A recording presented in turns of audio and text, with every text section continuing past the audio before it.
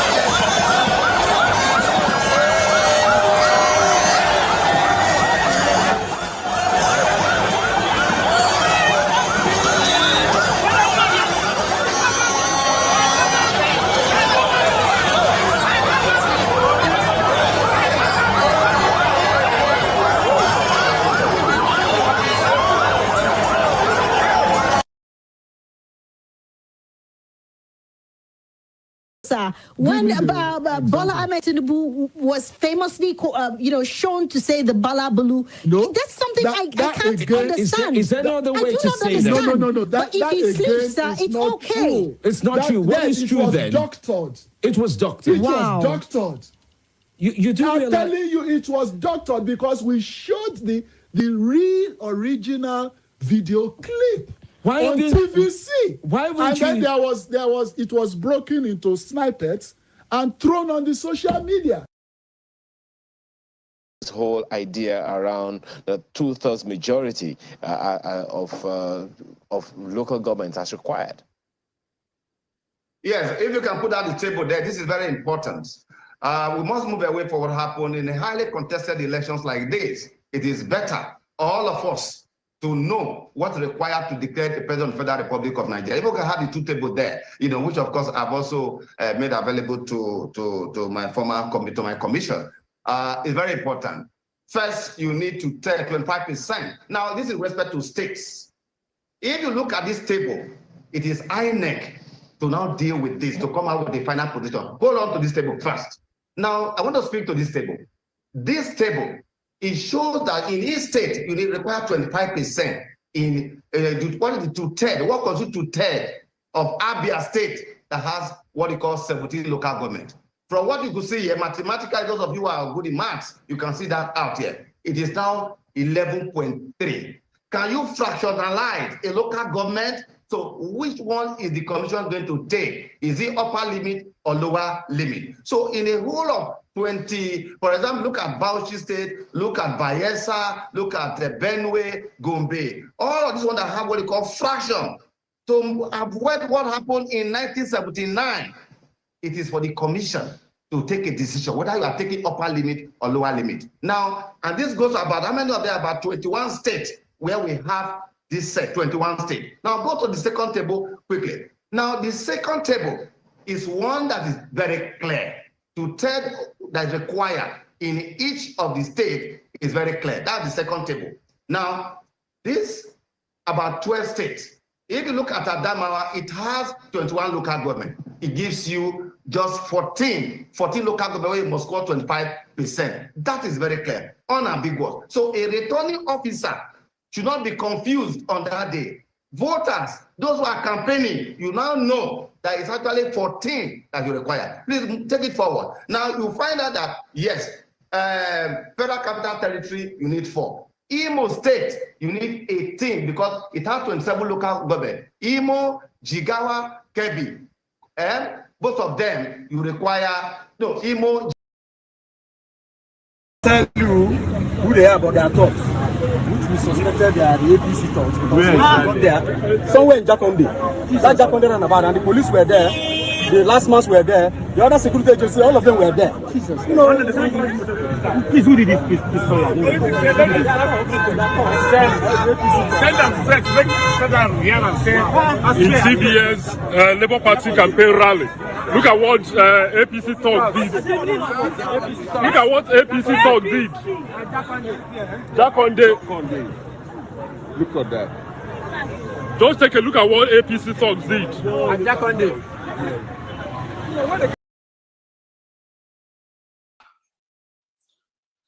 On the 23rd day of February 2023, there will be sit at home. 2. On the 24th day of February 2023, there will be lockdown in entire Biafra territory. 3. On the 25th day of February 2023, Biafra land will be under lock and key. On the 26th of February 2023, Biafra land will be sealed and will be under lock and key. There will be no movement of chicken. On the 27th of February 2023, Biafra land will be under total lock and key. On the 28th of February 2023, Biafra land will be under lock and key. And I want Biafrans to understand that this particular date and days is still subject to review. The review in the sense that the sit at home may be called off at any point in time.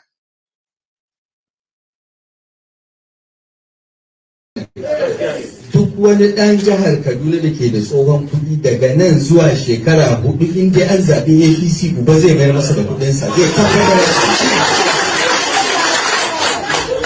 So ku daina canza kuɗi kuma ku gaya ma kowa a daina kai kuɗi banki in kai sayarwa da ka karɓi tsohon kuɗin an baka ku daina cewa sai sabon kuɗi za ku karɓa kasuwancin ku zai tsaya abinda ake so kenan. Ku gaya da kowa a jihar Kaduna duk mai tsohon kuɗi ya je ya sayayya. Ku gaya ma kowane ɗan kasuwa ya karɓi tsohon kuɗi Nasiru ya Rufai da Uba Sani da Asiwaju Bola Ahmed Tinubu. Sai yi muku alƙawari in har an zaɓe mu wannan tsari za a canza shi a ba kowa iyakan lokacin da ya kamata ya canza kudinsa. Ku daina mai da kudi banki ku rike kudin ba wanda zai mai da kudin ku ba su da daraja. Doka ne ba wanda ya isa. Lokaci ne ku yi haƙuri. Sauran kwana 18 yau a yi zaɓe. Ana gama zaɓe ku tsaya ku ji babban.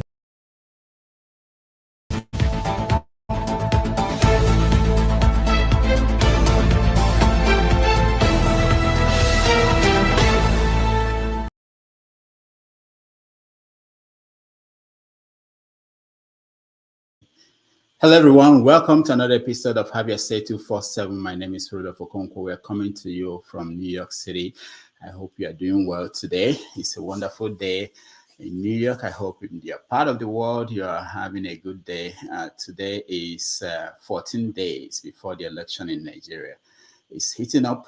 Everywhere is in a state of excitement. And we want to talk about all the issues going on in Nigeria and beyond. So let's welcome to the show our guests who are here.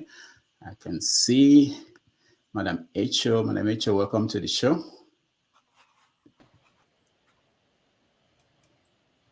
Ovie, welcome to the show. Janaba, welcome to the show. We don't call village meeting today. You know, say you're a village meeting. On Saturday, special village meeting. Well, welcome to the show. Paul, can you hear me? Thank you and good morning. Yeah, good morning. Janaba, welcome to the show. Paul. Yes, I can hear you. Thank you and good morning. How did you when you chop remain? Bring my own for Saturday. Abba, you make me wait for your call yesterday. I not see the call. Maxi, welcome to the show. Janaba, unmute yourself. All right. So let's start. Let's start with what stories you guys are monitoring, so we don't miss anything important. Let me start with you, H.O. What are you watching? What stories are of interest to you? And my story not they interest me right now. I dey look for money to complete the work of my children, and my deadline on Monday right now. If I not pay Monday, I need to call the 24 children go just miss that opportunity. So, guy John Abba, we must talk after this show. All right, thank you, H.O. Obi, are you there? No. John Abba, welcome. Thank you, Dr. Rudy. So, what stories are you following? Whatever is streaming. What is streaming in your own end of the world? Whatever you are presenting to us and the view of Nigeria coming up election is the trading. Okay, all right. Did you see what's happening in Lagos? Or what has been happening? Okay. A lot of stuff is going on. Is it the breaking of the glass? Is it which one you want me to I mean, at the selling of Naira in Nigeria. Naira issue or which one? All right. A lot of stuff. Go to Paul for now. Okay, Paul. Paul, welcome to the show. Thank you. I am still concerned completely about the Naira and the wickedness we can be to ourselves and how wicked the government can be to us too. It's so inhuman, it's so barbaric. This is the height of wickedness. It's painful. The Naira thing is getting out of hand. You go to gas station to go buy gas, they accept POS, they tell you that POS is down. Then they show you somebody else that you can get money from the person. So you pay through POS. And these POS people is working with the gas people. Probably it's the gas people that own that POS. So they take advantage of you. So you can see how we form everything that we call smartness to stab the next person. You understand? This is not how you grow a nation. Like I said all the time, you see America will steal from a whole continent to better America. Not to better themselves, but I can punish my brother to better myself. That's my take for now. All right, thank you. Ovie, what are you watching today? Dr. Damaji, first of all, let me use the opportunity to tell you that I know I will be your special guest 2 weeks from today to analyze how we were able to pull it off. You know. So, wassalamu alaikum ya jama. Yes, what? Yes, I'm actually following the Kokoso route to Asu Rock, so it's pretty much interesting, you know, how all of a sudden from saying Naoli Kanu go win, now former head of states and generals and emirs and imams, and then they say make the bigger. So in other words, he hold the key to Asu Rock. Can decide to keep him to himself, or he give it to anybody he wants. So, but he's not going there. He's not going there. Yeah. I just what do you mean he's not going there? Well, I mean, you are saying he has the key, but he might give it to. No, he like keep it now and go by himself now. That's what I'm saying. Okay. You go give out to Showore. Showore. Oh God. I don't know where I go. We all they talk good thing now. You just come spoil Mama Echo. So that is the space I'm in. I'll tantalize her with Showore.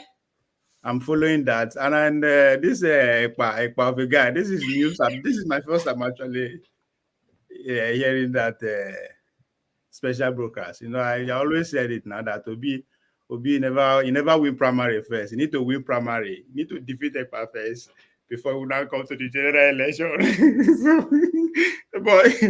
But the good part is that Ekpa is open for negotiation. He said that. Yeah, that's the new thing. You know, I'm a guy. The guy come and see me. All right. Hold on. We come back to all those topics. Oh, now politics. Max, welcome to the show. Thank you so much, Doc. What are you watching in Ghana? What's going on in Ghana? Well, we are still struggling with our economic hardship, and we are calling for our president to resign because he has done a lot of damages to our economy with his finance minister. We are calling him to resign, and he's heating up right now here. The pensioners, because of the debt restructuring, our pensioners are no longer going to get their money. The bond holders are not going to get their money. So it is a very serious problem here.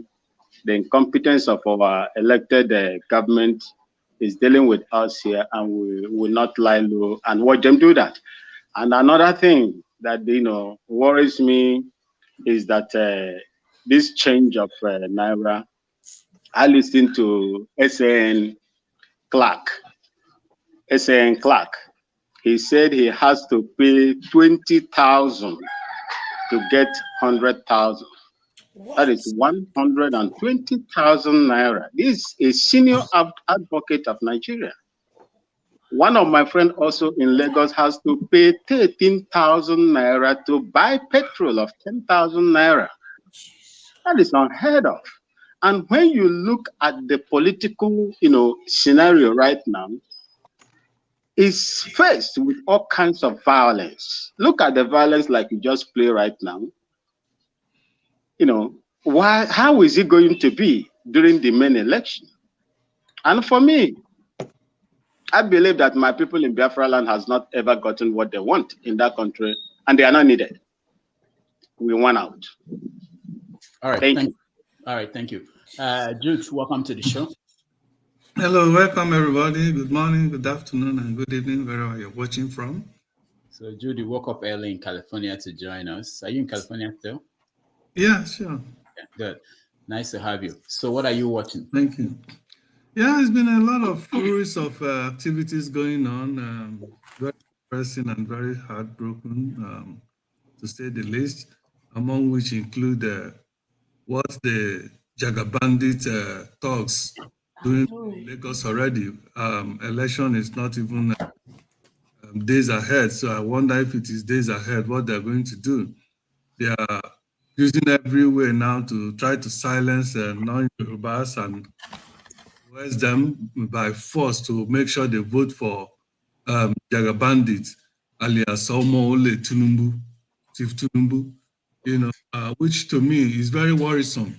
And when people like us are talking about dividing that useless country, balkanizing and let everybody go their way, some people that still believe they have sense will say, oh, one Nigeria is okay. Now, how can we be explaining this? That people living in Igbos living in Lagos and other nationalities, other tribes living in Lagos will be coerced to vote for Tinubu just because they are living in Lagos. And we are saying it's okay. And we are saying that is a symptom of one Nigeria. It can never be. And then we're also seeing the fight between the fight that continues to exist between APC, the in-house fighting with regard to the change of money. Okay, the accusation, the going back and forth, the court declaring, putting a stop to it, and Malami being ordered by the president to go and stop the High Court, the entire High Court, that they have no jurisdiction to entertain that case, and that the governor of CBN has the right to carry out whatever economic policy he deems fit. So these fights, personally, I welcome it. Let them continue to destroy themselves. But the only thing there is that the masses that are suffering so much untold hardship now going on in Nigeria as a result of this monetary policy that is being carried out. Yes, the policy is good, what it's supposed to take care of. But now the unexpected consequences is rubbing off on the same masses that have already been been bedeviled, that have already been suffering untold hardship even prior to this time. And that is my worry, that is my pain, that is my concern right now, that people are spending thank you. 1,000. Thank you, Jude. We're just trying to get, we're not discussing the topics first. We're trying to get everybody thinking about. Odi, welcome to the show. Good morning, Dr. Damages. Thank you very much. I've been watching you for a very long time, and I'm very grateful to pitching in community kind of parliament, and you've been doing a very great job for all of us.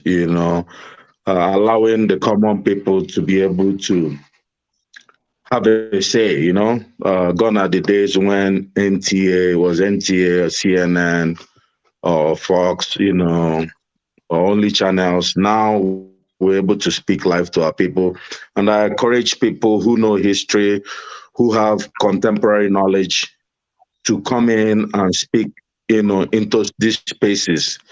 And because, you have a lot of people who really come with very little, not very, very shallow knowledge, or who are very just, maybe when we get into the show, I think you mentioned Simon Ekpa, and that's what really actually brought me into the show.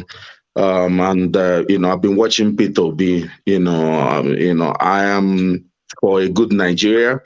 I'm an Igbo man, a very proud one. But I just want to lay the background that I believe that Nigeria will be the best place for the Igbo people, because so far we've done very well, even after, the events of 67 to 70. And, but, there are negotiations and things to be done about so many things. But I'm looking forward to having a great conversation. Thank you.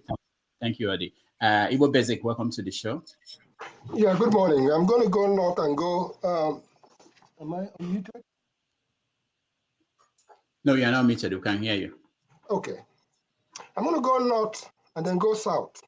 Just in 1 minute. We just one topic. What you are looking at? No, we're Absolutely. not. What I'm looking at today is what I call the Ozodimarizing of the Nigerian Senate by the selection of Ahmed Lawan, the current Senate president.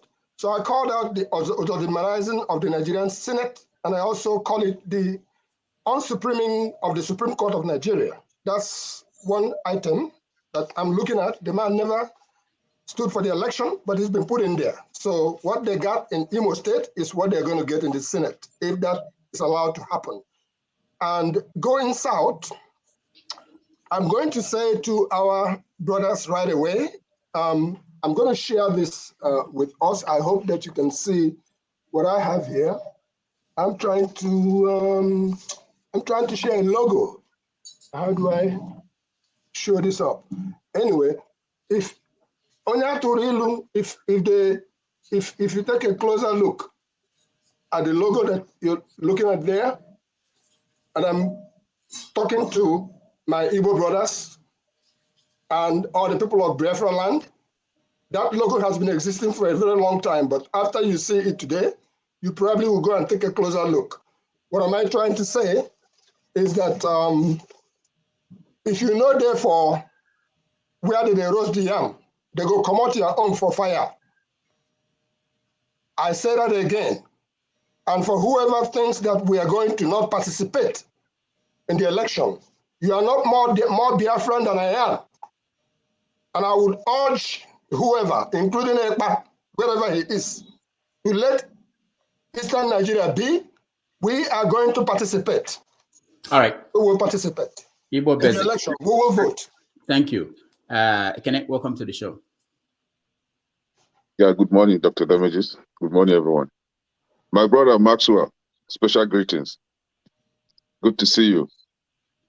Yeah, thank you.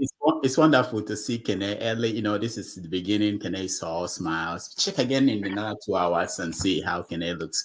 Hopefully I will be able to smile all through. If people like Oga John Aban, decide to stay out of my trouble. But this is it. Say, can you be travel go see the king before na queen that they see you? Now na king you go see because we not see you for a very long time. That side is a God-forsaken area. I don't even want to step my, But this is it. We're talking about the Naira. Last time we talked about it briefly. We're not talking about it. We're talking about what story you are watching. We're not talking about. Yes, that is the story that I want to talk about the Naira. Okay. I think we are all having a wrong perception of what Buhari and his gang are really doing. I see that as a grand plan to squeeze some people, Nigerian youth, and some people that they perceive that may revolt against them whenever they, decide to rig the election. Remember what happened in 1993? That some of us fled, kind of left our place of abode in order to seek safety in our homeland. Then we call it Osa Abiola. I'm seeing a repetition of that kind of scene. And Buhari has a plan. Buhari and his group, they have. I don't want to expose it now. Maybe when we get into the conversation, I will be able to, say what I know or what I think. All right. We've seen what is going on in Lagos State currently, where the APC charlatans are being, drove out to go and cause mayhem, to cause civil unrest. This is also part of the grand plan to cause civil unrest so that they will be able to marshal in what they intend to. And again, for my brother in Kano State, who is now doing Babiala with his votes, he's standing on the street asking who is going to take. I will give you. You give me some, Konkoso, I always advise Konkoso, politics is not played that it's not being played that way. Konkoso should learn to calm down. His pride is too much. That Babiala is going to expire in his hand. So that is it. Thank you. That is true. Why is that is true? PhD holder. Why is this respect? You don't get PhD holder. He's not the only first PhD holder. He acquired with money. He went to one useless Indian university and gave them right. They gave him PhD. Let's see his thesis. Only Nigeria, all those PhD that will not open even ordinary borehole in Kano State. There's no pipe on water in Kano State. And his PhD holder in civil engineering. No pipe on water in Kano State. Hold on, guys. Exactly. So that your days will be long. Hold on, guys. Respect the incoming president. Jonaba, did you say something, or did I skip you, Jonaba? No, I don't know. I know this is a time square of marginalization. This is where. He has spoken, Jalaba has spoken, Joe. No, really. Hey, big brother, how are you? How you doing, my brother? How you doing? Thank you, sir. I'm glad your name is Jude today. The other day was cool. I said, what? So I'm watching what do you watch more than watching 10 people here as a Nigerians? Is a lot of issue that we are facing this morning. I'm facing 10 people here that have different opinion. It's a good thing. We're gonna go down and talk about it. Samuel Ekpa issue that we are talking about is one thing I'm watching closely. All right. I mean, someone don't come out Nepa. Nepa, okay. You must have said something bad. So let's listen to this while we go on and start the conversation. A little bit of this. Hello, my name is Mazi Chukwudiaso Onyema. Please, I want to make an appeal to Senior Pastor, Dunamis International Gospel Center, Senior Pastor Paul Eneche. Please, I want to make an appeal to you and to Bible God. There is a lot of trouble in Nigeria now, hunger, and so many things that I don't want to mention. Please, the bank has failed me. The government has failed me. Where that I invested my money has failed me. I was making a research in my library, and I discovered that I have an investment in the kingdom of God. I'm no longer interested in that kingdom again. There is a Bible verse that you use to convince me to invest in heaven. In Matthew chapter 6, verse number 19, which says, "Lay not up for yourself treasure upon earth, where moth and rust doth corrupt, and where thieves break through and steal. But lay up for yourself treasure in heaven, where neither moth nor rust doth corrupt, and where thieves do not break through nor steal. For where your treasure is, there will your heart be also." Because of this Bible verse that you taught us, it moves me to start laying treasure in heaven with the tithe booklet that you gave to me. Look at the tithe booklet here. We call it Kingdom Investment. I started investing. I have a lot of money there. I went through it. I saw that I made a lot of money in the kingdom of God now. Right now, I am no longer interested. I don't want to die in hunger before my time. Please, I'm no longer interested of the kingdom of God there. If you see me that day there, send me out. I am no longer interested. Please, can you refund me my money? I will be happy. I'm a full member. I joined your church in the year 2008. In 2011, I became a full member. I went for membership class. I was given a certificate of membership. I still furthermore for disciple and leadership. I got my certificate. At the end, I still furthermore for diploma, Dunamis School of Ministry. I got the certificate, so I have everything to let you know. Everything in my house. Look at it. In 2013, manifesting His glory. My full name is there. So please, I want my money back. We are passing through hell right now, currently in Nigeria. I will have to pay my workers. I have to service my life and service my family and live life, normal life. Please, do. I don't want to insult anybody. I don't want to make trouble with anybody. I just need all my tithes. Let's forget about the offering and the gifts that I give to churches, to not only in your center, in branches. I give to them altar and so many. I don't need that. What I need is what I have a proof of. These are my investments to heaven. I don't want that heaven again. At least I have made up my mind to go to hell.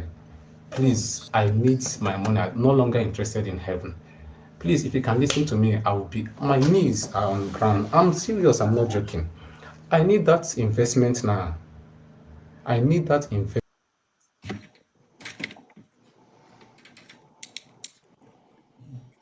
All right. I've not seen this video before. Someone said I have to play it for you guys. Do you know how much money that was? Did he mention how much of it? No. No, he didn't. He didn't. No, Okay. but I feel his pain. You know. Can I say something? Can I say something? Does he even know how much he has invested? I feel his Yeah, he pain. knows. He has Oh, the booklet. Hold on, everyone. Let me see. Let me go to the church people first. Ovia doesn't go to church, so he doesn't understand this. Janaba, what is Janaba? If this were to be a member of your church coming to you and demanding a refund of his tithes, what will you do? Janaba is sweating. It's just a question. You don't have to. He could not figure out how to mute himself now because he's confused now. All right, Jude, you are. It looks like you have a fake pastor. He's One a fake pastor. Now that when he's first of all, his expertise is needed. First of all, mute himself. First of all, before I say something, please, I know we all came from a country, or we all belong to a country that people have personified the nation, and wickedness pervades everywhere, that everybody have become numb to. It's like our humanity have been stripped us, that of meekness is no longer there. I don't think this thing we just watched now will really warrant anybody to be laughing and jeering. It's not laughing. Yes. This is serious. That man is not necessarily asking for his tithe. He's only expressing the pain of what is going on in the country. The pain of the fact that if Nigeria were to be good, I'm sure he wouldn't be in a position to express this kind of feeling. And mind you, he's representing many millions of Nigerians out there who have no opportunity to come to the social media like that to express his thought. So it's not something that we all should be laughing. It's something that should supposed to bring tears on our eyes to see the kind of country we are. And in the same country, you will see politicians bringing out money that are billions that are rotting the stack in their houses. And we all think this is okay. And many of us are running after and supporting these evil, wicked people that have put people like this in this kind of pain. What kind of human being are we? People will die today. Tomorrow, everybody will go continue their businesses. We are all numbed. We don't even have any human empathy again. What kind of human being are we? That somebody like this should watch this kind of picture and people will be laughing. It's not laughing. Do we still have that meekness in us? Come on. In this same country, we have people look at people are carrying generators to filling station to buy fuel to put in the generator to operate their machine, their generator to give them light. In the country like that, which kind of country is that?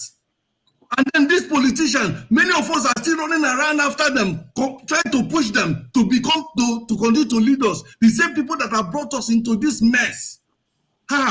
Make we ask ourselves a question. What do we have the meekness in us? Mr. Jude, who are we going to empathize with? Why wouldn't I laugh? Hold on. I'll call you. Mr. Hold on. I think we may have to go line by line now, but we have to make it 1 minute. But just to save us time, I can actually answer what you guys want to answer, Jude. First of all, this is how we say. If people want to react to something by laughing, let them laugh. It's their own. You can express your own feelings. We can't control how people react to any event. In any case, I'm sure that some people are laughing in Turkey where 20,000 people died in the last. It's not. You can't control how people react. But you can also express your opinion. I agree with you. You feel that way. Thank you. Okay, so let me start from Echo. You go to church every Sunday. Let's get through. Everybody will get a chance. We'll make it 1 minute so that we move on to the main issues. The truth is this. All those people, they be goats. There are two categories of Christians, the sheep Christian and the goat. The Oyedepo, the Adebayo Sulema, all of them, they are nothing but goats. They use the poverty of the people to continue to turn the people to ATM machine. Oyedepo, hear me and hear me well. You see that picking? You must return all your money. You must.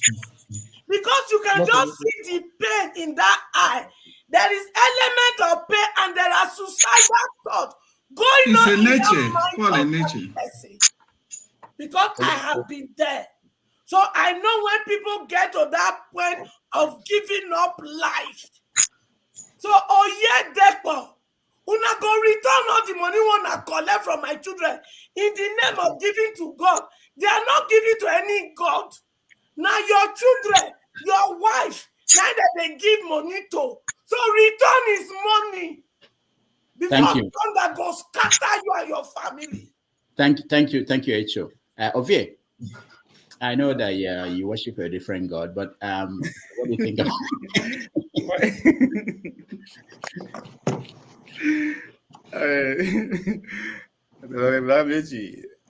Don't worry. Make I finish my theology school first. You see what come next.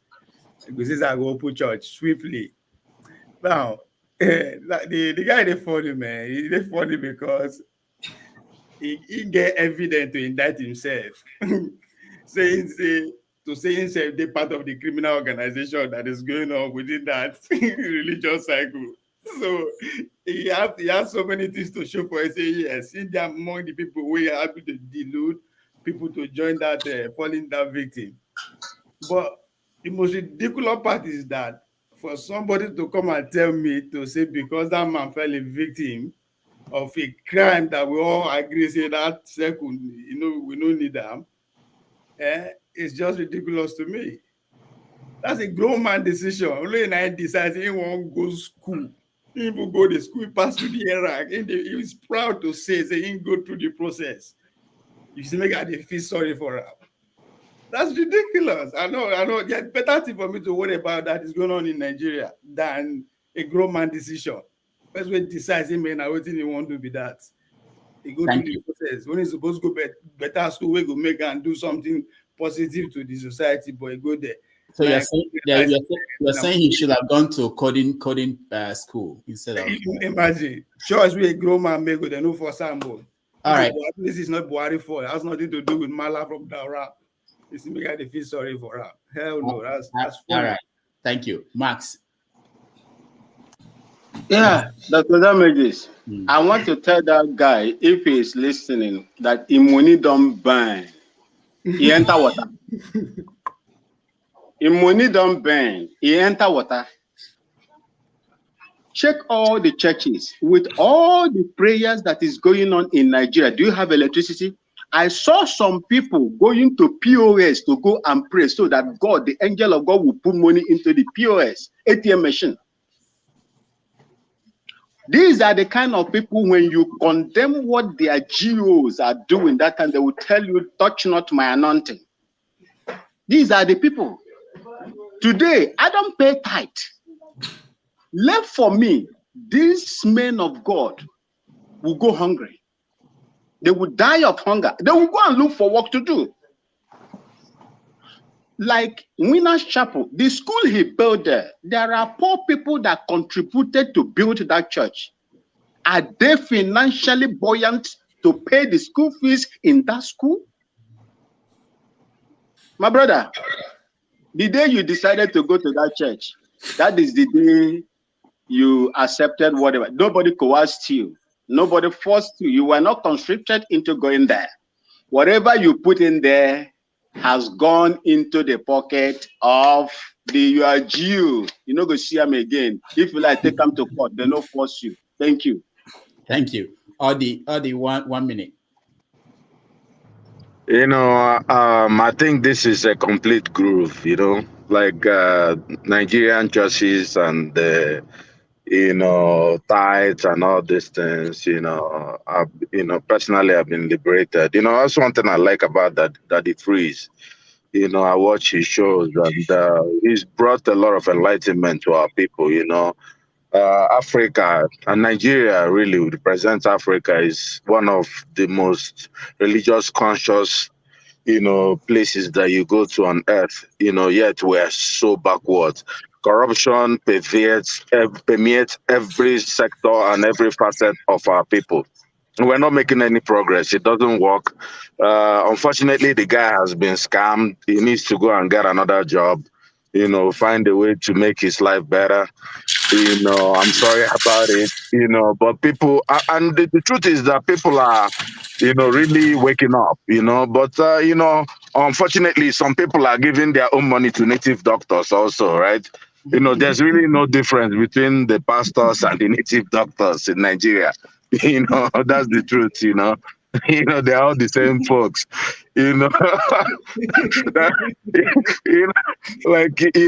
before the British came, these were the people scamming our forefathers. They are back again. Duh. Guys, if you've been scammed, the problem is, people really get into this because of one problem or the other. One thing I notice is when people move from Nigeria to United States or UK or anywhere, they stop being religious. You know what? Why? Because you don't need those things. I believe in God. I believe in Jesus Christ. I'm a Christian. I'm born again. I believe in everything. But I know that people are being scammed. I know, so people need to open up their brain and listen and, and understand the concept about what they are using them for. The British scammed our parents, our folk, when they came with this. They brought religion and then they brought their gun and they took us over, and now look at where we are. Right? Funny thing is that our people are doing the same thing to us. You have native doctors in in Nigeria scamming, even in Afars, in the Yoruba, everywhere. They're all over the place. Human beings are the same, my brothers. Even in the United States where I live here, people are still being scammed by so many funny folks all around, but it's not so bad, because if you need, if you have headache, you go to the hospital and you get taken care of. If somebody scams you, you call the police. If somebody comes with a gun to your house, you bring out your own gun.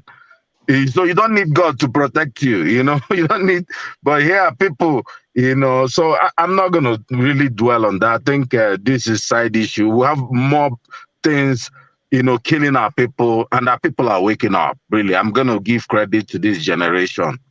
My generation. Well, thank you. Thank you. Yeah. Because I think this is our first time joining us. So whenever the bell rings, it means that. Bad damage. You don't buy ladder bell for us. Yeah, for you in particular.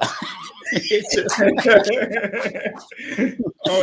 see, you don't expose yourself. Now me and you, I go watch you now. Time now. All right. Igbo basics. 1 minute. All right. I'm going to have to bring you this bell. Because I'm going to bring it for you so that the subject matter of the young man and the church, with all due respect to my brother Paul, who seems to travel the same path with me, we seem to be missing the crux of the matter. Now, condition make crayfish bend. If you like, have PhD, even for America or for Europe, anywhere. When you go to Nigeria and you try to bring your Western mentality into the system, your girlfriend will tell you, say, now your mama some people way don't pin you down. They go carry you go church. Before you know it, you who is well educated, they will pass you through the native doctor's office first. Then you land up in the church. When you end up in the church, there are PhD holders there. There are kings there. There are all kinds of people there. The bottom line is that that young man, I give him credit for his calmness. If you observe how calm he was in submitting his matter. But let us not forget, the real problem is the whole socio-economic problem that is all over the country called Nigeria. And that is why some people have taken advantage of the situation. You see a businessman who suddenly opens a church attached to TB Joshua or any other person. Meanwhile, they get one virgin for their inside house. When they come preach to you, say this Nasino, they go back inside house, they go rub their leg. The bottom line of what I'm saying is this. We have to get to the crux of the matter. Let our people stop being deceived. My mother, them, they were more pure than we are today. We believe in Obasidirelu. Thank you. Paul. Doctor, let me quote one little part in the Bible. At least from my name, you can tell I'm a Christian. The Bible says, when I was a child, I think like a child. But the Bible, knowing fully well, the Bible says, when I become adult, the Bible knows I think like adult. It says, I put away childish things. Simply means I take away sentiment. Doctor, when we're growing up, in the morning, 5 a.m., sometime my mother will wake us up, we'll be praying. Of course, as kids, you know where kids go do now. We'll go sleep, we'll go pretend, bend down, like so they pray. I don't know, say prayer, I don't finish. Better conk for my head. Now they'll wake me from sleep. Why? They deceive my parents. But what am I saying? How my parents were pushing us how to pray. But when I become adult, Do you need me to wake up in the morning like I go to work every day 4 a.m. and I wake up in the morning 3 a.m. to pray? When knowing fully well that it was the alarm that wake me up. And I say I want to pray. I'm deceiving myself. I'll go back to bed again and sleep and late to work. You understand? I take away childish things simply mean I am washing my teeth, I either do my prayer, or when I'm driving, I open my eye. But when we're a child, they made you understand you must close your eye to pray. People refuse to grow. Doctor, a pastor lived in my own inheritance, my father's house, for 5 good years, you know, parents. And his kids are going to private schools, he's running generator. In fact, even giving my own elder brother, who's supposed to be landlord lights, now they give him lights. My brother will say, thank you, pastor. And he know the parents. My brother, as my mama died, that property that I choose as a second son. Now that property that I choose as a second son. I say I want the even I don't need it for anything. I choose the property. I give the guy emergency notice. I tell the guy, say, I have money more than you. By that, I have connection more than you. I go community hall, I will go police, I will use everything. I have everything more than you to kick you out. And I will seize your property. So for that reason, I give you 1 month to leave. My emergency notice now I give up. Paul, you give a man of God 1 month to leave. Man of God. Yes. You know my English. I say I give her 1 month. If you don't leave 1 month, I go seize generator. I go seize many of your property. I quit that man out of there. I quit another one. Self, not be me even get that property. I quit them out. They take my inheritance. They made my mother. I forced my mother.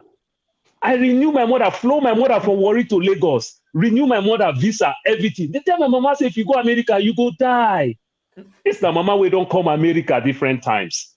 We don't enjoy. At the time, I feel so bad and pain. You understand? I made my mother understand what that didn't come inside of me. I tell my mother, why do you hate my kids so much? I give you money, you use it to take care of my niece and nephew, my brothers and my sister's kids. Is it not right for you to also see my own kids too? You understand? This one, my mother cried. She cried, but she couldn't come. They put all type of fear in my mother. They give my mother all type of olive oil that we buy in food section in America.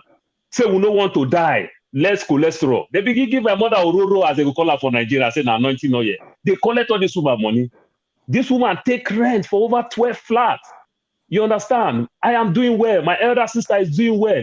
My younger brother is doing well. Our first granddaughter, she's doing very well in Chevron. She put my mother in direct deposit. Guess what? My mother will still broke.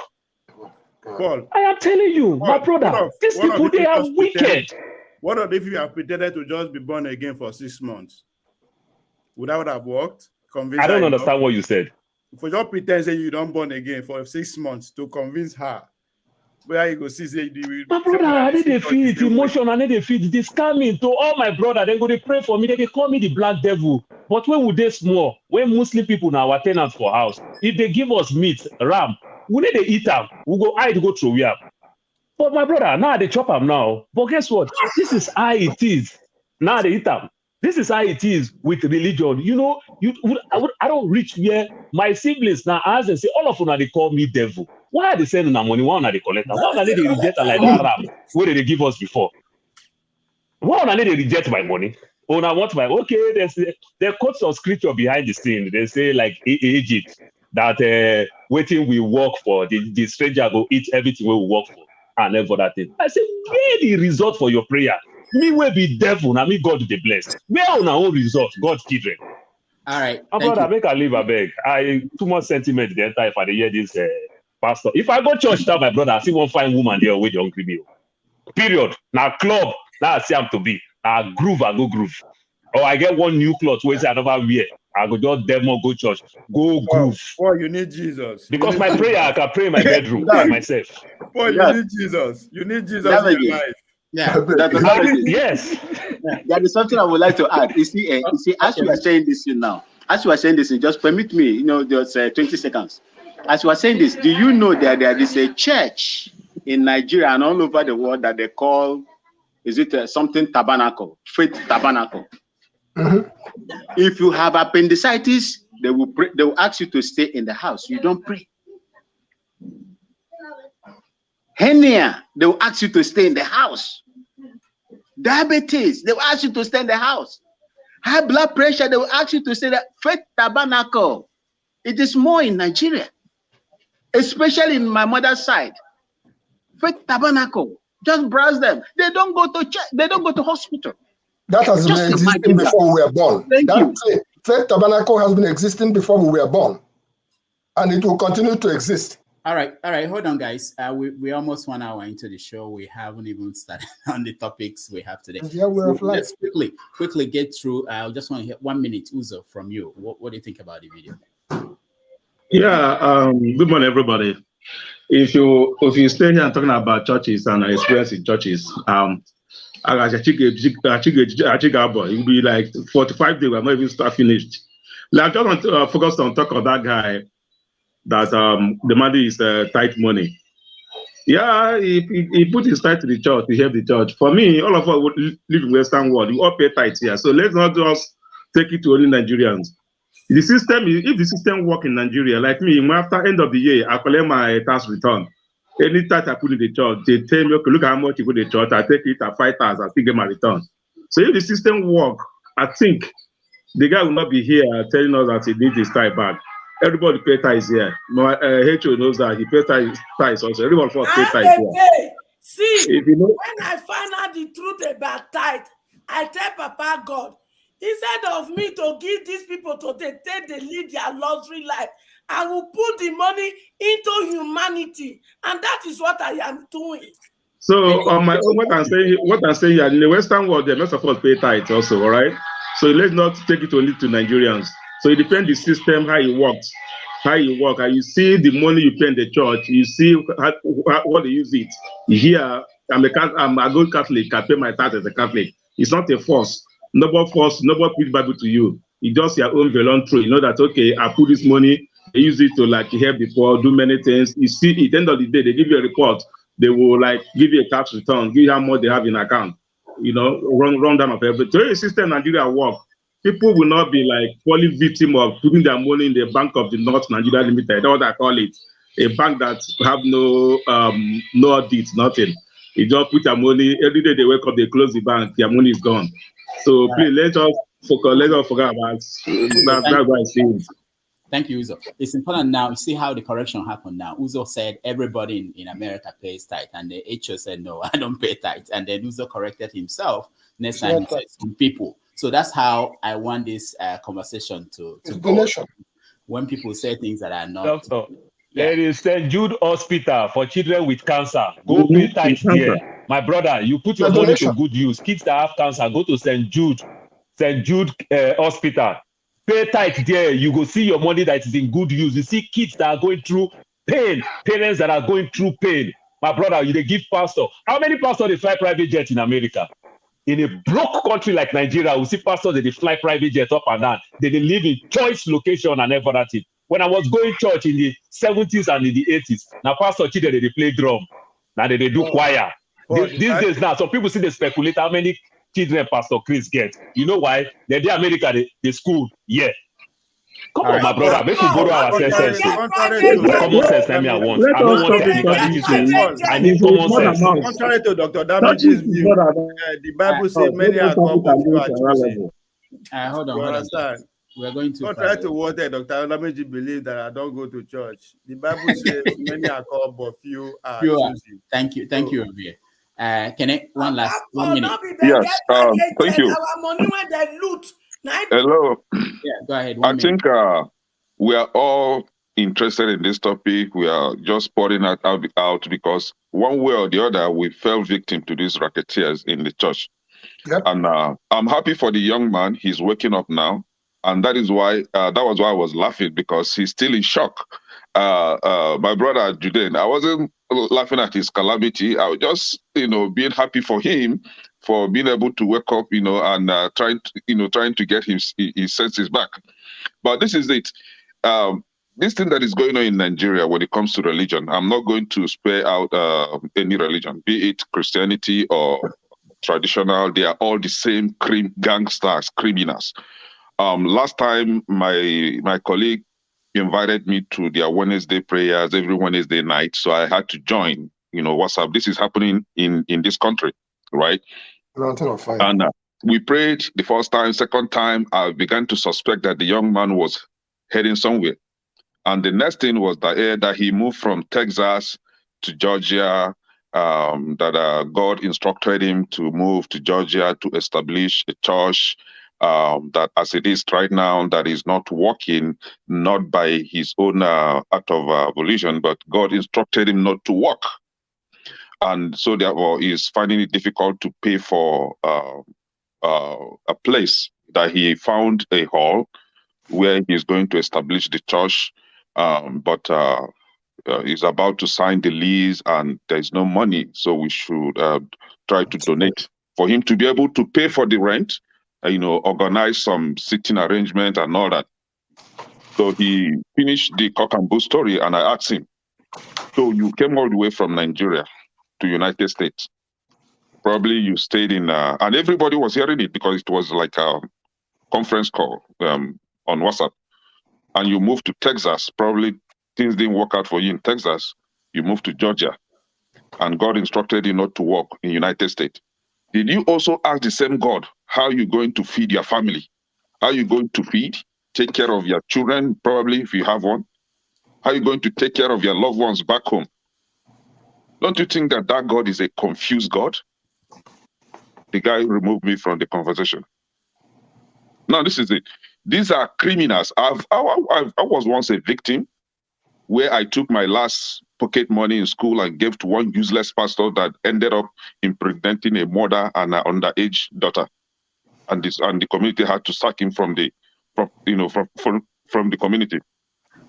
These are criminals. And the young man asking for his money back, I don't know where your senses went to. You are investing where? Didn't you know our Lord's Prayer that says that what is that again? Let that will be done on earth as it is in heaven, right? You are not able to. You want to invest in heaven when you were asked in our Lord's Prayer to pray so that the God's will in heaven be done here on earth, and you are now taking your money to the heaven to invest so that He will buy property for you. Invest for you there, so that when you die, you go to heaven, you'll be able to reap your property. Don't you think you don't have sense? All right, Kenny.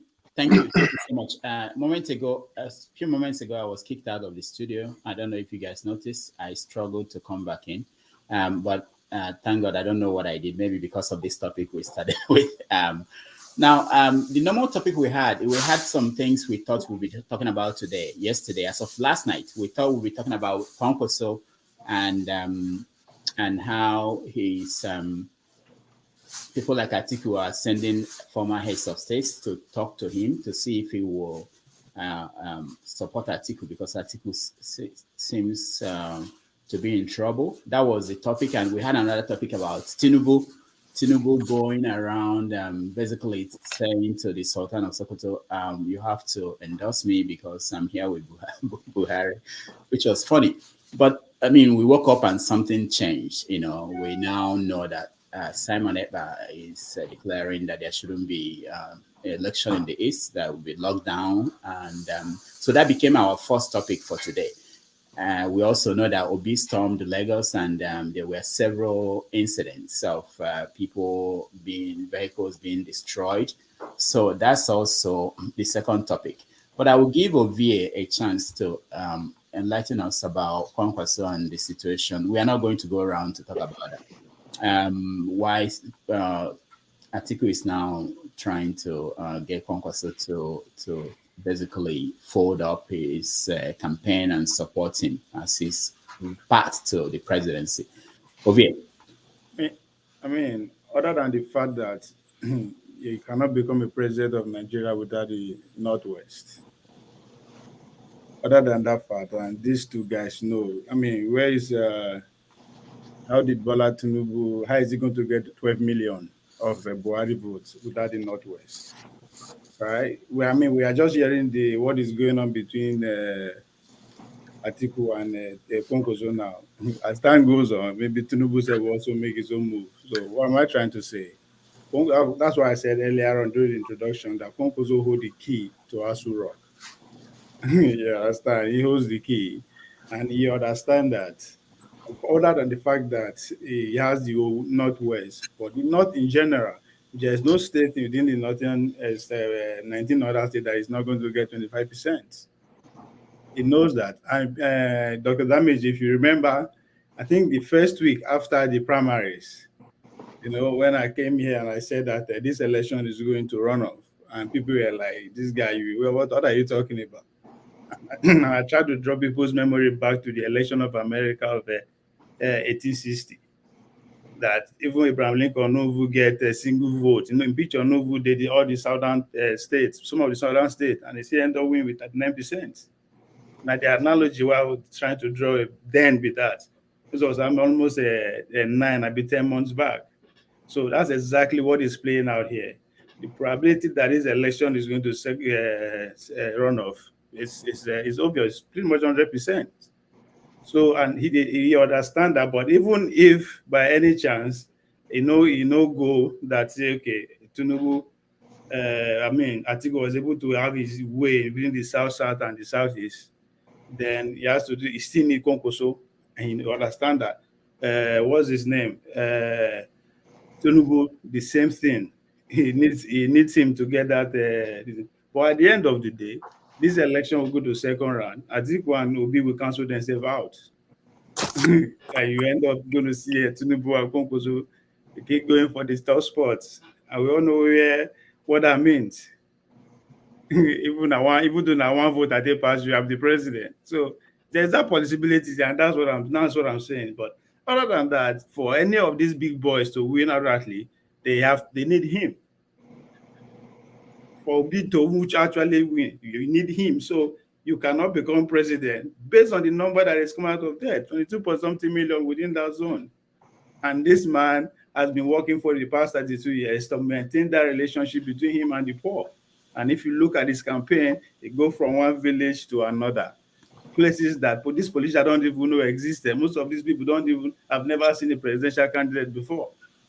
So if you see him making an argument yesterday with Seun, that is what he's trying to say about the polls, that he said the poll is not reflecting what is actually reality on ground. And that's a fact. This man has gone over 400 local governments. But most importantly, it's not just talking about that, he has gone to China to see how things is done, or Egypt, how things is done, or Bangladesh, how things is done. He's saying that I've done it. I have done it. So in terms of credibility, he's never found one thing. This man a local champion. He no get account for any of the foreign countries. So by every standard, identity aside, tick all the boxes. But of course, we're not that sophisticated yet. But that possibility of him becoming the president is becoming more likely than ever. Okay, thank you, Ovie. All right, so we are going to go to our first topic today. Our first topic is what we have seen, which is that Simon Ekpa, who leads the autopilot section of the Biafran movement, has declared that there will be a lockdown of the East from the 23rd up till the 27th, I believe. Let's listen to him in a minute. One, on the 23rd day of February 2023, there will be sit at home. 2, on the 24th day of February 2023, there will be lockdown in entire Biafra territory. 3, on the 25th day of February 2023, Biafra land will be under lock and key. On the 26th of February 2023, Biafra land will be sealed and will be under lock.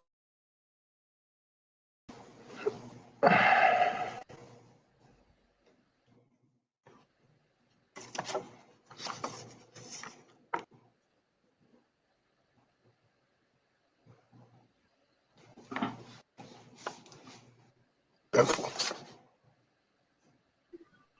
Are we under attack? I want Biafrans to understand that this particular date and days is still subject to review.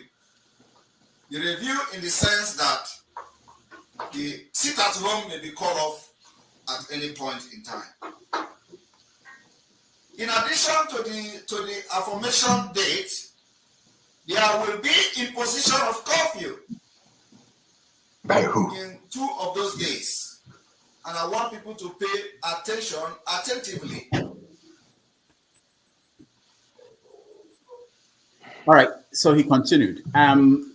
I've had a lot of people call me, write, and complain that we are making him popular. We are making him, we are basically pushing the message for him. But that's not, I don't think he needs anybody to push this message across. These days, you don't need anybody. You have your own camera, you have your phone, you say what you want, and it goes out there. And the people he's talking to, they get the message directly from him. The people who are afraid of him, they are afraid of him. The people that will stay at home, they will stay at home because of what he said. The question is, what are we going to do? You know, if you care about the election, if you are P2B, if you are whatever, whoever you are, what impacts you? This will have impact. And what is it going to be? How will that impact the election? Let me start with you, Kene. Go ahead. Thank you. I love your question. The last question. If you care for the election, if you care for P2B, what are you going to do in order to make sure that the election, was a success or is a success? This is it. If you truly love Nigeria, if you truly want Nigeria to function, if you truly want the election to be successful, it's very simple. Ask for the release of Nnamdi Kanu if you have such power. Let Nnamdi Kanu be released, just as the Nigerian court has stated several times. Allow the guy to go, so that you will have your election. This is it. I have no problem with whatever IPOB is doing. My concern, like I've said it here several times, is let there be election. If you sit down and say there will not be election, election will come and go, and somebody will be imposed on you. So can I hold on? You threw something here. I'm confused. So okay. So who, you know that the government has no plan to release Nnamdi Kanu. You know that? Yeah. Do you know that? Maybe yes. Okay. I think so. They do. Okay. So hold on now. So knowing that, are you saying that it's okay that there shouldn't be election in the Southeast? We have in the Southeast, we have the so-called leaders from the Southeast who were so quick to go to Abuja and have Buhari release the Nigerian army to come to the Southeast and kill our people. We have such leaders who think that they have the power to talk to Buhari. So let them as well, just as they went to Abuja and called for the Nigerian army to come and kill our people, let them as well, if they want the election to be to be done in the Southeast, let them go to Abuja and ask Buhari to release Nnamdi Kanu. This is the condition that Samuel Ekpa is giving. If you want election, release Nnamdi Kanu for us. All right. Nnamdi Kanu, as far as I'm concerned, he's not a criminal, he's not a terrorist, he has not murdered anybody. So why are you still keeping him in that jungle? Release him and have your election peacefully. So I'm not even attacking the northern elite or whatever. My concern, my concentration is on the Southeast leaders, those people that call themselves leaders. Let them act. Do you think they have the power to force the government to? They have the power to force the government to bring Nigerian army to come and kill our people. They had the power to force Hope Uzodinma on the people of Imo State. Let them use the same power. They think they have power, right? Let them use the same power to ask Buhari to release Nnamdi Kanu. All right. Thank you, Kenneth. Janaba, are you concerned in any way? Yes, quickly give me a chance to talk to the young man that Bill, and then I will quickly come back to it because I have a call. I was using my phone, so my phone went off. I now noticed that the problem of minority is the majority. When all the Western, I'm talking about the Yoruba people, the Igbo people are benefiting from church, nobody say anything. There are billionaires having everything, Oyedepo, Deboye, even the so-called holy man, Kumuyi. Nobody said nothing. From the Igbo side, Trem, Koye, Konko, whatever there. Nobody said. Now there's a poor boy from Benue State now have his own basket collecting money now, Paul and Angel. Now the hair will break loose. Now they will bring down that they should return the money. Why are we like this? So let's go back to the root. If we're going to say no more paying of tithe, then let us start from the people who have become the billionaire. Now that this minority is a dumber guy. Very poor boy before. He was a doctor. The doctor thing was not working. So okay, let's go. So let us start doing it well. If we're going to start, let's start from the top. Let the guy go and start collecting, and let all of you also here be honest. And start going to the churches, redeem all the people you have been giving to. Let's join this guy. He spoke so calmly. Let's join him and protest. Let God is not that broke in heaven that I have to collect. And maybe what Jesus said, he said, I'm going to my father's house to prepare a mansion for you. Maybe he's using the money to prepare a mansion for him, so when he dies, he'll go there. So maybe that's the issue. But let's come back now to the real matter of Simon Ekpa. The last time he came here, I think he was rude, but he's a very consistent guy. You have to give it to him. It's not a flip-flopper. I applaud his courage, that the fact that he never changes his mind. And all the flip-flopper here, Samuel Ekpa is not your mate. He's better than you. He said that there will not be. Of course. How he carried it out, I don't know. But all I know is being consistent in Biafra. The only reason that we are seeing some of the flip-floppers, if it should be, there should be one Nigeria. If it is not to be, there should be a Biafra. He's been consistent. Give it to him. Whatever happened that day, whether he carried it through or not, but he do not cave. And I don't think he said in that video, I didn't hear him saying that bring Kanu out, but it may be one of the reasons, I don't know, but he's been consistent on the message of Biafra should go, Nigeria is not working, and that is what the real man does. It's the measure of a man, and not the people that will say, I'm campaigning for Obi today because I see Obi, there is hope. Jesus Christ do not give you hope. It's a basket. Now nobody talk about to be with Panama. No, nobody want to go there. It's the angel. It's Jesus Christ that is coming in the next 14 days. Janaba, will you be happy if there is no election in the Southeast and your candidate wins? Would you feel that he won square, fair and square? Am I Simon Ekpa that you are asking that question? No, I'm talking about your own candidate because I know you have a candidate. Did I have a candidate that I said? You ever heard? Or the person that I've constantly said that is the man that I think is needed but is not yet there. Nigerian people have not received him was Sowore. Never among these four people, I've never said I'm support of anyone, but I don't believe in Peter. Peter is no different from anyone. No, what I'm saying is, do you want someone like Sowore to win without election in the Southeast, if that will mean that he will win? It's not possible. We don't want to go there. This is telling me about Jesus is coming tomorrow. All right. Thank you, Janaba. Uzo, what do you think about Simon Ekpa?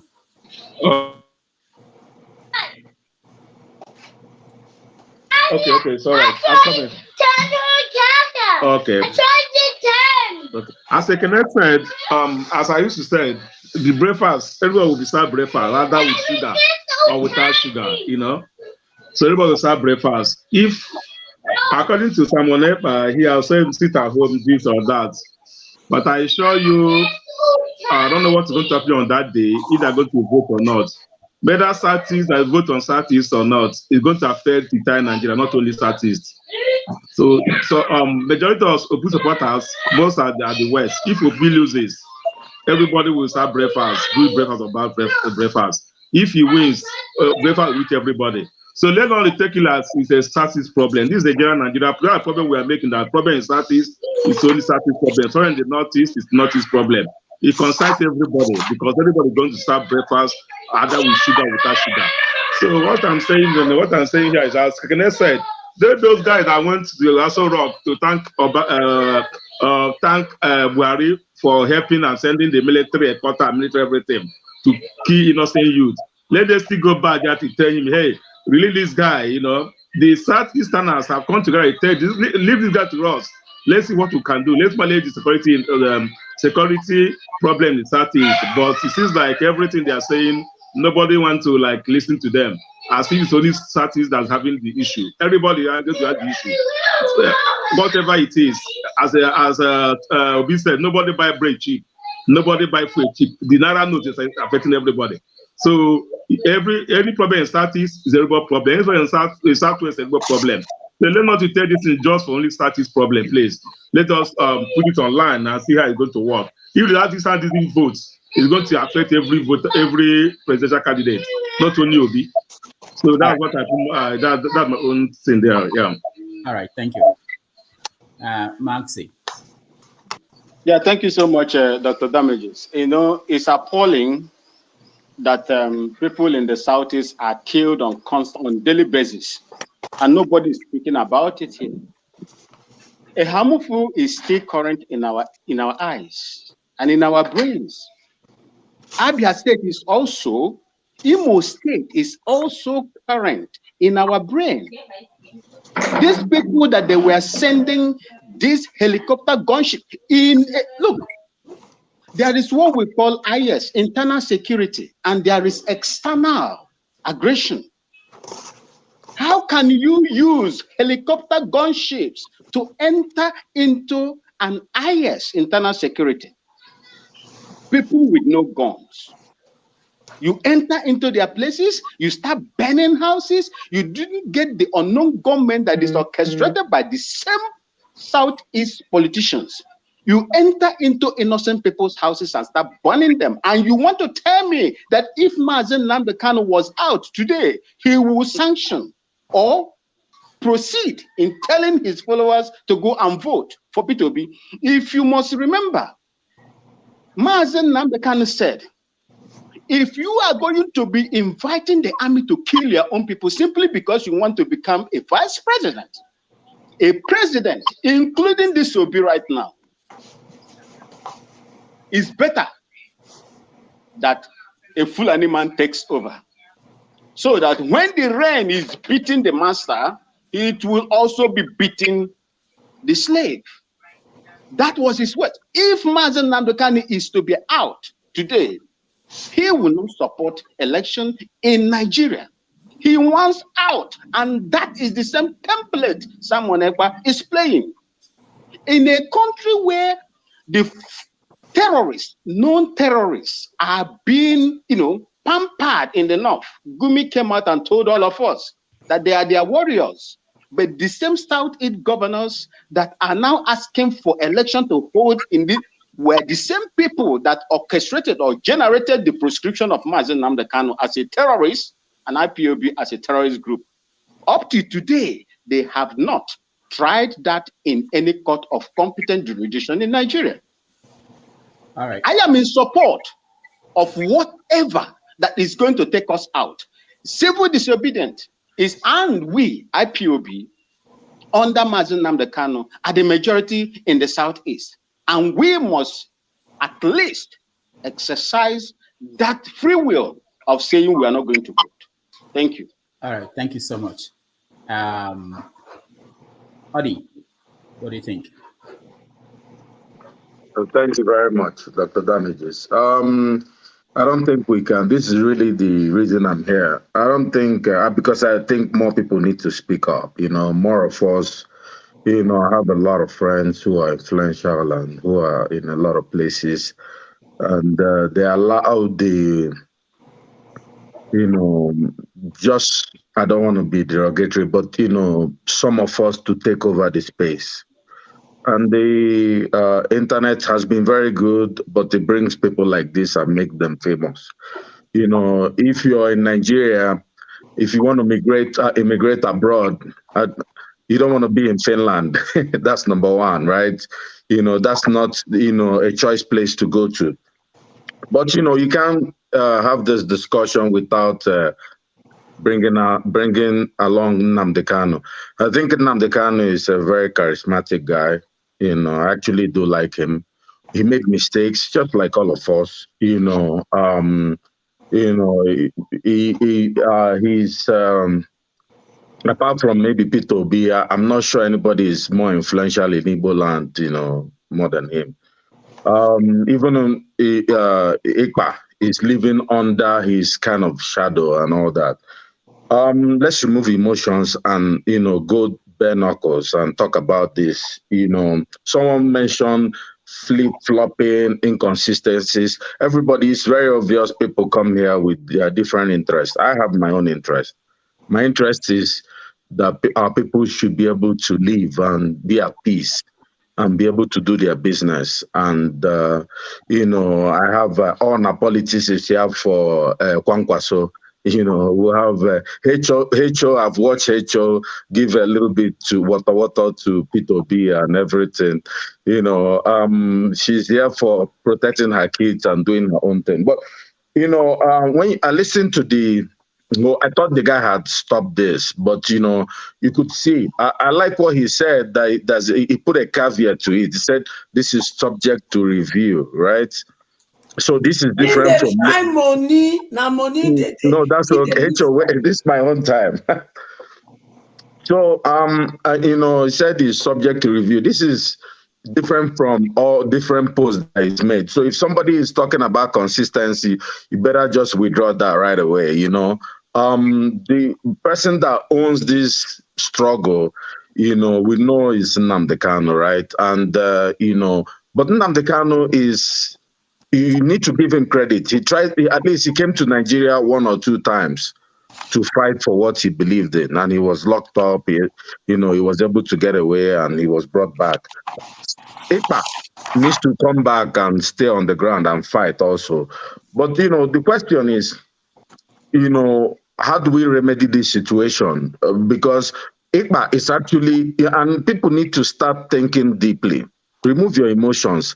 Ekpa is a hero for APC. I have many APC friends, and many people all over. You know, if you're on Twitter, he's being celebrated as a cult hero. Like Ekpa should be leading APC, not IPOB or Biafra or Igbo land, because the truth is about what he's doing. You know, they are waiting for his post, and they are sharing his post more than people from whether it's Igbo land or Southeast or the Biafra land, as he calls it. So the question is, you know, the enemy of my enemy is my friend, right?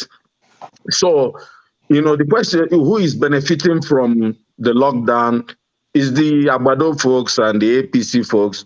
So he is, you know, he needs to be very careful what he's doing, because at the end of the day, he needs to be able to return to the Biafra land, which he's claiming to be a hero of, because one day he may be never able to come to his village, you know, because the problem is that they are saying that people need to be locked down. And, you know, I'm not sure what's the difference between lockdown and curfew, you know, and people need to really be, you know, that's why I like Nnamdi Kanu. When you listen to him, see, this guy is a very charismatic guy, very intelligent guy, knows history. I've never heard any history from Ekpa. I've never, you know, he's just throwing out things, threatening people. The only reason people stay at home sometimes, I know most people don't listen to him anyway, is because people are scared that people with guns are going to kill them, right? You know, and this is the minority, right? Minority of us are trying to kill us, right? many people actually many Igbos, let's say, believe in Biafra, because if you go to Akwa Ibom is working, and this is just because of bad governance. I'm from Abia State. Abia State is the worst ruled state in the southeast, right? Many people do believe in Biafra in Igbo land, right? In their hearts. But it's a cry for redemption, a cry for better economy, a cry for security. But now, I heard the bell this time. But, let me just round up. The most important thing is he can try his street credibility, as Nigerians say, and ask people to, if you love Samuel Ekpa, don't stay in lockdown. And don't use guns to kill people, because this time people are going to be talking to the government of Finland.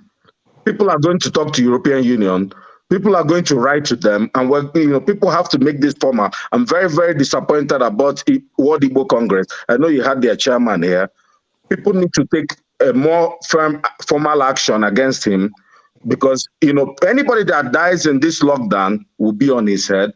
The blood will be on his head, and he needs to be prosecuted for anybody because nobody would have died if he didn't say lockdown. Now he's saying lockdown. If anybody dies, he can't claim that it's Hope Uzodinma or Buhari or Fulani people. Well, I'll rest my case here. Thank you. All right, Odi, thank you so much. Jude, are you there? Okay, he's not there. Echo, you're next. Echo is on the phone. All right. So, Igbo Basics, I'll come to you. Okay. Yeah. You call me? I called you, and I didn't see you on screen. Okay, Igbo Basics, hold on. Okay, go ahead. No, he can go first. Let him go. Okay. Let Igbo Basics go. All right. On the issue of Simon Ekpa, which is what we are facing, earlier on, I presented this issue. You can see, again, I zoom in on that logo, and I can challenge anybody in Biafran land. None of you is more Biafran than I am. And I take it back, and you can see my Biafran experience in Afia attack. That tells the story. Someday you'll get it if you haven't. On Simon Ekpa's case, James Hadley Chase, the novel that we were reading when we were in high school, he says, fear is the key. And for a person like Simon Ekpa, I'm taking this opportunity to challenge any Biafran, any Igbo person who lives in Finland to go and find that brother called Simon Ekpa and speak to him one-on-one, after which I'm quite sure he would rescind. Bear this in mind. Nnamdi Kanu, Nigerian government has no intention of obeying the rules of their own Supreme Court. That's number one. Maybe after the elections, some things will happen. Here is the problem we have. The voice of IPOB, and I keep saying it, has been hijacked. And that voice of IPOB that has been hijacked is what we all need to speak about, so that those who have hijacked it, including APC, in concert with our brother Odi, and the language he has spoken here, who is funding Simon Ekpa? That's number one. The World Igbo Congress have made a effort. The Finnish government are fully aware of somebody causing trouble in our land, all the way from Finland. Number one, what passport does Simon Ekpa hold? Does he hold a Nigerian passport? There will be elections in Biafra land. There will be elections in eastern Nigeria, because if you know, there for the center where they roast the yam, they go come out your own for fire. They will call election. Election will hold. They will call result. And the journey continues. Let's give a chance to speak things, the work of people like Tony, Nadi, and Ninas. Let's look at it. There is a way of resolving this issue. I'm saying to any Biafra man in Finland, Simon Ekpa, if he is such a hero, let him walk the streets of Igbo land today. All right. And let's see what's going to happen. All right. Thank you. Thank you so much. Ovia, you are next. I don't know why everybody they tense and worried. Obi the dance booger for Tafawa Balewa Square. I've been away for Lagos. They campaign, they groove. We just hear the warrior unnecessarily. Now the man, now should be taking more concern, but they can hear you see as a man on our politics. And even I expect an average Igbo man to understand where Samuel Ekpa is coming from. I mean, he's just doing what an average Igbo man knows to do best. Obi is also proud of himself. Trader, this is trading. That's clearly what Samuel Ekpa is doing. He they hustle too. He has to find a way to cash in. Unfortunately, he's going to extra mile to do that. But he said it. It's open for negotiation. It's not something. It's not sacrosanct. So, and he understand. They will approach him. They will pay him out. So, this is just if we follow, we will get attack. If Obi is not concerned, people are running the campaigns and all that concerned. I mean, I don't think we should be worried. But as I said, it's going through the extreme. But we know him. He's our brother. He's our friend. So we will know how to. Every election cycle, they always see all this kind of element come out the top. We all hear about we hear at Sare Tokunbo during Good Lord Jonathan. If you know we Nigeria go born, we are still here. So, all right. So the people will come and go. All will be well. All will be well. Nothing will happen. Okay, okay, thank you. So power moves. Thank you. Hecho. Okay, Hecho is still busy. Jude, you're next.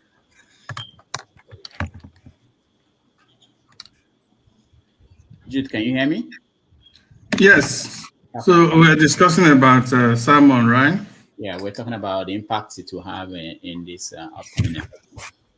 Yes, I just wish, like so many people have spoken, that he, he kind of soft pedal a bit, and because we want the election to hold, especially in the Southeast, because any attempt to sabotage that is not going to pan well even for the struggle that we are struggling in the Southeast. So let the election go through. However, the sit at home, because the sit at home has been grossly misunderstood or misconstrued, or as part of government, the ongoing government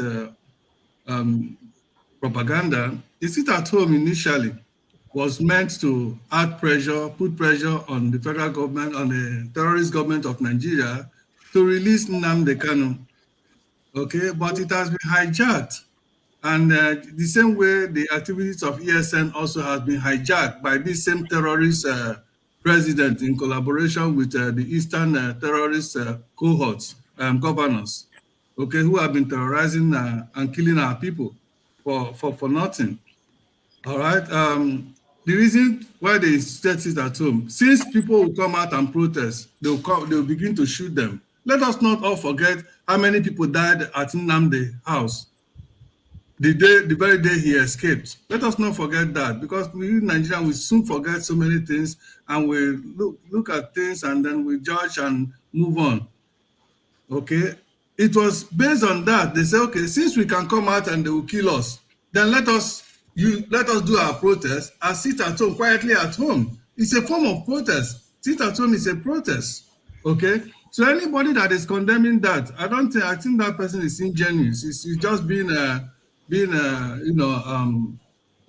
unreasonable, because if you say the economy, people always the economy of the East is strangulated because of the sit at home. How about how many months sit at home during the pandemic? Did the people die? No. The people of the Eastern people are doing this willingly. Nobody's coercing them. Thank you, Joe. Thank you so much. Let's go to Ike. Ike, you're next. Okay. Good morning, Dr. Damages. Good afternoon, wherever you are. Good evening, wherever you are. Thank you for the opportunity. Hey, I was looking at analytically when you look at all this, Simon Ekpa, Nandekalo, Buhari, and the government and the court. To me, all these things are strategy. To me. Why do I say it's a strategy? I bet you money somebody is funneling money to Simon Ekpa. I bet you money. Kenny says, leave in Nandekalo, then there will be peace. There will be voting in Southeast. We have 36 states. You need 24 states, 25% to win presidency. The Igbos have only 5 states. Sorry to tell you, if you remove 5 states, somebody will still be president of Nigeria. And if that person become president of Nigeria, I guess the strategy will work. The person that is funding the money will continue Simon Ekpa's journey. I'm an Igbo man. Believe me, when I come in next life, I will be an Igbo man. I will come from Anambra State. I will come from wherever I come from. In next life, I live in US. I've been living here for a long time. Some of these people that are saying these things about the Biafra, the idea, is the Biafrans that are killing the Biafrans. I'm sorry. It's not the Hausa jihadis. They are speaking Igbo. Why they are killing an Igbo person? They are speaking an Igbo. Why they are killing Igbo people? My own village, I couldn't go. I was in Nigeria in November. My own village, I couldn't go. Because guess what? They have already swear oath with the people in the bush. And once you arrive, they pick you up. If you don't give them money, they kill you. That was the first time in my lifetime that I went home. I didn't go village. I didn't cross Head Bridge. Could you imagine that? Not crossing Head Bridge. So whether we have election in Igbo land, whether the idea of the sit at home during the election, somebody gonna win the presidency if you remove 5 states in the 36 states, and the remaining 31 states. All you need is to carry 24 states and you win. So, Igbos, I'm sorry, these sit at home have affected the economy of Igbos. And what does that tell us? Let's say we get an Igbo land, we become Biafra. Is this how Biafra will be run? Thank you, Ike, thank you, Ike. Rudolph, can I just have a quick say, and then I don't like to. No. Sorry, Oman. We are getting to you. Another 4 minutes, 2 minutes for everybody. Okay, Jaya, next. Okay, Jaya, go ahead. Oh, he's gone. If you are next. If you go ahead. You can go around. Okay, 1 man now. It's yours. Oh, all right, brilliant. I won't need more than that 2 minutes, No, but as you know, Papudo, you can go around. All right. If you will moved on, okay, go ahead, 1 man. All right, thank you, Rudolph. I would need more than that 2 minutes, but as you know, I'm not really one to spend endless time. Just have my say and then just leave. But I just really came on to add some balance to the conversation, somewhat monotonous in terms of what we've been hearing. So just to add some balance. And also to bring to your attention, when I was last here, I was trying to flesh out. I was actually not trying to, but I was actually fleshing out something around what is going on within the Nigerian space. And I was painting you a narrative of the progressives and the conservatives within the North, which I'm not sure that the space had a full understanding of what I was saying there. But I sent you a clip on Instagram. So it's up to you if you're going to go there to pick it up or not. But I sent you a clip on Instagram that goes on to validate what I was trying to explain to you from a northern perspective. So that is what is going on in Nigeria. But also, this oxygen of publicity that you are giving to this Simon Ekpa, I'm not quite sure that it is necessary, because you are blowing this guy up more than his level of relevance within the Nigerian space. It's just a rogue element in some satellite space, but the way you amplify him sometimes, I think maybe you are blowing him up more than his actual real relevance. So there is that, and then of course, hold on one minute. Hold on. Have you followed what happens every Monday in the east, in the southeast? What does happen? You mean, are you talking about his feeble attempt at a sit at home? Do you follow what happens every Monday in the southeast? Why would I? You said what is going on? You're saying that we're blowing him up or whatever, but you don't. Do you know the impact of when he says that people should stay at home? That what happens? Yes, that impact is only even further felt by people like you amplifying him. If you fade him out, then he will fade out. But if powerful voices like yours continue to amplify him, then he continues to straddle. He continues to straddle with that peacocking that he does every. Just fade this guy out. Just fade him out. But it's not really much of an entity. But what I was hoping the conversation will be about is what is actually going on in Lagos today, which is the Peter Obi rally. That's the next topic. So we want to finish this. We want to get everybody to weigh in on this, and then we'll go to that. That's the next topic. Okay, can I wrap thoughts on that? So I'm going to bounce in a moment. So it was quite interesting because we spent hours on it yesterday, as you would imagine, and we arrived at essentially it being a numbers game. Because of course, Lagos a good barometer as to the country. Lagos a micro Nigeria. So we arrived that it was going to be a numbers game. And then we concluded that the size of the number that turns up for Peter Obi is going to be a good reflection of the direction of travel of his whatever it is that he is doing. So I paid a special attention to that. The rally has been and gone, and that there was a turn up, but it wasn't anything like the expectation that all of the build up to it anticipated. So I'm not sure what people would make of that, but if I said it wasn't an overwhelming response to him in Lagos State, so that's one. It wasn't an impressive response to him in Lagos State. That is two. But was it a respectable enough response to him in Lagos State for him to continue to sustain that argument? That is where the question is. Did you notice the violence that followed? No, forget all that. I think you've built up to that story all the way through. This is the straw man that you get from the east. Oh yes, the Agberos, the MC Oluomos. Forget all of that. I'm not sure if there were skirmishes or not. But that's not the story that is pointing through in Peter Obi's presence. If there were skirmishes, then there were skirmishes. There are always skirmishes in Lagos State, but that for me is a non sequitur. It's a deviation from the main theme, which is how Peter Obi performed. If I said I was overwhelmed with being impressed, then I'll be lying. If I said I was, go on. Round up. Yeah, if I said I was impressed, I'll be lying.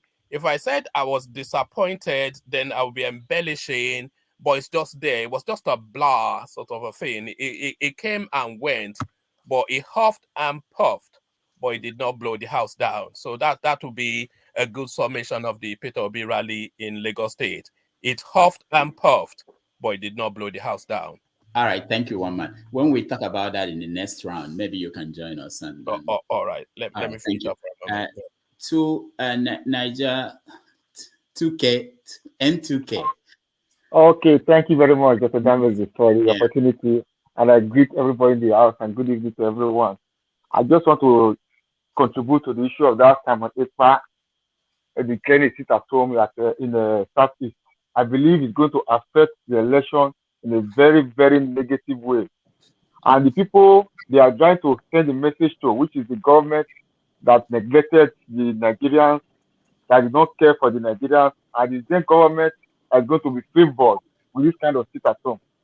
Yeah, I believe that what Nnamdi Kanu is fighting for is a good cause, which is peace that is very, very important, that is going to liberate these people. But I believe this Simon Ekpa of a man is not doing the same. He just key into, like the way many pastors in Nigeria key into the name of Jesus Christ to defraud members, collecting their money. So it's the same thing me I feel that this guy is doing. Because what if Nnamdi Kanu is around, I don't believe that he's going to allow his people to be suffering every time when things are going on like this. He loved his people and he was ready to fight and die for his people. That was why he came to Nigeria, he ready to face anything he wanted to face. But Samuel Ekpa sitting down in one place, giving order, and people that they are killing are people from the southeast. People that are suffering are people from the southeast. And if APC win again, who are still going to suffer more? Is still people from the southeast. So anything that he's declaring is going to be a disadvantage not only to the southeast, to the south and to Nigeria as a whole. Because this government that is in power, everybody is looking for a way to make sure they leave this place, they leave the power, so that they not a good people or good leader to take over. But if they do this thing that they are doing now, everybody sits at home and there's no election in the southeast, I don't know how we are going to take it, and how we are going to continue from this government of APC for the next 4 years or 8 years. So how much is possible for us to beg them for them to listen to this call, so that the election will just peacefully go on, and the quickest way for Nnamdi Kanu to be released, I believe, is when Peter Obi is declared as the president of the Federal Republic of Nigeria. The next, because the court has already declared him free, it's a free man, but they just deliberately just keep the man there. So if a good president that listens to that obey the rule of law came into power, automatically Nnamdi Kanu will be free. But with APC coming back to power, I don't see him still coming up here. That's my humble contribution. Thank you. All right. Thank you. Thank you. Queen S, you're next. Okay. Good evening, everybody. I'm quite disappointed with this Simon Ekpa release or whatever he said.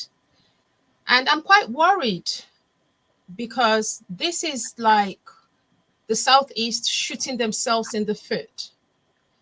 While I was listening to you last week, Dr. Damages, or the week before, I think there was a young lady that called in from Nigeria, and I was actually moved to call my people back home to just ask them, are they preparing for the election? And I remember one of my aunts said that they would like to vote, but they are scared.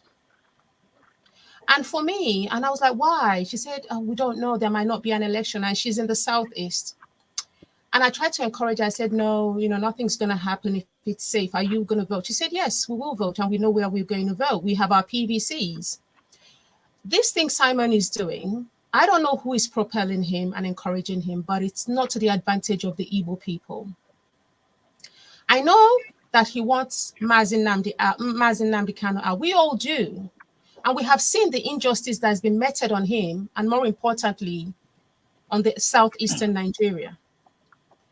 But we all know that the current government now does not have any intention of releasing Mazi Nnamdi Kanu in this their tenure. Why punish the people for the sins of the leaders? If Simon Ekpa genuinely wants to make a change, how about engaging our so-called leaders that have let us down in the Southeast? I don't understand what he's trying to achieve by doing what he's doing. So I would like to use this medium actually to plead with those that listen to Simon Ekpa. This is not the right thing. This was how we were shortchanged during the census when another faction said, no, do not come out to be counted. And since then, the Igbos have been seen as the minority in Nigeria. By us missing this opportunity to vote in a leader that would hear our cry when we call, it's like making it worse for ourselves. Already, Tinubu has come out and said that he will continue from where Buhari stopped. And we all can see where Buhari is stopping. So if we think that things are bad now, it's going to be worse when Tinubu comes in. Atiku is just going to sell the whole country. So let's keep it real. The best bet we have is Peter Obi. And why I say this is not because he's going to create a miracle overnight, but at least he will sit and reason, and we can discuss with him and say, what are the grounds of still keeping Mazi Nnamdi Kanu held down? And what this thing Simon Ekpa is doing, I don't know if you guys are seeing it. Do you think that when Nnamdi Kanu comes out, he would be able to control these autopilot guys? I don't think so. Because they seem to work like autopilot. You tell them move, they move without brains in their brain, in their skull. So please, anyone that can reach out to Simon Ekpa, I want him to reason. I believe that this sit at home will not hold because he's put a clause on it. But I think for the safety of Nigeria as a unit, we need to have an election in Igbo land. It's imperative that we do. So, and then Dr. Damage, sorry, I know I'm going past my time. I don't agree with one man at all, but on this case, I think we give this Simon Ekpa too much attention. He doesn't deserve it. I don't think we can talk about him and then we move. We're about to broadening. A lot of people watch your shows and they're just going to be like, oh, who is this Simon Ekpa? What has he said? And they're going to go looking for him. I personally do not listen to Simon Ekpa, so I don't know what he says. But when I come here and we have to discuss it, then obviously I have to put, kind of research him quickly. That's number one. And number two, Mr. One Man has his own show. I don't watch his show. I don't know what his show is about. He has no right to come here on this platform. He's done it a few times. And he comes and he's talked about a topic that we're yet to discuss, and he's talked about it. He thinks he's smart. We don't want that. This is the democracy we want in Nigeria. We don't want that. He best waits his time. And if he thinks he's too busy, he doesn't have time to be on the show and come on when everybody else is, then he shouldn't bother. He should go on his own platform and do what he's doing there. He shouldn't come here to advertise his own platform. I'm just saying it because he did it last 2 weeks. He did it last week and he's doing it again. It's not good enough. Thank you. All right. Thank you. Thank you so much. Like I said, we want everybody to be able to come here and have their say, say what is on your mind, and then we move. We're going to just the people on the in the studio now to air their view on this, Simon, and then we move to P2B and what happened in Lagos. After that, we're going to invite Kulata and some other person, I forgot who, they are going to present their projections on the election. So we're going to do that later. So Henry, we're going, there's a pattern we are moving to. Freeman, you're next, 2 minutes. Freeman. Okay, Freeman is not, can hear us. Let me go to Okija next.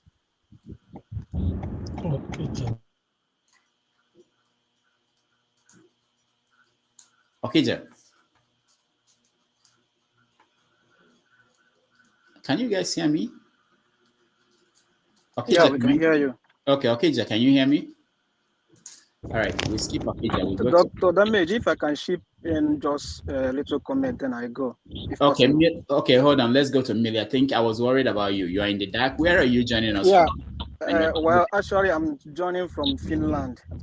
Finland. Oh, yeah. All right. Other people can clear the way. Let's hear from someone. Well, I thank you, Dr. Damage. And what about me? I raise my... Go ahead. Go ahead, Millie. Go ahead. Yeah, good evening to you all. And I don't really agree with one man in whatever he says in this platform. But in this particular issue, I totally agree with him. We are the ones and the federal government that gave this Simon Ekpa the room for all this nonsense. I know Simon Ekpa one-on-one. It's not some Simon Ekpa is not like a president to me. It's someone that we have been together, I live in Helsinki. I can, if you want proof, I can show you proof. Simon Ekpa is living in Lati. Simon Ekpa almost sent me back to Nigeria. So all of us we know his whereabouts. What do you know about him that we don't know? Well, you know, it's just like about his personal life. But then, for example, he's parading himself like as a militant or a military personnel. But then, you know, in Finland there is this rule that when you are less than 30 years and you get Finnish citizenship, you must attend to military course. It's a mandatory thing in Finland. Then, and it's for like 6 months or 1 year, depends where they send you. But then, with those clothes, then you start taking picture. Then parading himself as Finnish militant or whatever. But then he's not. This thing happens many years ago, but he's still parading himself as one.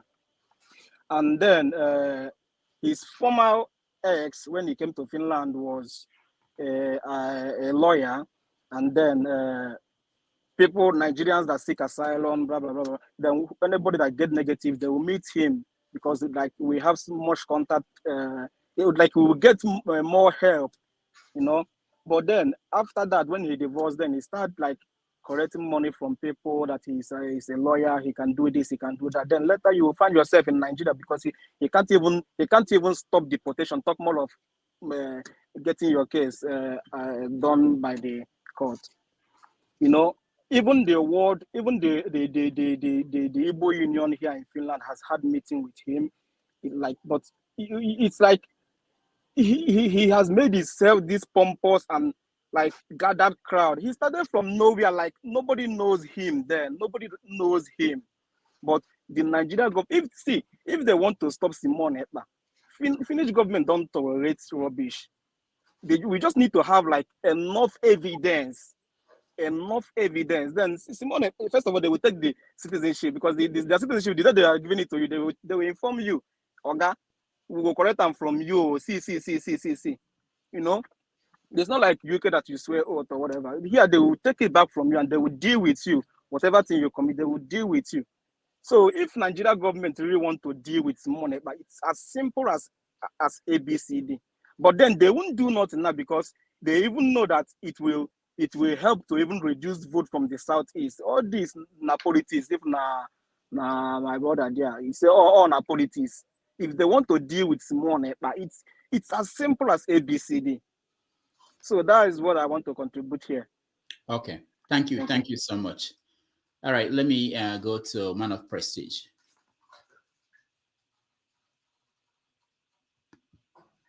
Man of Prestige. Can you hear me? Yeah, we can hear you. Yeah, thank you very much. Good morning, good afternoon, everybody, wherever you are. Yeah, Dr. Damage. I'm so annoyed with this Ekpa, issue. I mean, it annoys me every time I see him. Like one man, I know one man very well. I go to his platform, I'm one of the panelists. We do disagree on many things. But on this occasion, I completely agree with him what he said because you're amplifying. I'm not saying this is your platform, you can do whatever you want, but in my own opinion, you're amplifying, Sameba. He doesn't want it to come on this platform or for you to even show his picture. I mean, the guy is a racketeering and a fraudster, in my own opinion. I mean, he's killing a lot of people, whatever, indirectly or directly. He doesn't have to be there to perpetuate all this crime going on in the Northeast. I don't know who is funding him. Maybe there's government, or whatever funding him. So there has to be something. And this man, have you watched his fundraising? This man collect millions. I mean, I'm looking at the chart here. You have some people supporting him, Kenya and some other, people. I'm not going to call them fully. They have their own opinion. But I get annoyed, they're killing my people in Nigeria, whether indirectly or indirectly, So, whatever he does. Man of Prestige, do you think that I didn't watch him? I just opened my phone this morning and I was getting this video of him saying there will not be election. That okay, and the I question understand is where you're coming from. No, let me explain. I want you to understand. I want everybody, not just you. When he sends out this message, it goes out there. Whether you talk about it or not, it's out there. It impacts the people at home. People pay attention to that. So the question is, are we in denial? Are we going to say, oh, we're not going to talk about him, and then what? And on that day, people will not come out? Is that the solution? I mean, I see your point of view. Is win or loss, the way you just. Can you hear me? Yeah, we can hear you. So I want to understand the way where you you narrate. are getting at when you say that. I understand your point of view, but look at how many people watching your show, almost about 700 right now. I'm just saying it's an amplifier. It's going to, I don't know, maybe you're right, you're not right, but in my own opinion, if I'm the owner of a platform like this, I wouldn't even give him a credit, for anything to appear. I'm just saying it's an amplifier, to a degree he doesn't deserve. Who is he? He's nothing, because he's a lawyer, whatever he is over there. I mean, he's just hoodling people in Nigeria. I mean, the guy is the racketeer and the fraudster, probably being supported by some people. I mean, I'm just, because, I've had, not necessarily my relative, but I know people that have been killed by his accidental, whatever means it is. So I just get annoyed when you come to him. I don't want to say, I went to his platform, I mean, I didn't, I use a different name. He don't know who I am. This is not my name. So, I talked to him and they blocked me. Just get annoyed of that money, okay? He's doing some evil. I don't know who is bankrolling him. I mean, I won't take it away if there's any government or whatever is supporting him to continue doing this. And let me say the last thing. If the Nigerian government really want to do something like the other guy just spoke, they could have tabled something like that. Maybe they could do something. But apparently, All right. If they want peaceful election, I mean, South is part of Nigeria. So they should be, they should do something. I mean, they don't have to go to Kenya with extraordinary and, bring Nandukano back. And they can't do something, at least talk to the Finland government. But anyway, go ahead, Dr. Damage. Thank you. All right, thank you. Olu, welcome to the show. Olu, Bade, my man. It's been a long time. Hello, my brother. How are you? Good. I've just wanted to go and buy pure water next door, and I saw you, and I said I should stop and say hello to you. Yeah, it's been nice to see you. Hello, everybody. And I heard you're talking about my brother Sameko, or what he has done to call stay at home. Listen, if you do not like him, if you do not like what he says, it's up to everyone of us to have their own opinion. But that guy have said it all. And I wish we Yoruba could do the same thing. Stay at home. Because most of us here, we believe in Obi. We call them Obidan. We people, we love Obi to be the next president. Because APC or PDP, they are the same thing. Nothing different out of both of them.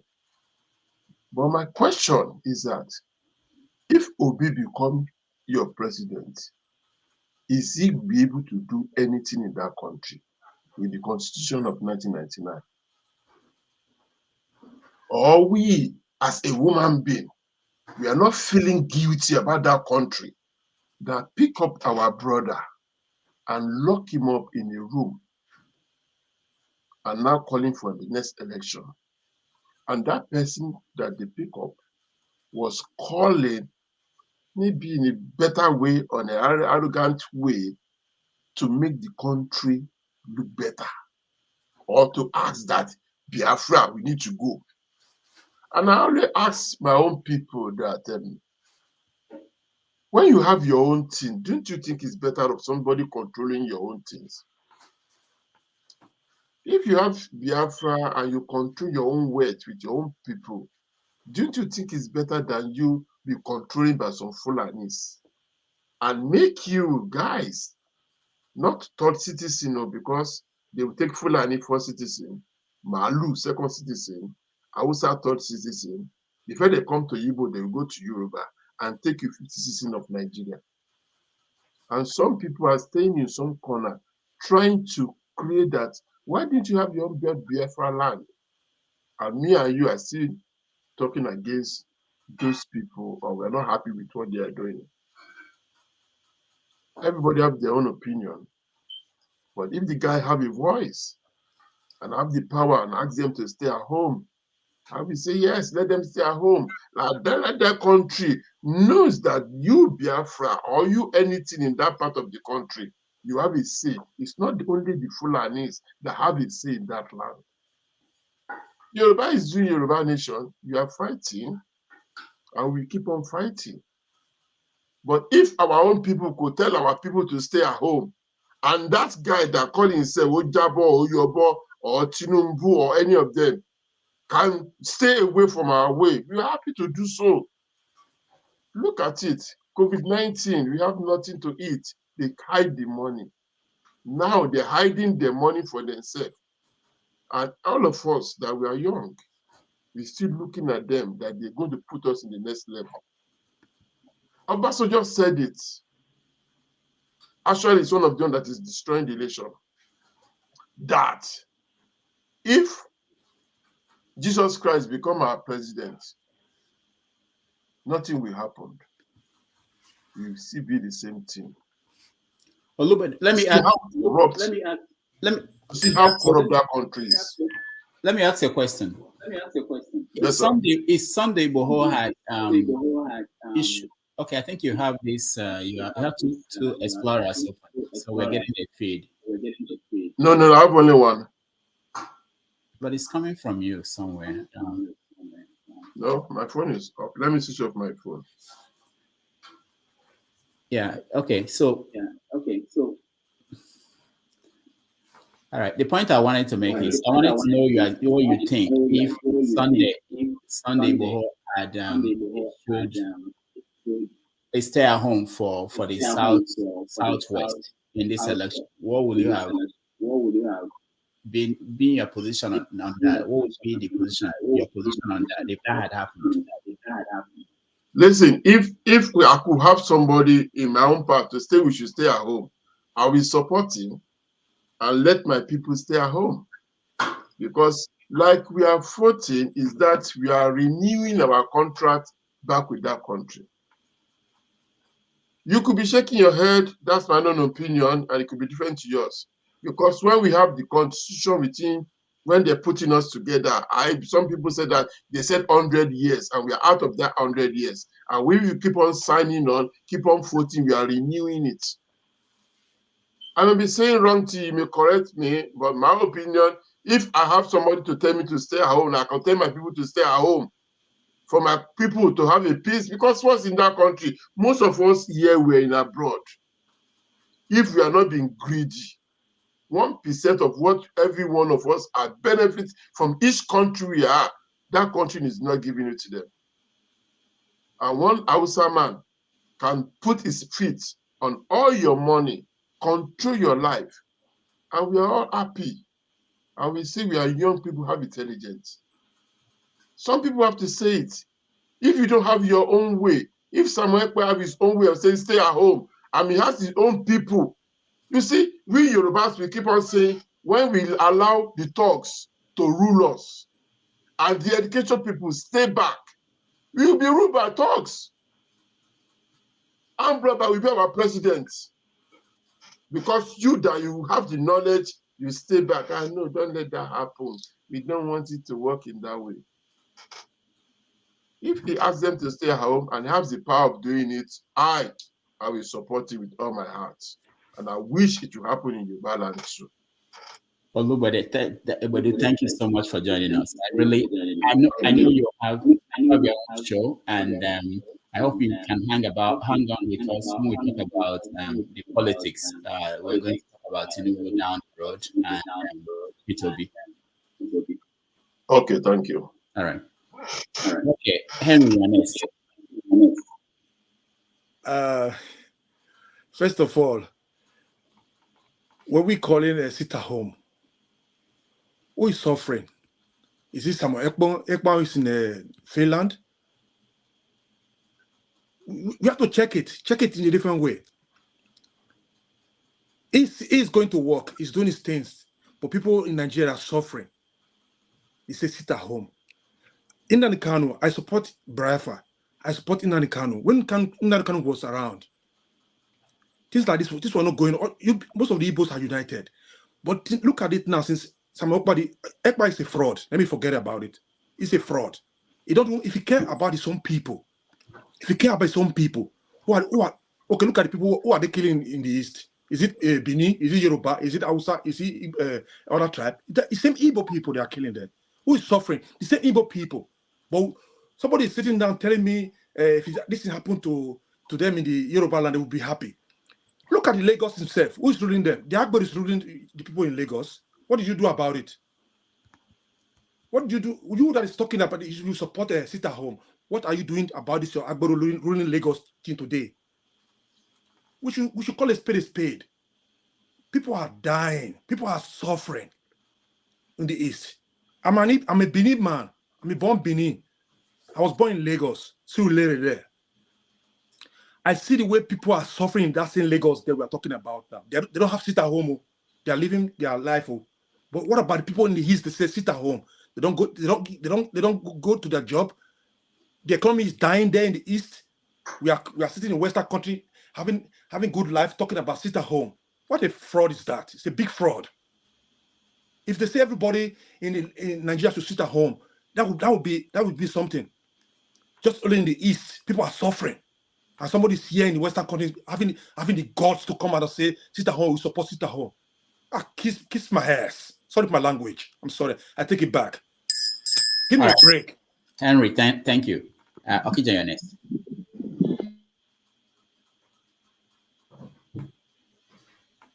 Yeah, I think I have to go back to what you guys were talking about before. Talking about religion. I don't know if No, don't go back. I know you don't. You have issues with religion. Don't go back. We're talking about. No, I know. I mean, I have to. It has to. It's a segue into what we're talking about right now. Okay. I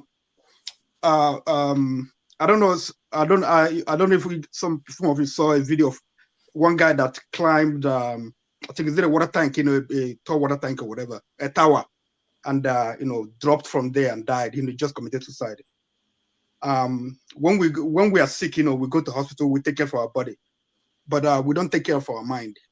Some of us, to get out of situation, they smoke Igbo. Some people engage in sex. Some people drink. That's why we deal with our stress, our emotions, saying things that bug us. Our mind is, it has to be treated. And I mean, people criticize the church a lot, but they don't know what they do for people. They take care of their, I don't know if you have seen any church people that commit suicide. They don't. You have your work. When you are stressed or whatever, when you want to get away, you go to your work and just do your work. You get away from it. But these people are suffering. They don't know where to go. They go to treat their emotion. They go to church and they give them hope. Just like people engage in dope, some people engage in hope. They are basically the same thing. We have people who say hope. So they give them, what they need on Sunday. They give them their medicine on Sunday. Some go on Wednesday and get the Wednesday one, the midweek one. But it carries them, it carries them along. They have hope. They keep living. They keep trying. So that's what the church does. What Christianity or whatever, or religion, what it does to for people. So if you don't understand it, you have problem. Because you yourself, you engage in so many other things to get your mind steady. Anyway, but some of these people, people that sell this hope, some of them, they have the issues themselves. They have their own problems. Some people they live, they want people to worship them. They are lacking in so many things. They live on that. Sometimes they make money off of it, just like somebody like he's somebody who's lacking in something. Something is wrong. He's so happy. If you go to him right now, he's so happy that someone that people are listening to him. That people obeying him. Narcissists. That's the kind of people. Some people sadist. That's the kind of people they are. They're happy when other people are hurting. It makes them happy. People obey them. So that's we have those kind of people. That's what is happening in Igbo land right now. I've been saying this. Nnamdi Kanu, no matter people like him or people obey him, I'm not, because anybody who I believe that is not smart enough, you have an issue. You are in another land. You know about Africa. You know about Omaro Diko. You are smart. You're telling people, that Buhari is Jubril. You don't have evidence. You keep perpetuating this lie. But Jubril, you reverse his picture. His ear, where he had problem in the left ear, it goes to the right ear. You tell people, see, I'm telling you, the other Buhari, it was in the left. You keep telling these people this. You are smart. You are leading people. How can you be this dumb and you are leading people? How can you be this dumb and leading people? And then you say he's Jubril. Eventually, he's not Jubril. You know, these people, you know, they don't know, you know, they are not critical thinkers. They don't think. Right now, what we have is an administration that, you know that they hate Igbos. They want the downfall of Igbos. That's the people you have right now. And also the world, you know, has converged, you know, like, you know, then we have Ukraine, we have economic meltdown. Nobody's listening to whatever it is happening to Africa. This is not the right time to engage in all this, you know, killing, you know, just killing your own people for the world to live. Then nobody's paying attention. You're gonna be killing your people, all of them will die, nobody will come to your aid. You know, so you are just wasting your time. You have to be to find out what is happening right now. What do we do right now? Is it good to, you know, for us to, you know, make some concession for this struggle, and then, you know, like, maybe later, now they will not come out. You know, Buhari will not reason. No matter what you do, these are Igbo haters. They will not reason now. They can. Why not wait for another 6 months or whatever? 3 4 months. Buhari will be out of power. We know that in the next government that will come will release it now. They can, no matter what. No, even if Peter be Tinubu, what's his name? Atiku. Only person I know that will not release it now. They can probably, you know, if you want. You know, but we know that if these people, they will release it now. They can. So no, why not wait? Why do you keep inflicting pain on your people still? Even during the World War, if in America, if they're fighting during the Christmas, they had a Christmas truce so that people will celebrate Christmas. But during Christmas period, when you know that that's the height of celebration for your people, you lock them down. You lock them down. What kind of person are you? Are you strong better than you? Are you a devil's apprentice? You know, these people that they see the hope. They see, like, you know, majority of Southeasterners, they see hope in P2B, and you want to deny them this hope just because you want to, you know, feel that people respect you, that people listen to you because of what you are lacking in yourself. You are lacking psychologically. You are not all right. Something is wrong with you. You need to see a psychiatrist. You need to take your medication. Stop killing people in the Southeast. Many people have died. People don't go to hospital because, you know, like, you call people, maybe you send them message in the East. They have to plan so that you will not be on Monday. So that, you know, people are sick. They pray to God that they don't get sick on Monday. What are you inflicting to people? Go to other struggles. Colombia, the facts, they fought. They were killing their own people. They got tired. Nigeria, well, nobody is coming to your aid. Get that into your head. Biafrans, people who are PIPOP members, nobody is coming to your aid. Nigeria will send bombs there. Nobody will intervene. The West will not say a thing because they've described it as a terrorist organization. And right now, the world has converged on some issues. Terrorism. If you are inflicting pain, if you are carrying arms, you're a terrorist. So I don't know what, you know, we have to do. Some people who are saying that, Igbo leaders should do and talk to them. Mbazulika Mech, he died. He went to Buhari and they begged him. Okoye, what's his name? Former governor of Anambra State. All of them, they went to him and they begged him. And they, Mbazulika Mech told him, give him, you know, release him to me. And you know, that's what you have to face off. Think, who are you fighting with? Find about their psychology, the way they reason, the way they think, so that you know how to deal with them. But you're not reasoning, you're not thinking. These are Igbo haters. They will not listen now. They can. Okay, the court gave the Supreme Court rule yesterday, the other day, that you know, the Naira policy, that they should continue using Naira. Malami said that, they will obey the court order, but the court has said that they will release now. They have not obeyed that. So don't you understand that something is going on? Read the psychology of people who are dealing with. You know how to deal with them. Don't be stuck in your own ideology, your own philosophy, your own way of doing it, so that, you know, sit at home. Come back and, you know, appraise your situation. What is happening? Are we realizing some results? If not, change your strategy. Don't be stuck on it. And they kill your own people. They are dying. There is no food. There is hunger. I don't know. I'm just tired, bro. Thank you, guys. Thank you, Okija. Thank you so much. Eddie, you're next. Good evening, Doctor. Yeah, we'll just start by good evening, everybody. I'll start by saying I saw somewhere on the net where America was issuing statements. American ambassador, somebody was issuing statements about monitoring Nigerian election, like they shouldn't make sending observers and all that. So my statement to that was, how can America that till today you people are still doubting the outcome of your election, give Nigeria advice on elections? But that is by the way. Anyways, nobody should fault you, Dr. Damages, for talking about Simon Ekpa on this show, because if not for you, I wouldn't even know who Simon Ekpa is, because I don't follow most of the things in Nigeria, and like this statement is made now, I wouldn't have heard of it if not for you. So I think it's good that you bring this information to us.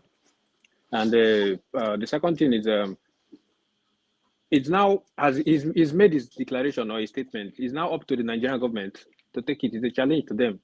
So if he said there won't be an election, all this while they've been having sit at home, and the Nigerian government has been keeping a blind eye to it. So now let's see if it will hold water. So now the challenge is now up to the Nigerian government. Let's test and see how if so it's now some Ekpa and his organization versus the Nigerian government. So we'll see how it goes. And as for my Igbo brothers, Igbo people are one of the most relentless, hardworking people. It will be, I won't believe that someone will sit down somewhere to tell them what to do and what not to do, and they will hack into that. So it's something, it's something that we'll see how it goes. But yeah, over to the Nigerian government. Thank you. All right, thank you, Eddie. Nelson Yones.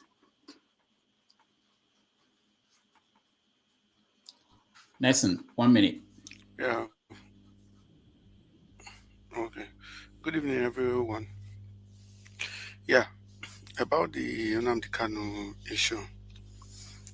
Yeah, I think they should allow the southern eastern people to vote.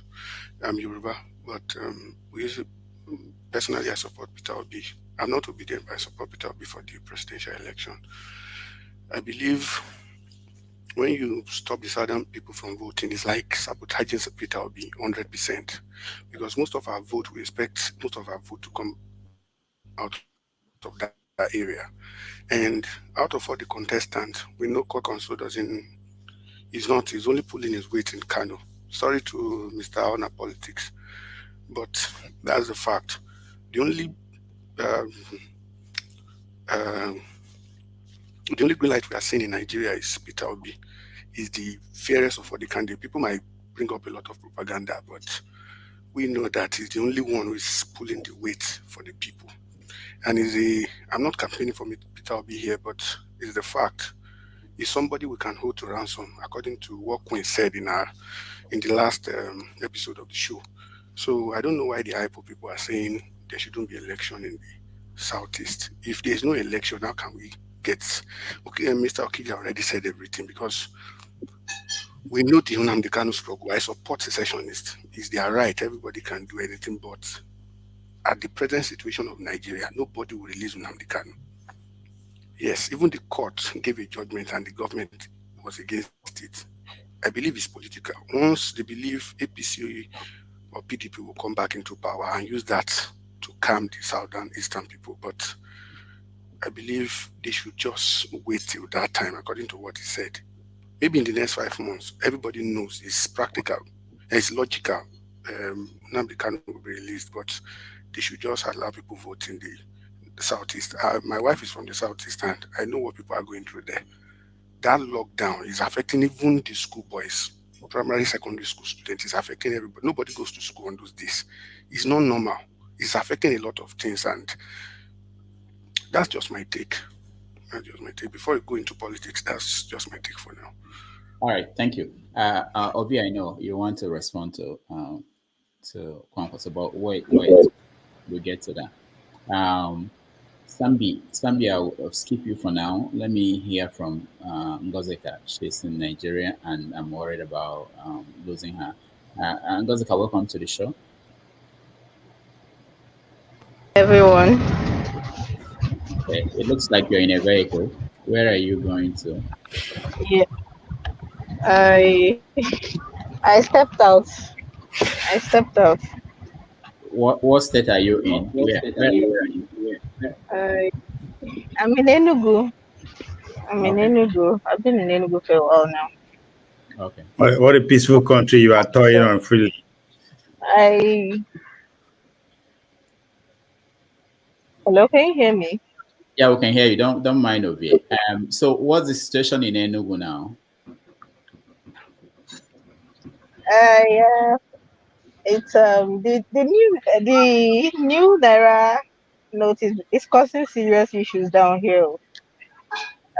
People are rejecting the old notes, and rightly so. And a lot of people still have the old notes. They don't know what to do. They are caught in a limbo. They can't go forward. They can't go back.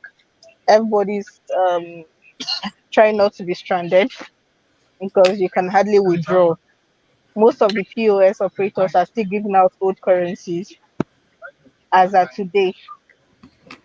And if you say you go to the ATM to collect a new currency, you most probably spend the whole day there and you might not get the new currency.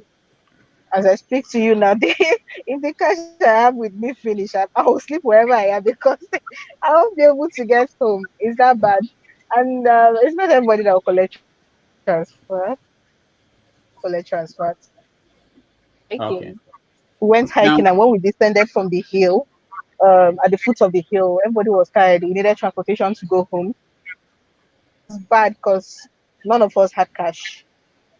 None of us. Any keke we stopped and we told them, we are going to this place. They will tell us the amount. I will tell them, okay, will you collect transfer? They will say transfer. Okay. We'll just on their ignition and move.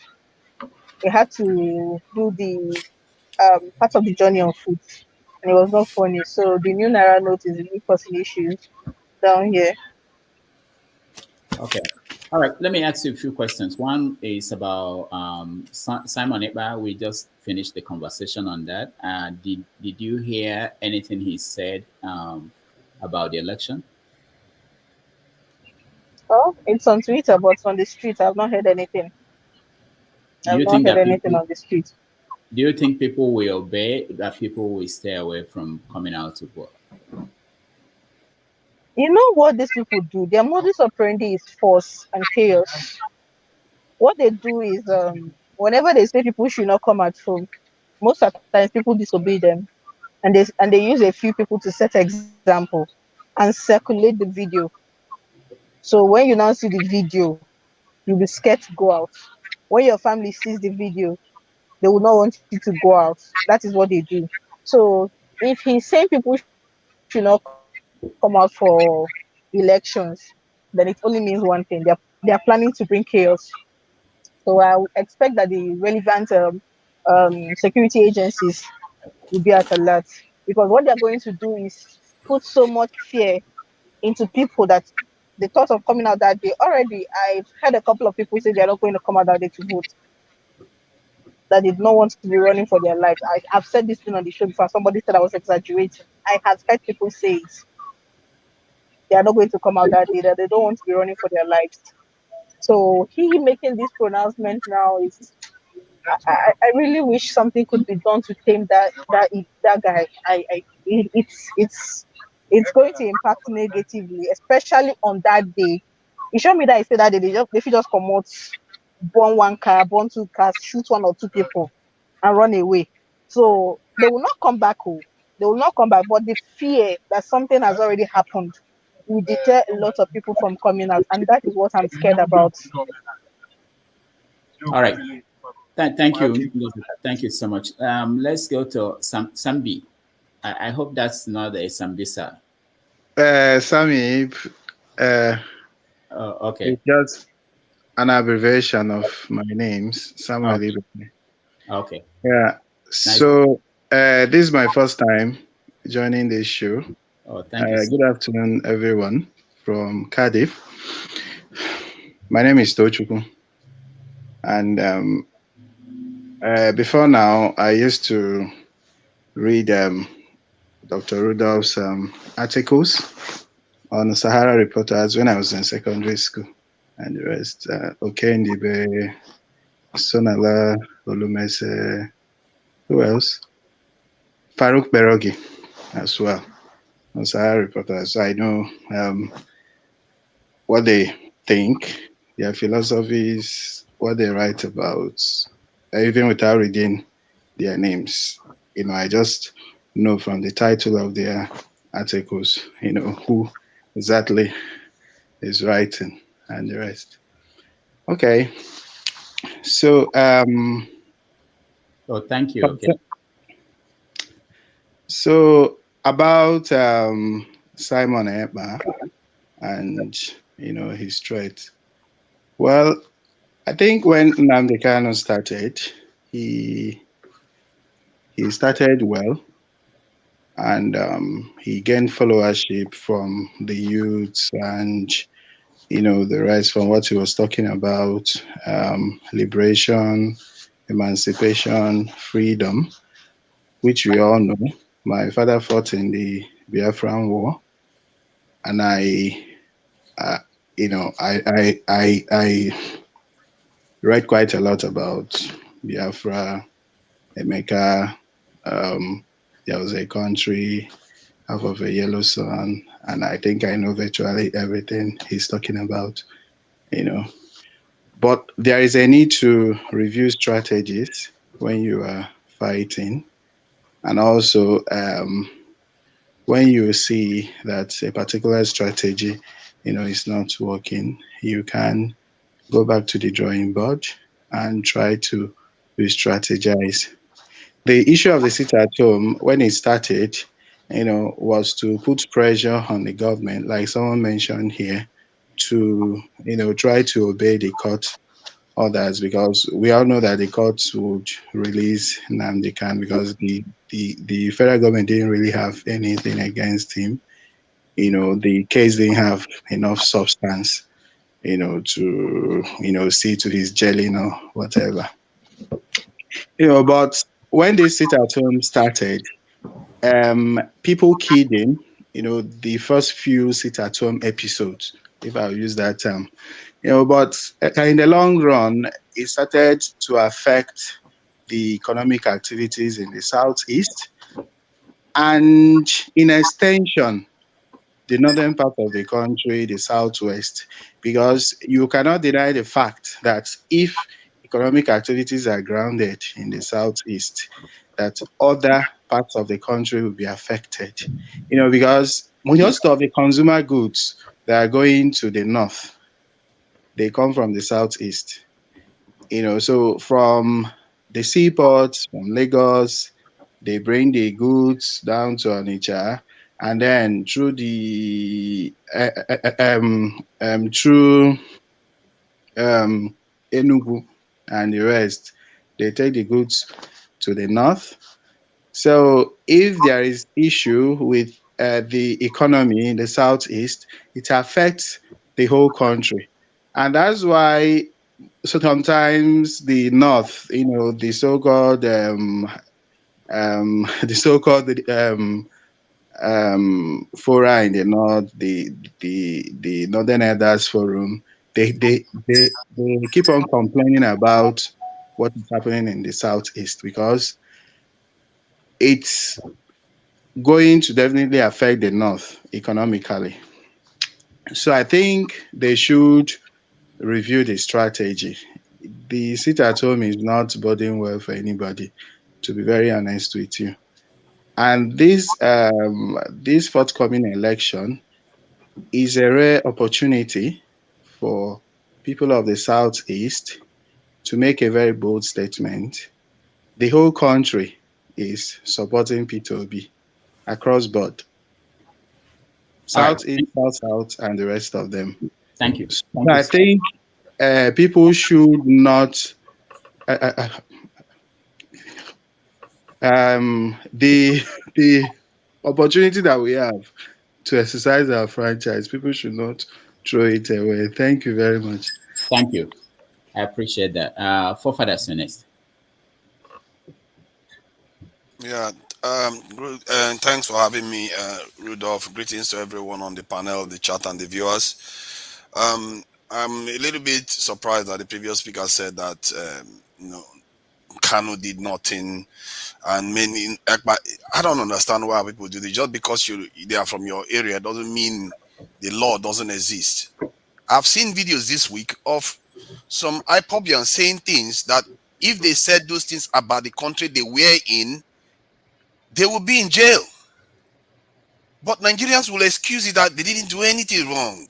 The court ordered it. The court ordered for a specific charge to be dispensed with, but there are still many other charges that the federal government has to pursue. You can't just release somebody and we just pretend as if we don't know. We know these things. Federal government has the power to do it. Otherwise, Supreme Court would have ruled it against them right now. Why do we always do this? Just because the person from our area, it's okay for them to break the law. And the worst of it is that this is what I'm misleading you people. Look at where they've led the Southeast to. We have to exercise discipline here when we are judging our own people just as we judge other people. Just look at the mess they've made. And a Southeasterner now is looking to sabotage the election of another Southeasterner. These are not your people. They are actors. They are to sabotage your futures. That's what they are doing. Anybody that tells you you need to sit at home, you need to burn your area, you need to fight in your area, no, they don't want you to succeed. None of us control anything. All they are asking to take over is something you don't control. Do we control Nigeria right now? Does it look like we control our country? Why are we all overseas? What does he want to take control over? What land? I was put on that Igbo land. I went to the Southeast. Southeast is one of the most energetic areas that I went to throughout Nigeria the last time I was in Nigeria. I saw a lot of development in the Onitsha area. The energy there, you can see things are moving forward. But these actors, they come in and they want to put the place down constantly. Maybe fulfilling the wishes of some so-called people, establishments in Nigeria that don't want people from that region to actually do well. If you look at the map of Nigeria, the River Niger is not developed. Why is it not developed? Because of this type of actors that are always scaring people and making people feel like those areas should not be developed. And we are killing Nigeria because of it. Because River Niger is supposed to be a natural highway. Splits the country half and splits halfway in the middle of the country. A natural highway that we are not harnessing at all because of this tribalism and nonsense that we keep doing to ourselves. What good does it do us? We are not controlling anything anyway. When are we going to actually get organized and start thinking like intelligent people? Look at the whole world. You're all in developed countries. Do you know how many separatist groups there are in the UK? Almost 20 in the UK. But yet they are still able to function. They are not tearing every region apart. They are not sabotaging their regions, preventing it from developing. When people ask you to destabilize your region, reject it. If they ask you to destabilize your country, reject it. Because instability is enemy of development. And without development, it's tough ahead for your people. You are more vulnerable to being taken over. I just advise our people to really pay attention to details. You can't just say, just because this person is saying, I support my people, I'm fighting for my people, you just believe them. Look at what they are asking you to do. If they are asking you to tear your country to pieces, don't believe them. Because when you are tearing your country to pieces, they don't control the country. You are not going to take control of anything. You are just taking control of a dead carcass. Thank you. All right. Thank you so much.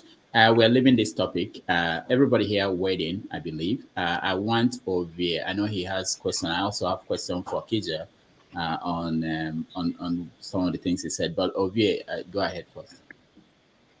Rudolph, I just wanted to say something before I leave. I have issues to attend to. I don't know if you will give me at least a few minutes to speak, then I leave. I thought you, or is it on this topic? We want to change topics. We want to talk about Obi and what happened today in Lagos. But if it's about Simon, I think you're waiting already, and we want to move on. I just want to make my final submission. Then I okay. leave. Okay. It's the energy that we are putting here to speak against Simon Ekpa The slow words that we are using here, I don't believe that any of you use such words when Mazen Nnamdi Kanu was refused the discharge from your own, law court of appeal.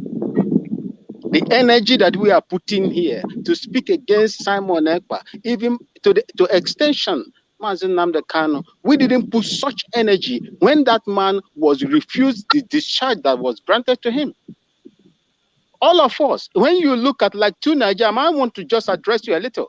The United Kingdom that you live today is United Kingdom structured like the way Nigeria is structured. The reason why you live in peace in that particular place is how they manage the administration and the systems. You have a system in Nigeria that is so corrupt, so barbaric, that even if when you come out to protest, to register your own opinion, your protest, your civic responsibility, you shut at. I was a member of the Nigerian army. You don't have no right in that country as long as you operate in that system. That system is what is killing Nigeria. Without that system, there will be nothing like Mazen Nnamdi Kanu, Sunday Igboho, and the rest of them. We all know this. If P2B is going to operate with the same system, we will come back and begin to cry as you are crying today. Thank you so much, and God bless you. All right, thank you, Maxi. We appreciate you. Ovie, you're next. I think I agree with my Max a little bit. Without that country, there will not be me and you. My papa for no choose chieftaincy title instead of visa to go London that year. So therefore, bought myself for abroad. Anyway, in terms of Simeon Ekpa, I said it earlier on, around last year when this election took place, that Simeon Ekpa is a factor, but people won't chop me raw. Hey, I've been tribalist, blah, blah, blah, blah, blah. It's becoming obvious. And I would always jokingly say Obi has to win his primary first. It means he has to defeat someone in the Southeast. Don't we stand a chance in the general election? That's his base, whether I like it or not. Yes, Samuel Ekpa is open for discussion, but we should not take the fact that that guy matters at this point in particular. They know what they do. It matters. It's a factor, so they have to actually take care of that situation before even stand a chance. And people who are complaining that, why they expose giving someone a limelight. Come on, man. This is an information revolution. Information is every day. Yeah, 1 million away. Someone go bring a message out. What matter is that how is that message being interpreted? And that's why it matters here. Here, we have diverse opinion regarding the situation on ground. We have those who are supporting it, who are speaking vigorously from where they paint them.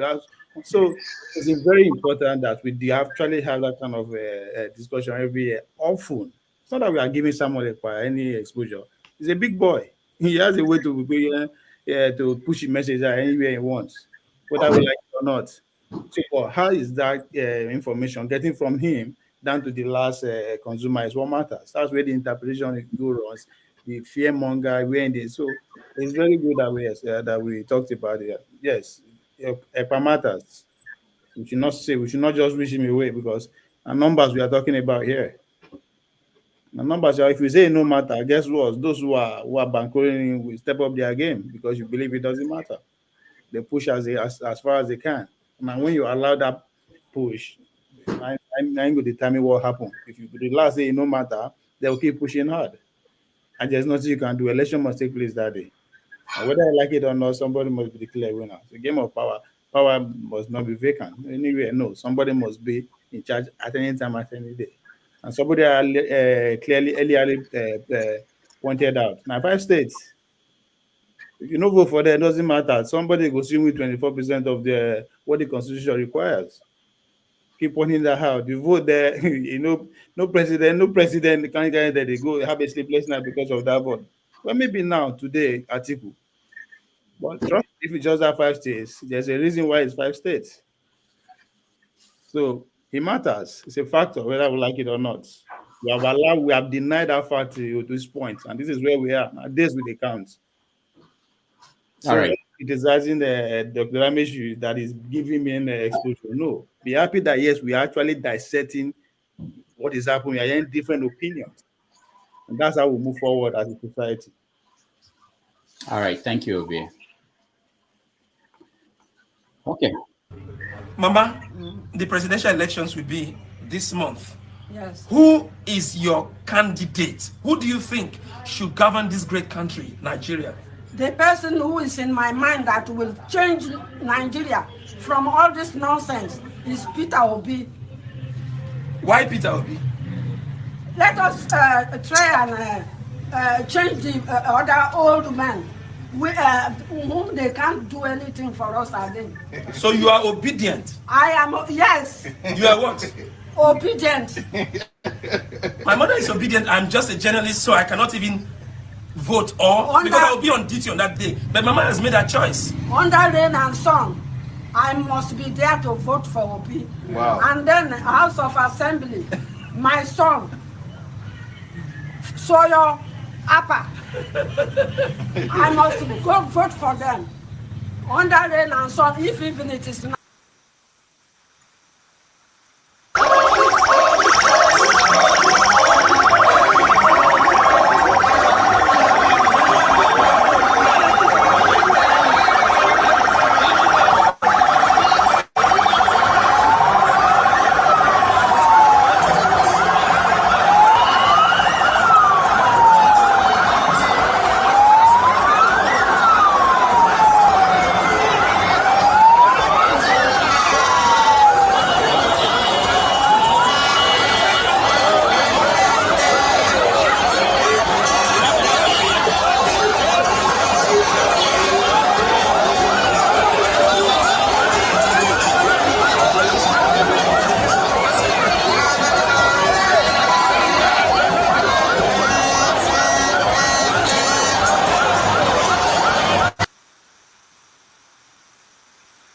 us. They attacked us. They attacked us. You can see this guy now. They use machine and scatter their hands. Wait. Sorry, you can see them. Show your face. Hey, don't hide your face. They scatter their hands. See our motto. See our motto. They attacked us at Abalanje. Now see our motto. Adeniji. They attacked us at Adeniji. Now they see our motto. See them. See this one. See them. We need a help, please. We need a help, please. They attacked us as we are coming. You know, they see them. See them. They attacked the obedient people. They injured us. They came in mass with cutlass and gun. A heavy weapon. See them. Now God save us. We did not lose any life. But the injured people, you know, see them, they scattered us. We are here alive and direct. God just help us. God helped us.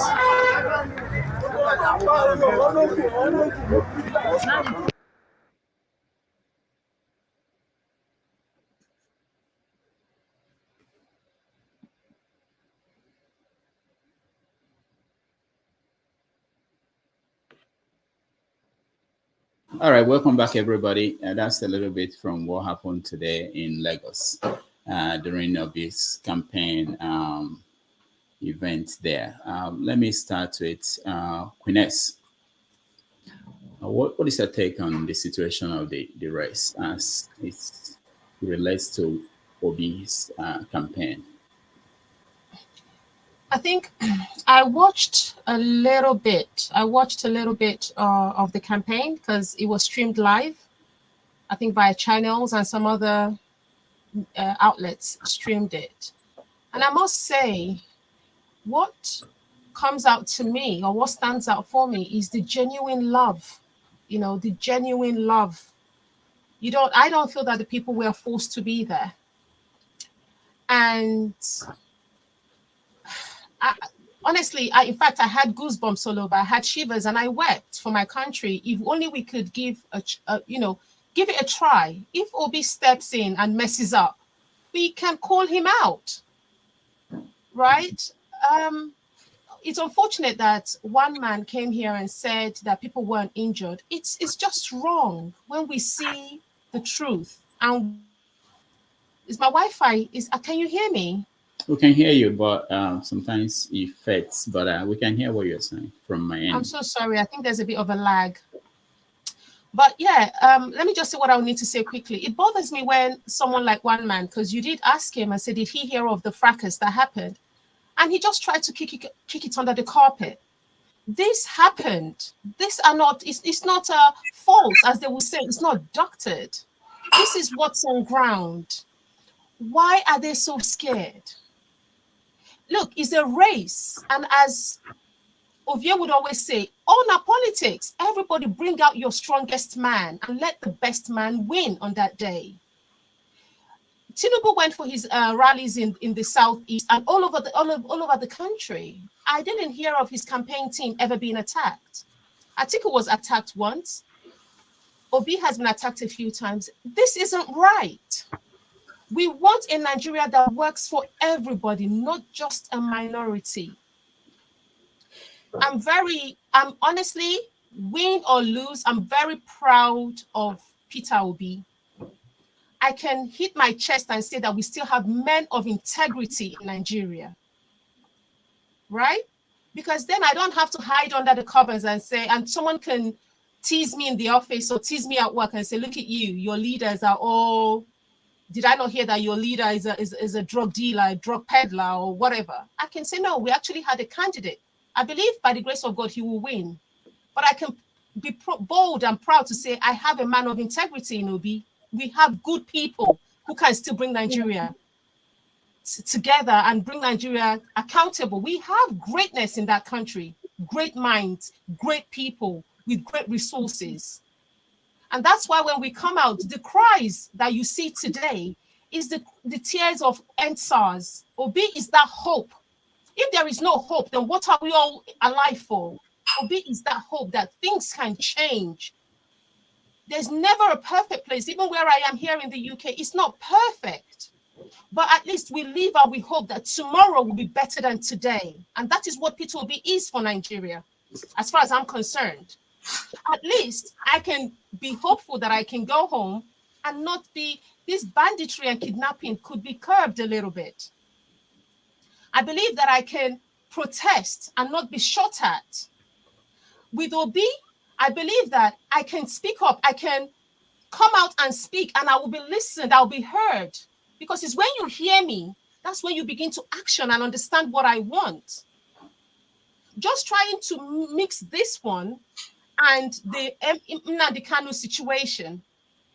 Listen, you can say whatever you want. We want a leader that will listen. Nnamdi Kanu situation, Supreme Court has ruled that he's not whatever, he's not to be held. But the leaders we have today are not listening. We need someone that will listen to us. And I believe that Obi is that man. I believe that Baba Ahmed Dati is that they are the team that can make this work for us. Are we not tired?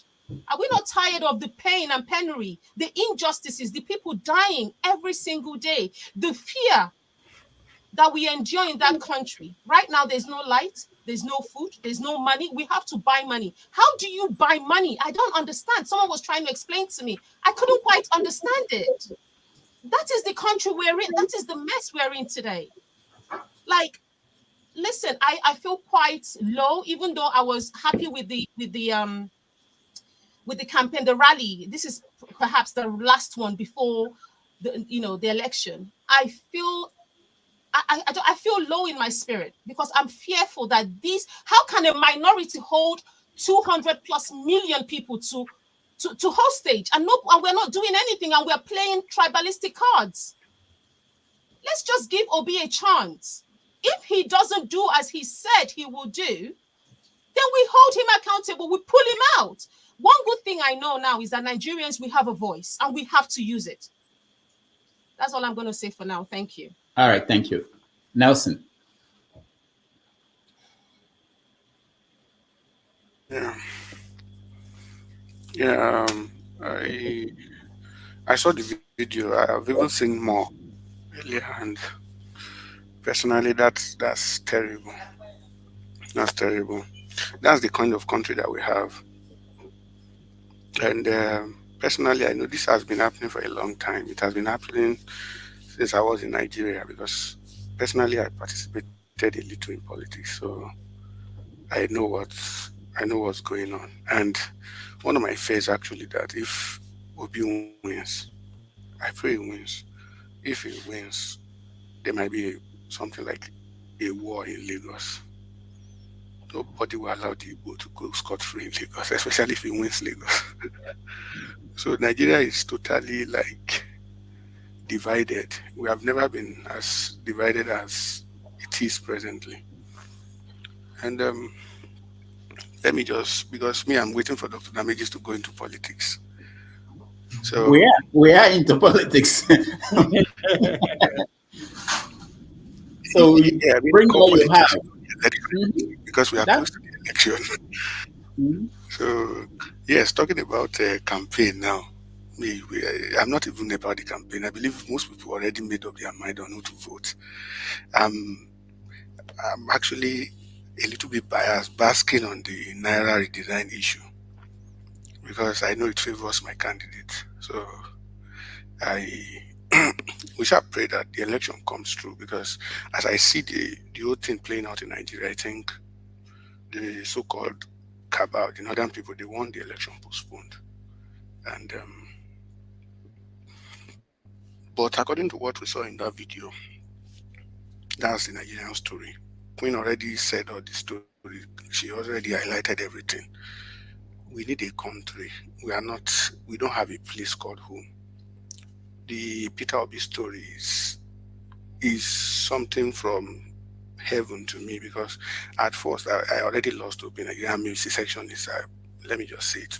I support Mazin Nandikano. I support everything he's saying because we all know that if the present structure of Nigeria there's no quick fix in the next even Obi, I don't believe Obi is going to do anything immediately. It will just be a little bit better. When you have Labour Party I know the history of Labour Party. I've once supported a man that was a governor of Labour Party, Labour Party, Governor Olusegun Memiko in those states. He was sponsored by a different party entirely to even contest in Labour Party. So I know how politics works a little bit in Nigeria, but Obi as a candidate on his own, I believe is fair. I've listened to him several times. I've followed his political career a little bit, and I know we have a man in that man who we can hold accountable. He's not a man that will protest against. I know the Nigerian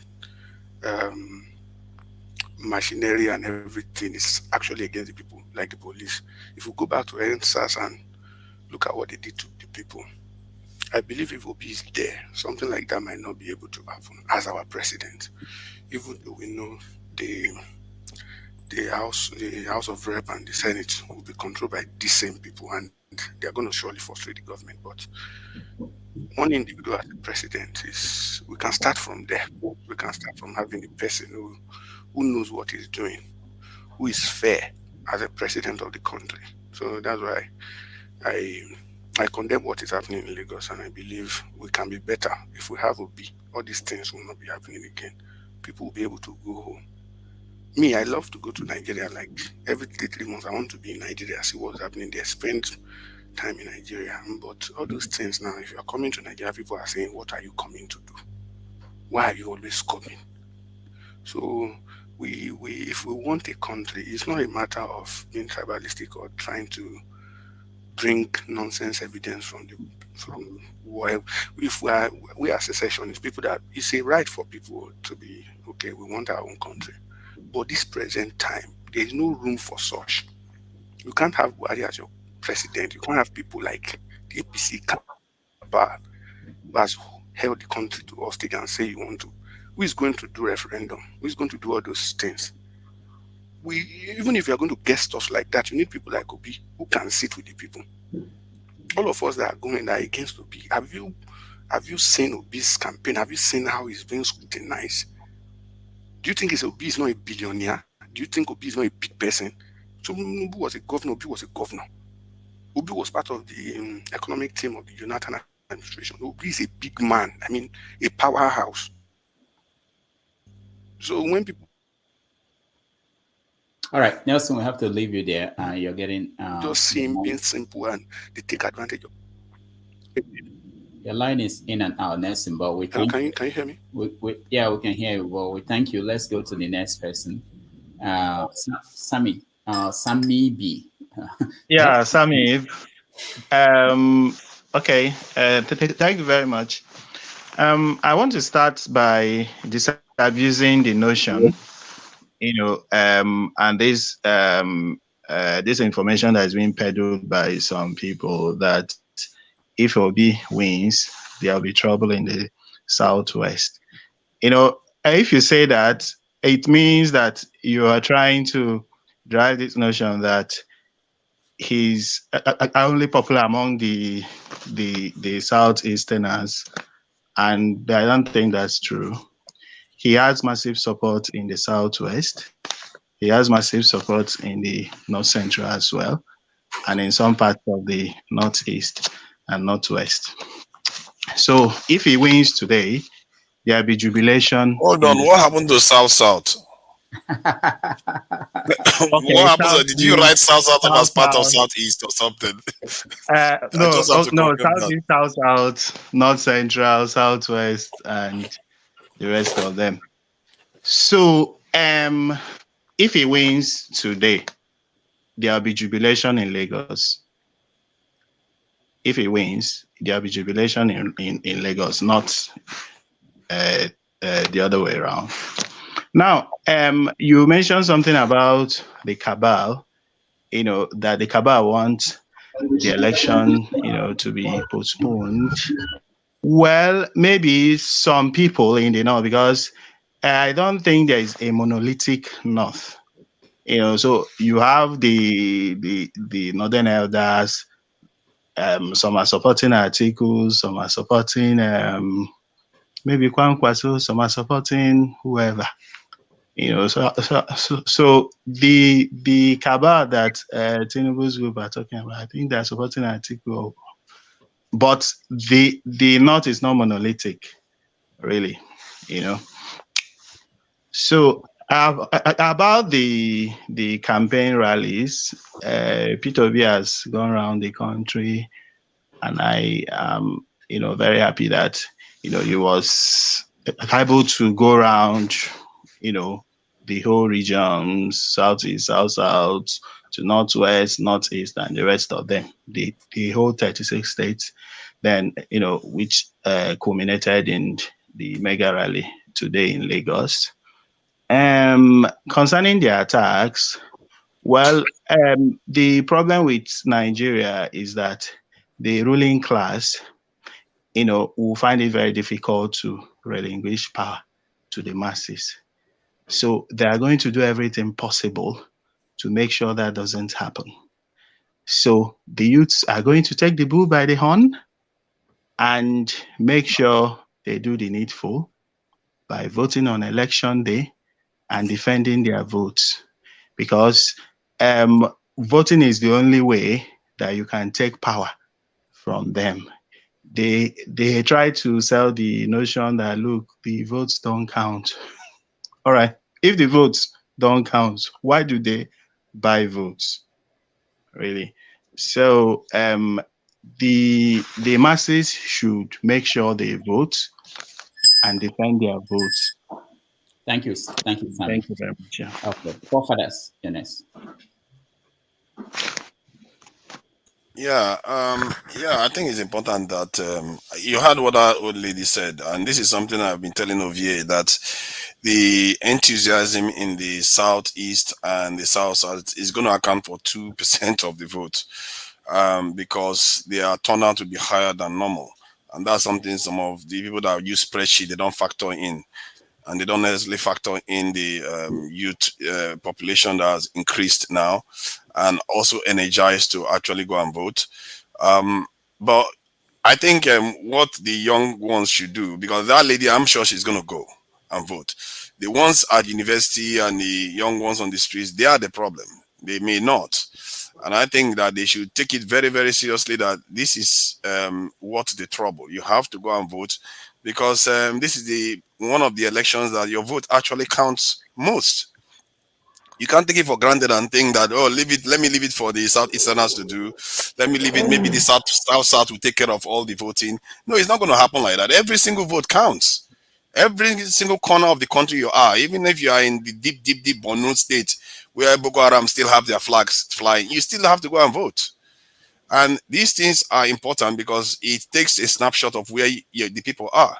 And anybody that's supposed to be, if they take it for granted, this is more serious than we think. Because if you look at the top brasses of the country, there's a division there. And a military coup is not out of the question if Peter Obi doesn't get there. And this kind of stuff people don't understand. If they don't understand how destabilizing this could be, if say someone like Tinubu wins, Tinubu is very spiteful. You can all see that. Hold on, forefathers. You said a military coup is not out of the question. It's not out of the question because people will be. Hold on. If Peter Obi doesn't win, who will plan the coup? And can't you see the division at the top? That's what one man came here to talk about. There is a division at the top. They seriously don't want Tinubu. Tinubu is supposed to be one of their closest allies. But yet they are working against him. Why are they working against him? And this is how they worked against Abiola, if you think about it.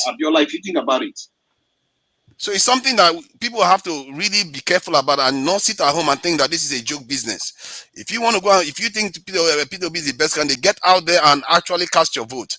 Because if this thing gets too close and it gets too messy, you'll be surprised what could result from that. And one thing that really, really bothers me more is that Nigerians may not necessarily frown at a military coup, given how politicians have been maligned and our political process has been maligned so far.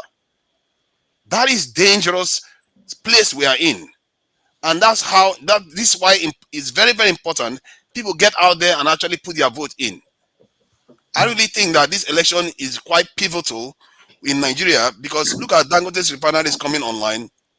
Niger Bridge is in place. Transformers are coming for power supply. There's a lot of things that are being put in place in Nigeria. People don't see that. They don't see that. I see that.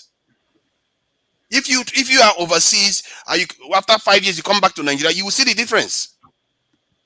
But most people on the ground don't see it. And I tell them every day that one day you wake up, you find out that all the things you are running overseas to go and get, you already have it at home. You start asking yourself, what is the point?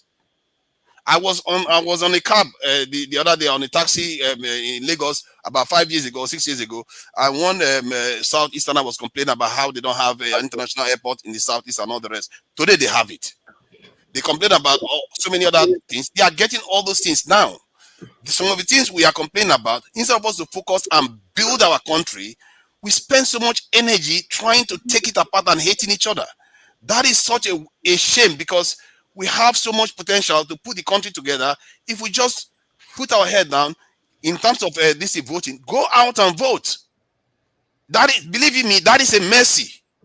Even if it is raining and the sky is falling down on you, it's a mercy because there are harder ways to change a country.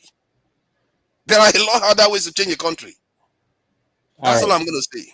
Thank you. Thank you so much, forefathers. Good luck. You're next. Welcome to the show anyway.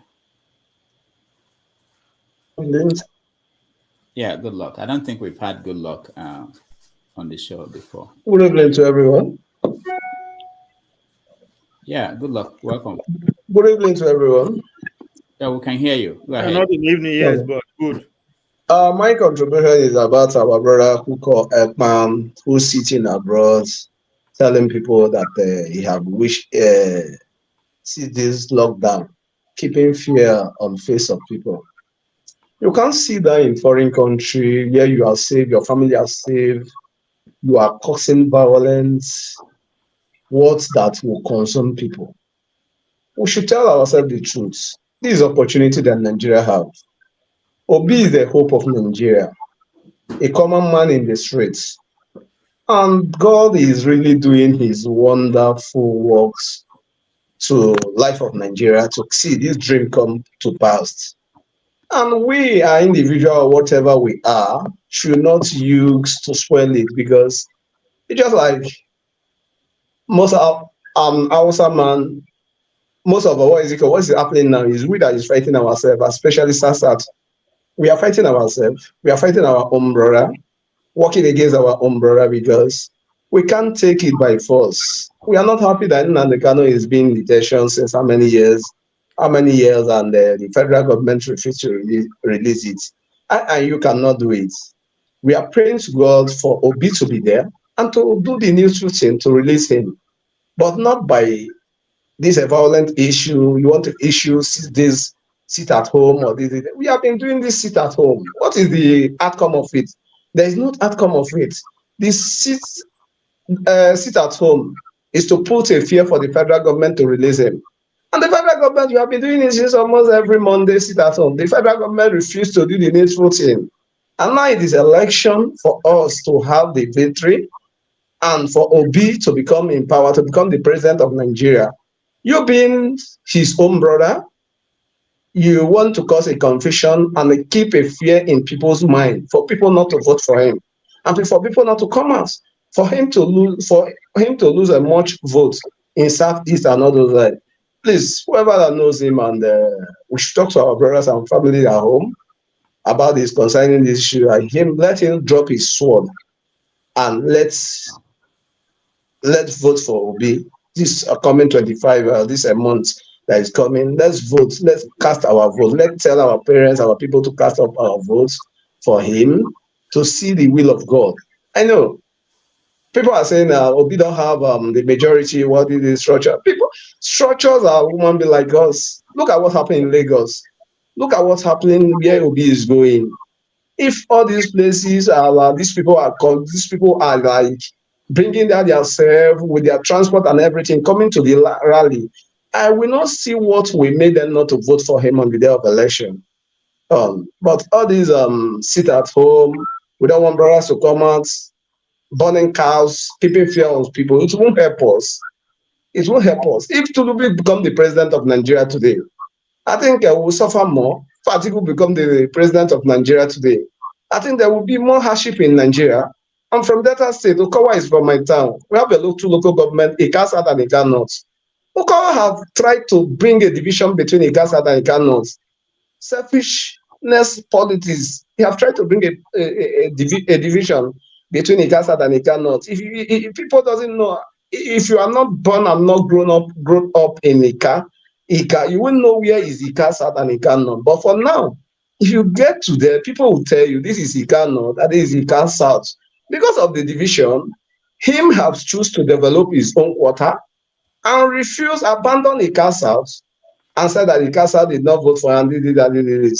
But all these people are not people that we are going to hope. This is someone we are hoping for. People are hoping to become a vice president. Being a state governor, you can do this to the you can do this to the two local government that you came out from. His mother is from Ika South, while the father is from Ika North, and you are bringing division. Is it that it's still state of Nigeria that is not going to bring a division to? We should vote wisely and let will of God be done.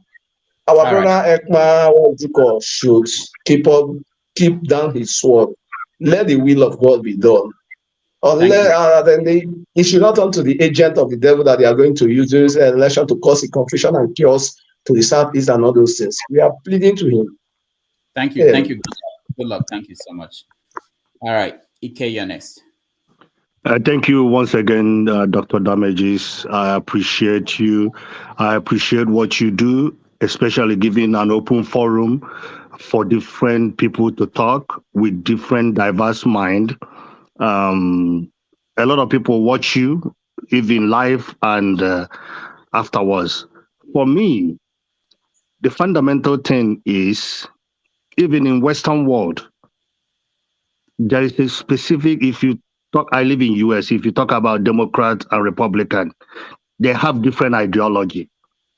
And that ideology is what we vote every 4 years. Nigeria do not have that, because fundamentally, if I stole money in APC and PDP wins, For PDP not to prosecute me, I run to PDP. But Obi have given that second opportunity to have an ideology. And what are the ideology? The ideology is to bring the power from these people and give it to the rightful people, which are the youths. Obasanjo was president when he was in 30s.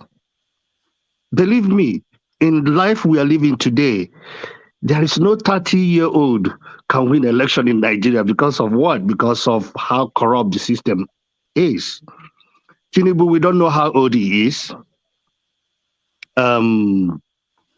What is his name? Atiku, we know that he's in 70s. Peter Obi is in 60s. Obama was 40-something when he ruled America. In Nigeria today, there's no 40-something-year-old that can be a president in Nigeria. And these are the things what Obi is trying to do, to give that opportunity. People say if Obi win, things might be the same. No, things can never be the same if Obi become president of Nigeria. He have demonstrated this in Anambra State. Anambra State is, let's say, Anambra State is a snapshot of Nigeria. And when you extrapolate it, it becomes Nigeria. Peter Obi winning, he will govern by putting it for the youths to see what is happening. And that is what these people are fighting for. They are fighting. If Peter Obi was 4 people tweeting in the room, or they cannot get 200 people, why are you attacking the people that are going to rally? Which happened today in Lagos. If it was only 4 people, why are you attacking that? That means all these people are scared. They are so scared that they didn't see Obi coming. A lot of them did not see Obi coming. Even Festus Kayamo alluded to that. They didn't see Obi coming. And likewise, they are not going to see it until Obi becomes the president of Nigeria. I pray and I believe and I trust Obi will be the president of Nigeria, and he will rule Nigeria for the next 8 years, followed by Ahmed to rule another 8 years. That will put Nigeria in a positive direction. He's not going to do miracle. It's not going to be overnight miracle. But if you have a system in place and that system go from one end to the other, I think it will be a very good thing for us, so that people like me who love Nigeria can go home. I don't want to live in Western world anymore. I want to go home. Nigeria is one of the best countries in the world. It's just unfortunately we have idiots running Nigeria. That is my little. Thank you so much. We appreciate that contribution. We're going next to, she's gone. I wanted to hear from Ngozika in Nigeria. Oh, she's there, but it's dark. Okay, Ngozika, I'm here. The light went off. All right, go ahead. I can hear you. The light went out, but it will soon be back on. So I think I am just a bit pensive now that the elections are this close. I am really, really pensive. The reasons being that I want to use this medium to appeal to President Muhammad Buhari. I know I have been one of his strongest critics. I have not hidden my displeasures with most of his policies, but I am on my knees and I am begging, dear Buhari, for all the madness you have put us through in the last 7 years, I am asking for just one favor. Use every instrument available to you to hold INEC responsible so that they will hold a free, fair, credible, and safe election. I don't know how you're going to do it, but this is the only thing I and many Nigerians are asking of you. If you do this, we would not mind forgetting the abysmal 7 years of our lives that we just lived through. We would not mind it. Just do this for us. Make sure this election is free, fair, credible, and safe. This is the only thing he can do for us. And for this whole story about, I don't think anybody is sabotaging Tinubu. I'll keep saying it. The APC is playing a well-known game. I refuse to believe that there's anybody out there in the APC trying. It's the whole thing it's like a play, it's like a joke. APC is fighting APC. How? To what end? To what end?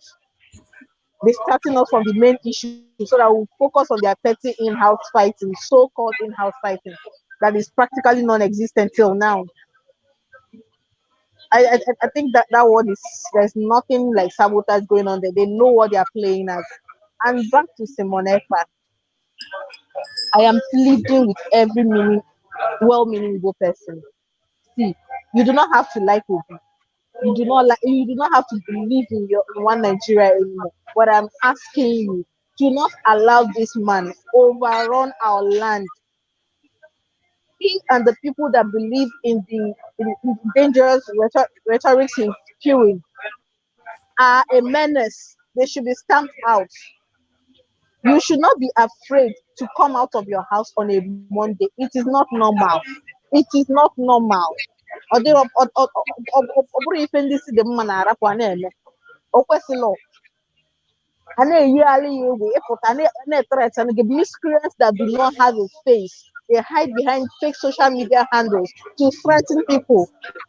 Pụtanụ ka e buru ụzọ pụtanụ ka efu gịnị to see what? I am pleading with every well-meaning Igbo person. Do not pay heed to these hoodlums. We are known to be very sane people. This is Akolono. How did we get here? How did we allow these people have such a field day till now? And now they are about to rob us of a once-in-a-lifetime opportunity of electing somebody that hears us, that knows us, that sees us. Do not let it happen. I'm pleading. Please do not let it happen.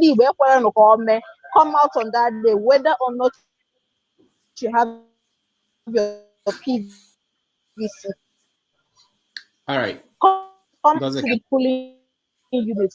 It will be here.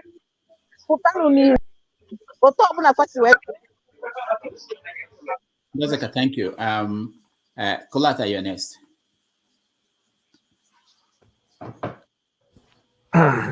Hey, sorry, the topic was, I'm sorry, I lost track. The rally, right?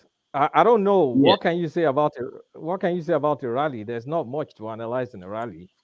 Oh, sorry. Is Kulata just allowed to be off camera and talk like that? Maybe I should practice that too. Forefathers, I don't know. business, Should we all start practicing that? No, I'm just thinking. Maybe I was thinking maybe I should do that. Am I allowed to do that? All this obedience and bat if I fight. I'm just saying. You've seen Kulata. All right. So, what's it called? I don't know. What do you say about the rally? I mean, okay, first of all, Kulata, you can go. Okay. You can actually expand it. You know, I know we can expand okay, it. let me see if I can expand. Let me see if I can expand on it. I mean, whatever skirmishes happened, that's very unfortunate because I do question a lot of like thuggery used in elections, the security issues, candidates getting stoned, things like that. It's just wrong. It's flat out wrong. I mean, let people go on campaign, let them reach out to people, and let them canvass in peace. It's supposed to be a game of choice. So I don't like any sort of suppression that might have been done. So just to get out of the way. But then when you now talk about the rally proper itself, I saw the aerial picture. Tafa, let's be honest with ourselves. Tafa Balewa Square is a tall task for any candidate. That's a 55,000 seating capacity arena. So there's no way that it won't look scanty. So if you look at an aerial view of it, it did not look impressive. Because it's Tafa Balewa Square. I mean, it's only pastors that can fill up TBS. Politicians can't fill TBS. Let's be honest. So if you look at it with an aerial view, it's going to look disappointing. But you have to know that it is TBS. Anytime they give you TBS as a politician, that means they want you to fail, because the optics will not be great because it's TBS. It's on purpose. If they give him a decent sized stadium, he will fill it up. But when they give you TBS, it's going to look bad. And that's why if you look at the aerial view, you're just going to be, it will make you start questioning whether Peter Obi is that strong in Lagos. But rally doesn't matter. That's why I'm like, what do you say from a rally? But TBS is a long thing, as Nigerian parlance. TBS, you cannot fill up TBS, no matter how good of a politician you are, except you're a pastor selling miracles and hawking holy water. That's when people will flock to TBS. So congratulations on the rally, but there's not much to say on rallies, honestly. Now, I really want to. Kulata, let me Go on. try to shape it a little bit. So I know you've been tracking the campaign and you've been making projections. In the last 1 week, did you see anything that will make you change your projection one way or the other? Oh, last 1 week has been very rough for me. Things are happening too fast, too fast. I've updated my projections twice, but it's. I mean, things are happening way fast. At some point in time, Atiku had the edge. It was tearing it apart. Now there's slight reversal of fortune for Atiku, but it's still the fundamentals still remain kind of the same one way. And this CBN policy, as badly implemented as it is going to create the wrong result. They're supposed to try and make sure politicians don't bribe, but it's going to create the opposite effect because it's making people desperate for cash now. And guess what? Politicians have cash to offer like lollipop for the elections. People that have been suffering to get cash, what are they going to do? So it's a misguided policy. The way they are implementing it, the policy itself is fine. It's just the way they are implementing it. Like, who change currencies are set a date and says, "Oh, bring everything." They mopped up 2 trillion, and they've only printed between 300 billion to 5 billion. And of course, they're now forcing you to not take an excess of 20,000 or something per day. It's insane. People are just suffering unnecessarily. The politicians already have the cash. That the 300 billion to 500 billion that they've printed is in the hands of the politicians. So there's scarcity of money for nothing. And then the politicians will now use it to start inducing voters, the exact opposite of what it's supposed to achieve. Because when people are desperate for cash, hey, here's cash, vote for me, 5,000 here, 3,000 there, depending on where you need the support. It's just, I don't know why people can't put on their thinking cap. You create a scarcity of money, and you know politicians are going to get that money, and then they're going to feed the need. There's a demand there, and they'll meet the demand with the supply for elections. It's just stupid. It's creating the exact opposite. Thank you, Kulata. Now, you skip me. I skipped. Oh yeah, I wanted to. Well, you spoke before we started this topic, so I didn't want you to start again. But anyway, Kulata, thank you. Down the road, we're going to Kulata. You make a presentation where you are with your projection. Even for the last 5 minutes, Wait, even Rudolph, sleep. is that other guy? I want balance, so I want that splendor. Yeah, I'm waiting for him. That's why I'm trying to make room for him to come in if he's around. But anyway, you want to put us to sleep.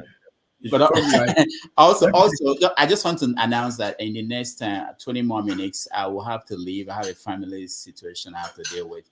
Dr. Dominic will come in. I may will come back again, but for now, that's the situation. I'm with. I think the next person is Mr. No Nonsense. Wait now, your turn is coming. I see you. I know you are there. I'm going this way. Olubade, Olubadu, go ahead.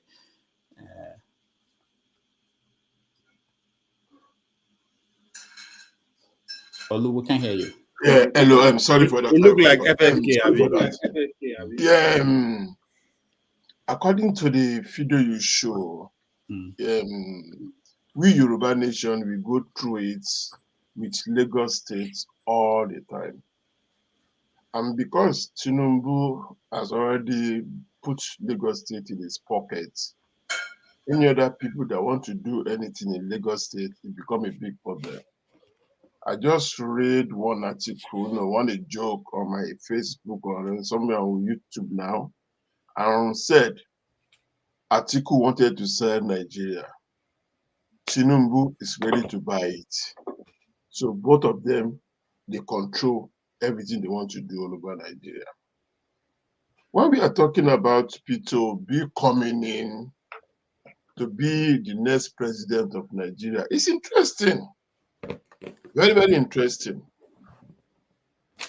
But we all forget about something that is going to meet in the office that they call Constitution 1999. Will he be able to work when he will sit down as a president, if he become, and he has so many PDP or APC destroying his work?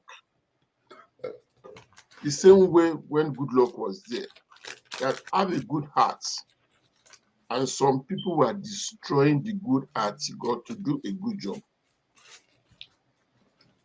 As I said earlier on, one of the people that is destroying Nigeria, Obasanjo, said, even though if Jesus Christ come over with the constitution and the people we have behind us, they will bribe him and they will frustrate him.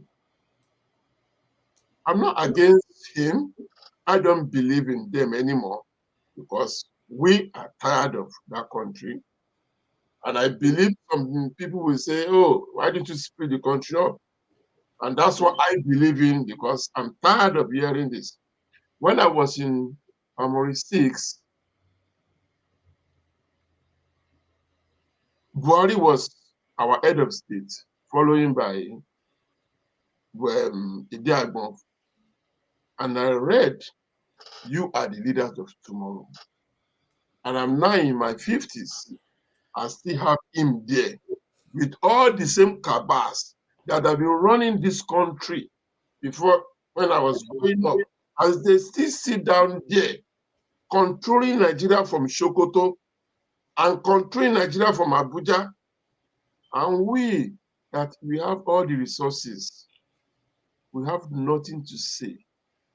They drink in my place. Some idiots, we take everything, give it to them. And the people we fought for, as my own people, that we are supposed to go and tell them that the way they are ruling us is wrong. What they will do, they'll give them a bag of money and they will come back and see that start treating us like an idiot. See what happened.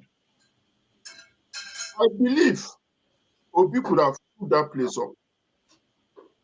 I was in Nigeria when they are changing Lagos State governor. When Tinubu tried to kick Ambode out. Do you know what they did? At every corner of where there's a polling booth, there's so many talks there, and they will say to you, Oba Biya Eda not Dibo. Tobatima go the Dibo for Sanwo-Olu, don't go and Dibo. That means that if you did not want to vote for Sanwo-Olu, don't just go there because we are ready to see you. And I see it coming up again. I will believe that some people are still coming into that place, that they hold them down, like the one you just saw, that they break them and knife them because they want to come and do their rally. On the voting day, you think it's going to be easy? Tinubu has bought everything. Buy everything. He buy APC, buy PDP, everything. Money, money, money. And Obi is not spending money to anyone. He's doing his own contest. People still love him. Now, if Tinubu brought everybody to himself, what do you think about when you come to the election day? You will vote, yes. We see a place that you vote and you won, but judge give it to the person that is even not number 2. It happened in Nigeria all the time. So in the election, sir, my brother, I didn't believe in it anymore. Because all right. Like me, we are tired of it. Thank you, Olu. Thank you so much. Thank you. Okija, you're next. Yeah, I think you were saying something about that. You have a question for me, and then I just want to tell those people, people that ask me questions that I wasn't running away. My phone got disconnected. No, you said that Kwankwaso will not, but that would distract us. But Kwankwaso will not release Nnamdi Kanu. That was what you said when you were speaking. Yeah, of course. Now, look at where you got that impression. No, of course, you look at the way he talks. When it comes to Southeasterners, the way he talks about Obi and all his handlers. the way they talk, condescending attitude, that he's gonna just maintain this the same attitude as Buhari, that he's gonna continue with that. So that's the way. Basically, that's what he doesn't believe in unity. He doesn't believe. He believes in that Fulani feudalistic attitude. That they're in charge. They're gonna teach these people lesson. That's the kind of person he is. He's not the person to negotiate. Okay. Anyway, let's talk about, go back to the subject, which is Obi, and did anything change in the last 1 week? What do you think about the campaign, and if what happened in Lagos today, is it a prefix to what will happen on the election day? Of course, I said this last week that if P2B wins, that there's gonna be commotion in Lagos. But I want to say something. Like 2020 election, Donald Trump was packing arenas. He was hangars. He was filling up hangars. Joe Biden was in his basement, and when he came out, it was scanty. But eventually, Joe Biden won with about 7 million votes.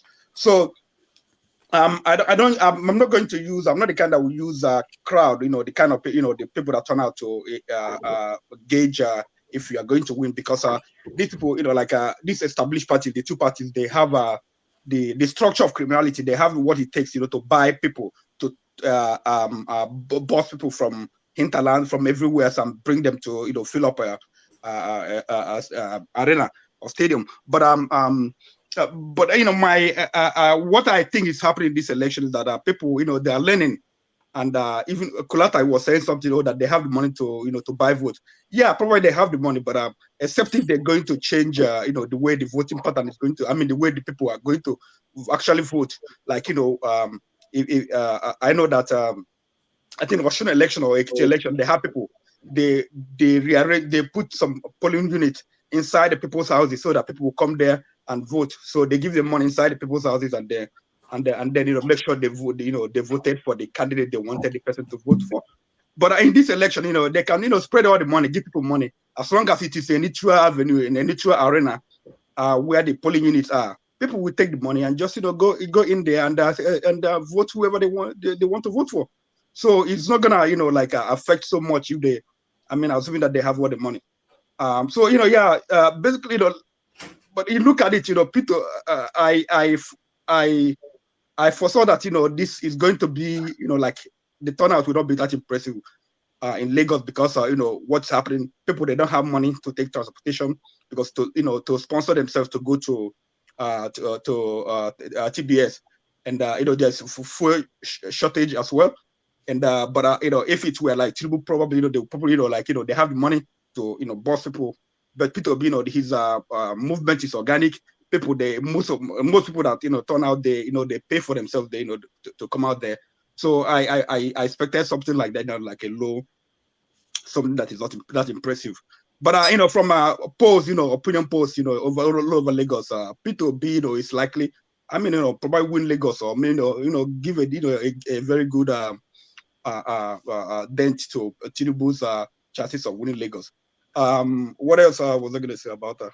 Yeah. But eventually, like what I'm saying, also you have to, understand the caliber of people that support P2B and the caliber of people that support Tinubu in Lagos. I'm not, like in Lagos in particular, or MC Olomo group, the people like him. I'm not trying to denigrate them, but the people like him, they are the ones who mostly support Tinubu in Lagos. If see, professionals, most professionals and students, they support P2B. So probably, might not, this kind of rally, they don't really have, they have some things to do. They probably, stay at home, do some other stuff, watch. And Arsenal played today, and they were Premiership, league games today. So that's affected the whole thing. All right, thank you. You're going far to prove. No, actually, no, because Rudolph, I wasn't. It's okay. I was watching Arsenal when your show started, but I couldn't leave the game to come and watch your show. That's why I love Arsenal. Okay. All right. Thank you. Mr. No Nonsense, you're next. We can't hear you. Unmute yourself. Hello? Yeah. Am I coming out clear? Yeah.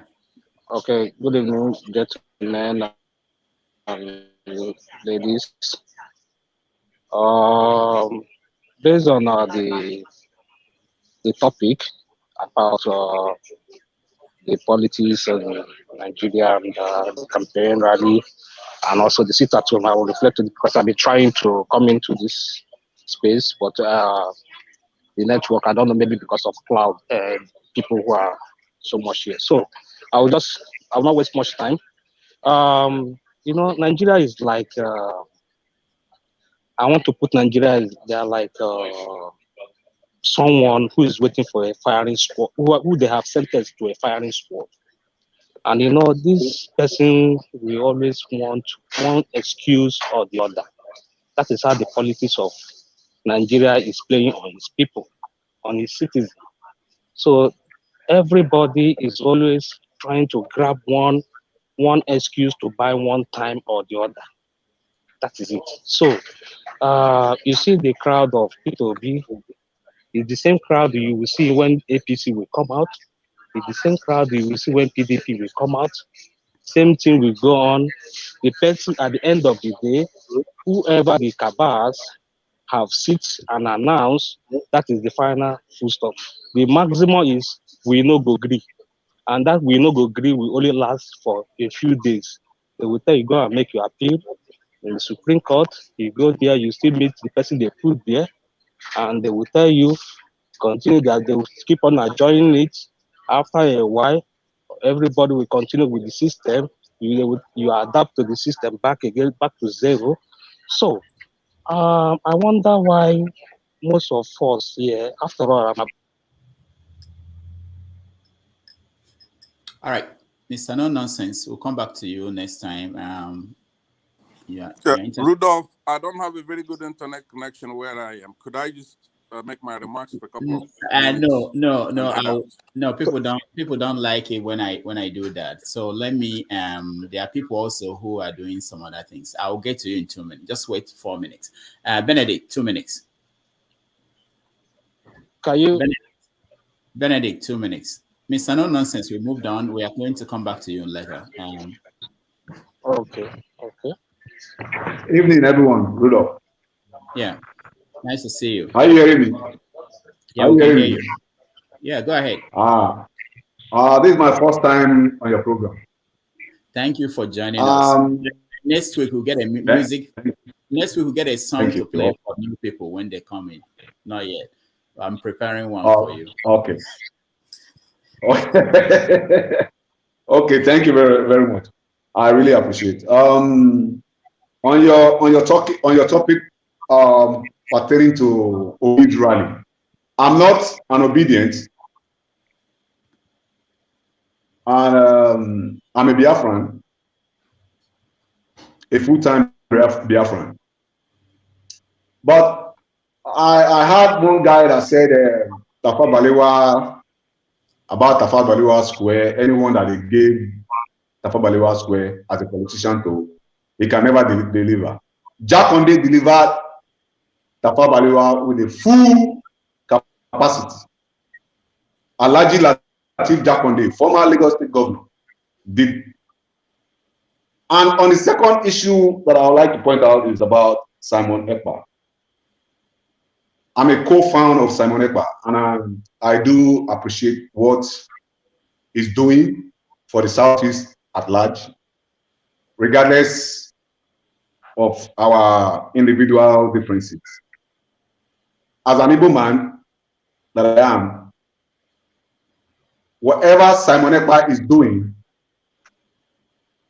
we may not see it now, maybe after the election, because I can see in this platform, most of us are much more distracted.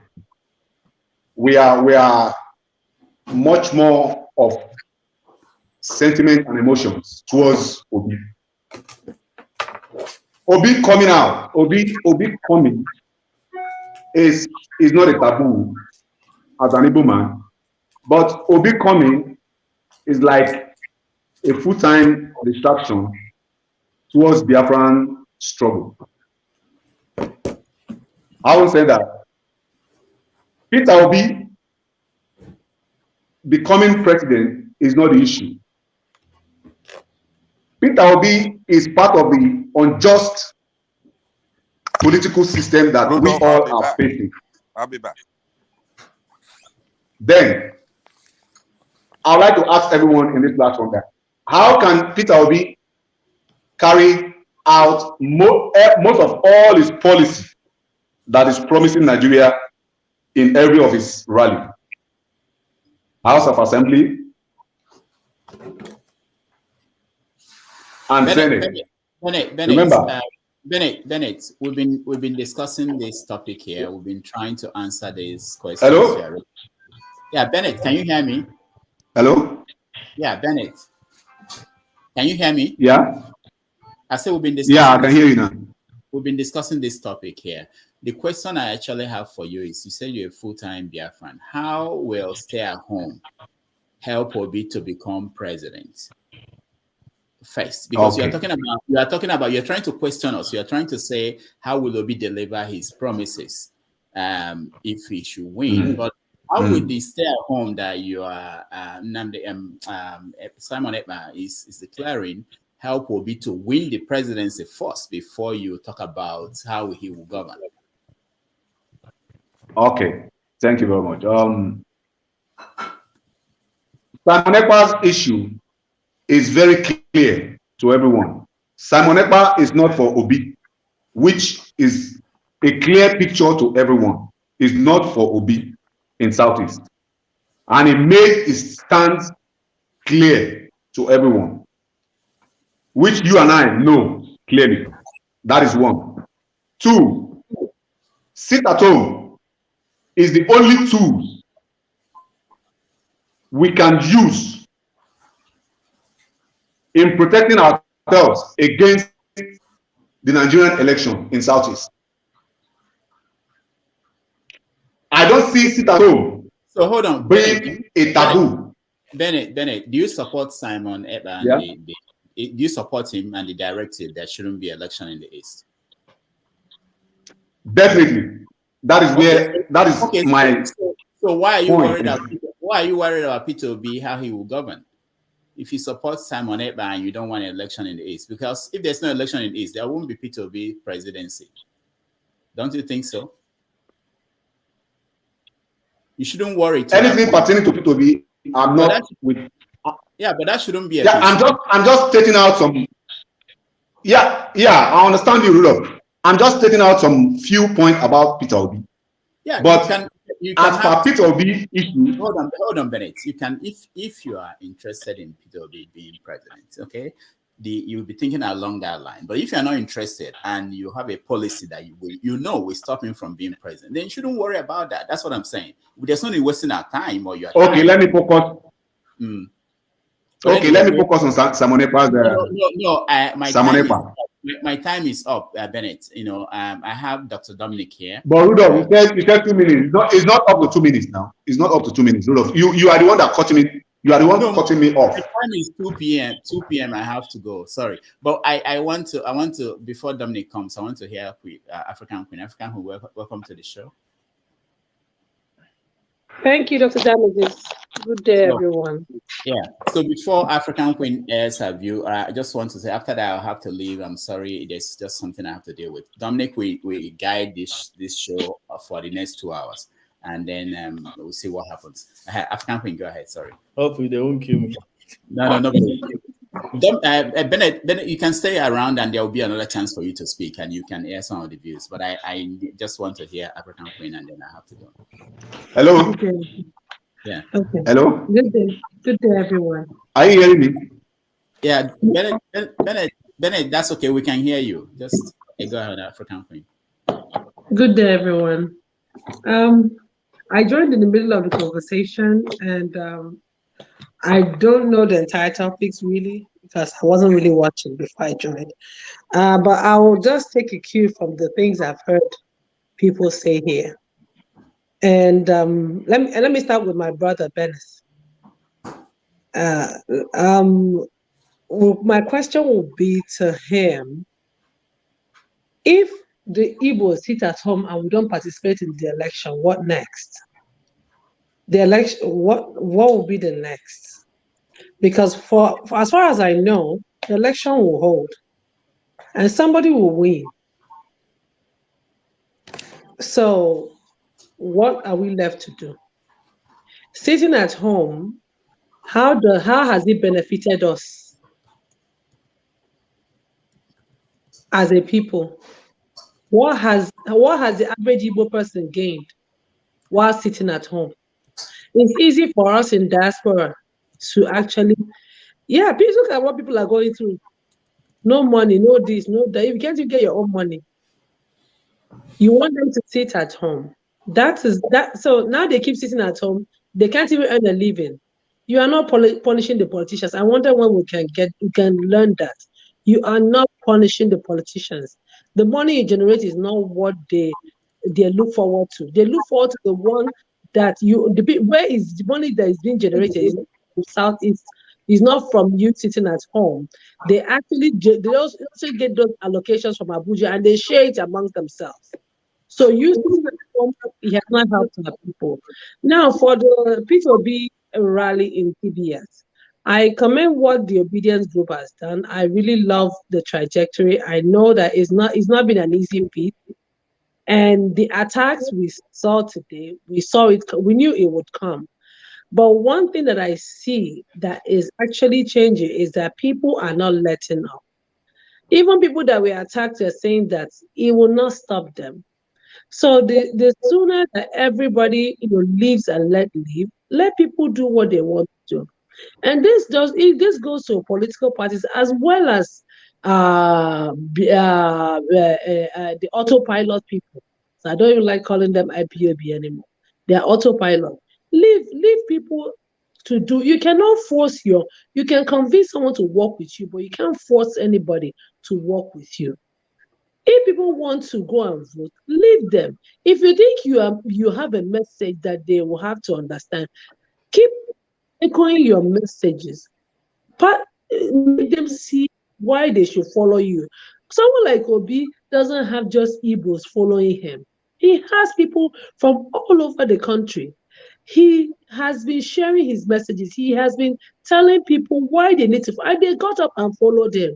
He didn't force anybody. He didn't cajole anybody. That's why people can come out without being paid. That's why people spend their personal money, because they believe in his message. So instead of forcing people to sit at home or forcing people not to go to rallies, trying to break people's head or whatnot, please share your message. Keep sharing your message. You understand? Keep sharing it. If people are buying into it, you won't force people to do what they don't want to do. That is just the basic truth. Now, TBS, yes, is huge. I never expected them to feel TBS, to be candid. This is a Saturday. Even if I were in Lagos today, I will not go to TBS. But I'm supporting him with everything I've got. So this violence is why they see some people, they don't want to reveal who they are going to vote for, because they don't want to get attacked. So you can see why some people don't, even in that Lagos, they won't say a thing. So I believe that we are in for a lot of surprises during this election. And the truth is that, all this thuggery, and that's APC legacy, thuggery in the Lagos. Lagos. It's all about thuggery, threatening, voter intimidation, all sorts. But the people are having none of it. And what everybody should understand, including my Biafran brother, is that even Obi says today he's tired, they will drag him out. This is not about P2B. The people rallied around him. That's what you're seeing. P2B himself cannot, with the way the country is wired, cannot get what he's getting today. It's because the people agreed with him. That is just the truth. Whether you as an Igbo man, you want it, you don't want it, doesn't matter. But just sell that, whatever you are selling. Keep selling it. If I buy it, then I'll work with you. But don't force me to do what you want to do. Because the truth is that even you bring anarchy in even Igbo land, because some Igbo youth will revolt against you. So what do you want? Do you want us to fight amongst ourselves? Because some of us do not agree. Even my old mother is currently in another state. She's telling me that she can't be here and don't vote. All of us, nobody's at home. She says she can't be here and don't vote. that 22nd she will enter ABC and go and make that she cannot, her conscience will not let her. This is a grandmother that is telling you this. She will get up, leave the comfort of her children's home, and go back to wherever her polling unit and go and vote. So what makes you think that you people, that you have enough number to stop the average Igbos from voting? Do not bring war upon us. Don't cause chaos amongst us because you're trying to save us. You don't force people, you don't force salvation on anybody. If you're trying to force it, it's not going to work. You are going to bring chaos. So is that what you want for Igbo land? Is that what you want? Do you want bloodshed? Because some people will refuse. Look at my mother. You can't convince her. No, she'll say no. What if tomorrow? She was telling me last night that what if tomorrow they tell her that it's only one vote that made Peter Obi not win? That she will never be happy till she dies. So you can imagine an old woman that's saying that could have just rested and eaten and stayed indoors. She's willing to leave that place to go to where there's nobody, where none of us are home. To go and vote. She'll sleep in that house alone, just to vote. So why would you, whoever it is in any part of the country, try to stop anybody? So this is how much people believe it. People think that this is their last chance. That's what people think. And I don't understand. And let me focus on these Biafran brothers. We, the Igbos, feel that this is our last chance at the shot at fairness in Nigeria. That's how we feel. So can you just leave us? Let us be a fool now. Let us be. Let's the whole Nigeria, because not just Igbos. Let the whole Southern and Southwesterners that believe in it. Let's all be foolish, and let it be that they didn't let us. That the establishment frustrated us. Now you will see the people will rise, and the people are rising already. Why are you fighting a war that you don't need to fight? It is happening. What you have been struggling to. Okay, now you have continued to sit at home for how many years? Please, how long has Nnamdi Kanu been in the jail?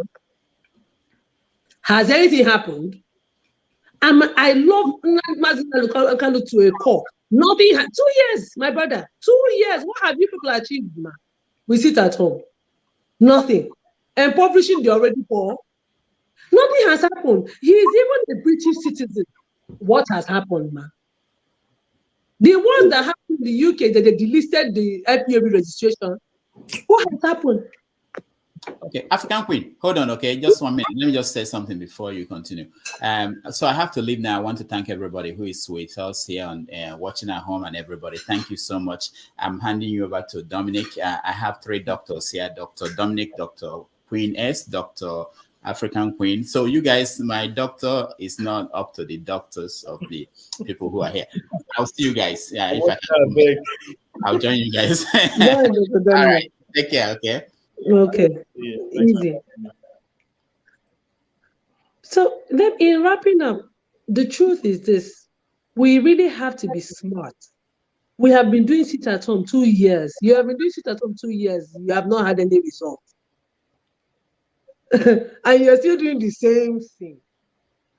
Now, let me ask you, this is not an Igbo person, this is not an Igbo thing now with Peter Obi.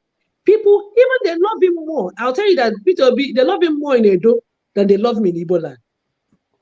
If he's cheated tomorrow, let's say he wins and he's cheated, I fear for problems springing from Edo than from Igbo land. So you see that it's not just about us, the Igbos. So do you think that Peter Obi winning the presidency, that Mazi Nnamdi Kanu will be in jail? Because this is someone that believes in the rule of law. He believes in the rule of law. That is why he is even a good candidate to be there. So that everything that is unjust will be looked into. So what are we looking for? You want us to sit at home. The election will go on, my brother. Do you understand? Tinubu will get into power. Atiku will get into power. Thank you, African. That's just what will happen. Thank you, everyone.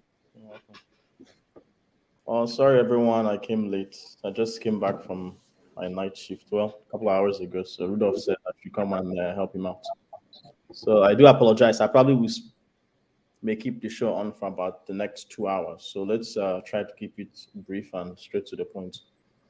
I don't know who has talked first, who has talked and who has not. Matt is next, then Goodman, then me. Okay. Wait, why did you have I'm the last person to speak. Okay. Matt. I didn't finish my own conversation. The Dr. Damage said I will have to continue.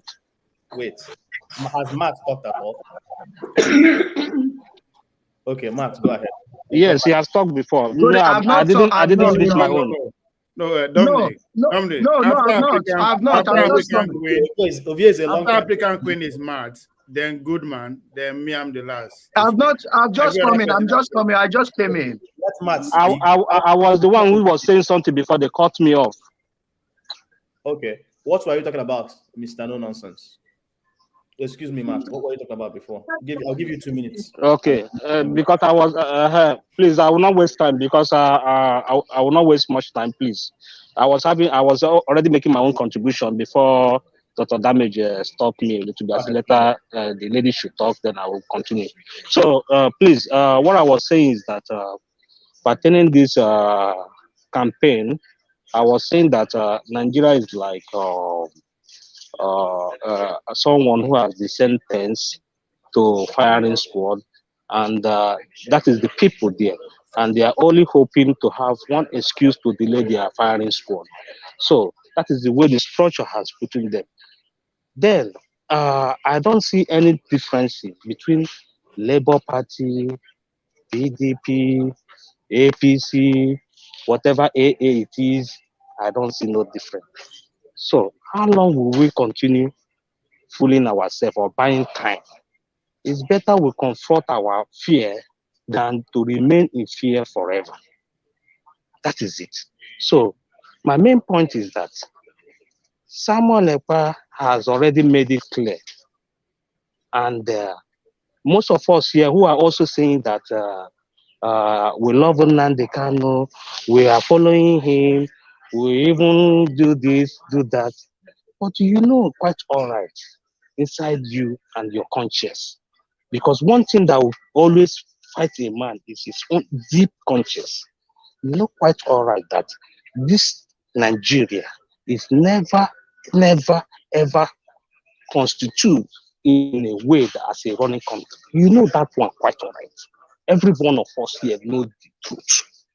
So my main point is that it's better we do something that we have never done before, and let us see the results. Like what? What I mean is that civil disobedience, and that is sit at home. Sit at home has never killed anybody at home. No nonsense. Let me cut you off for a few seconds. You can. Let me take a few seconds.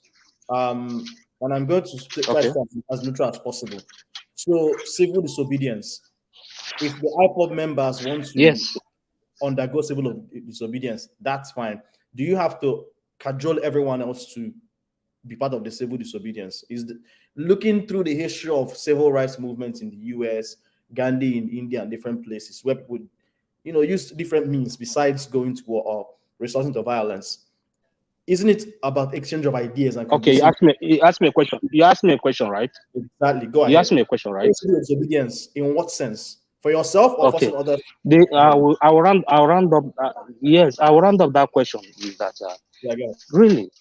Quite all right. Even the voting is not everybody will come out to vote. That is certain. Even the civil disobedience is not everybody that will like that civil disobedience. So those people who have chosen civil disobedience, leave them alone and let them do what they want to do, and let their results call for themselves. Simple. Okay, I like what you just said. I wish every person who is espousing this whole sit at home thing would actually keep it that way. If you want to do sit at home, by all means. If others want to go ahead and vote or go ahead and make means to be able to, feed their family, they can also go ahead.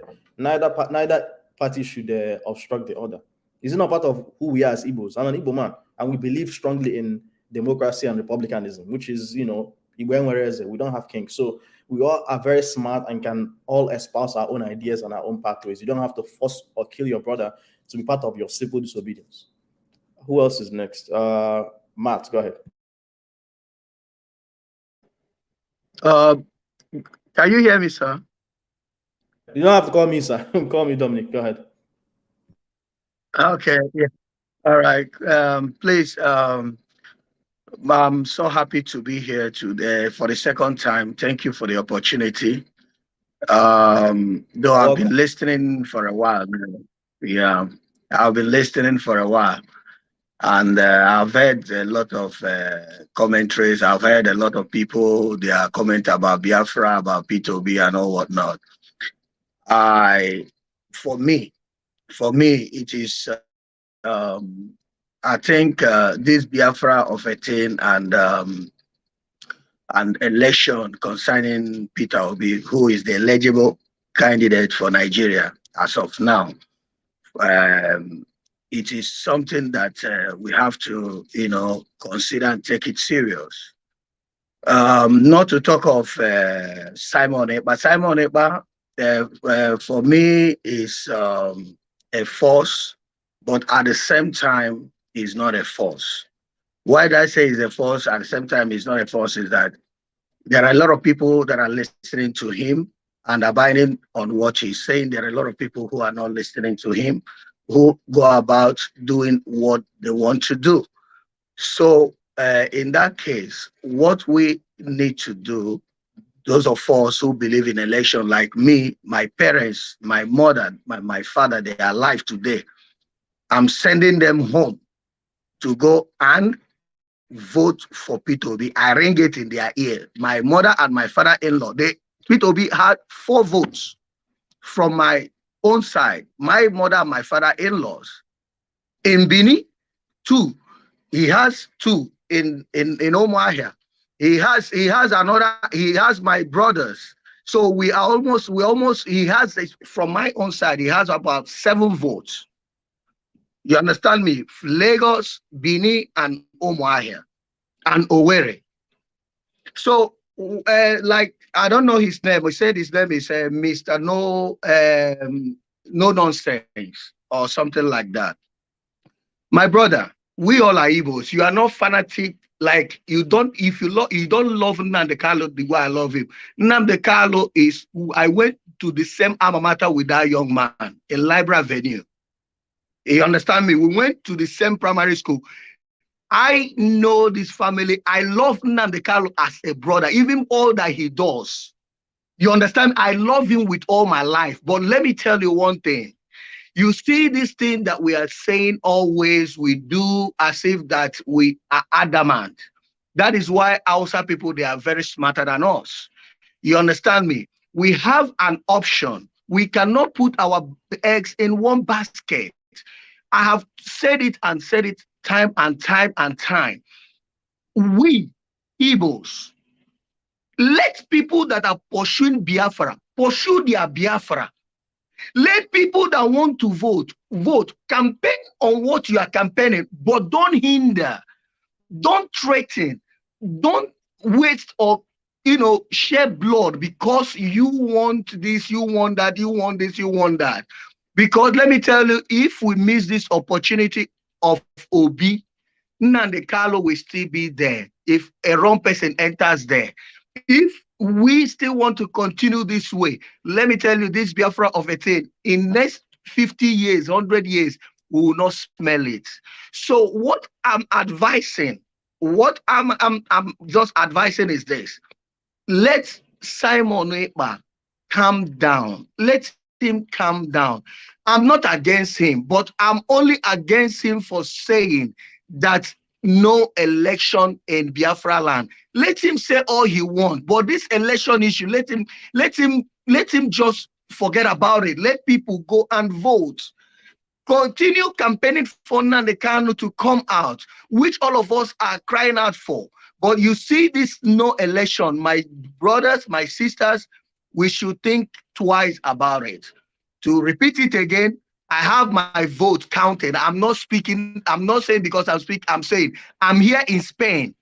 I'm here in Spain, in Europe, but I'm canvassing through my Facebook. I can tell you how many people that I'm canvassing to vote, that I can tell you that I have these votes. They are the votes of P2B. It's not by saying.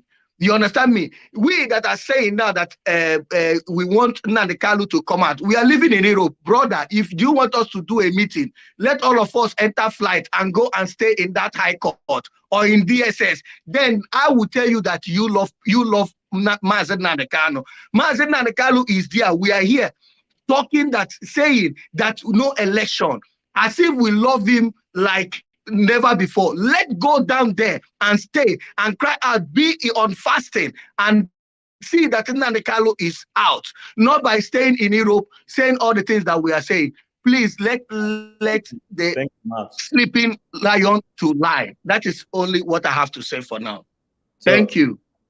So, Ovie, from what you told me earlier, you're supposed to be next, correct? But Goodman was Goodman now, but now that Mr. Ike is here, so it will be Goodman. No, Goodman. No, okay, Goodman. I just wanted to make a point, and this is not to be insulting to anyone, but I always get a sense of everyone trying to say, you know, if you are Igbo, you're supposed to love Mazen Nnamdi Kanu. You know, if I want people to be free to express their opinions without feeling the need or feeling that they have to capitulate to say they love Nnamdi Kanu. You can also disagree with Nnamdi Kanu and still be 100% Igbo man or Igbo woman. You can also disagree with Mazen Nnamdi Kanu or even Simon and still support Biafra or whatever level of justice you want for the level of marginalization Igbos are felt in Nigeria. So I want everybody to express their opinion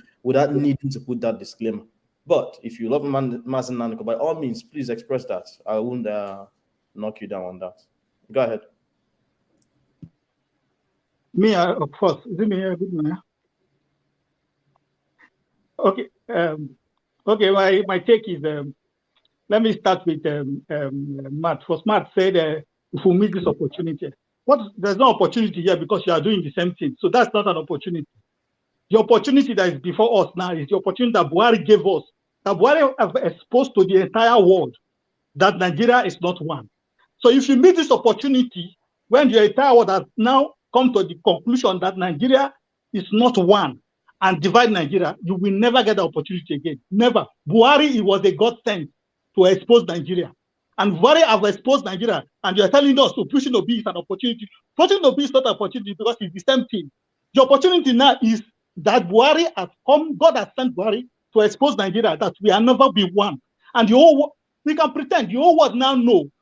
That's why when you call the head of Simon Ekpa, nobody's answering you, because they know Nigeria is not one. Simon Ekpa is trying to fight for his people. This is the truth. So if you think the opportunity we have now, this opportunity, even if we don't want to break Nigeria, this Buhari give us the opportunity to call for a round table to discuss Nigeria. But we are missing this opportunity now. We are going to do the same thing, and we are going to regret it. Before God and man, we are going to regret it if we don't discuss Nigeria before this election.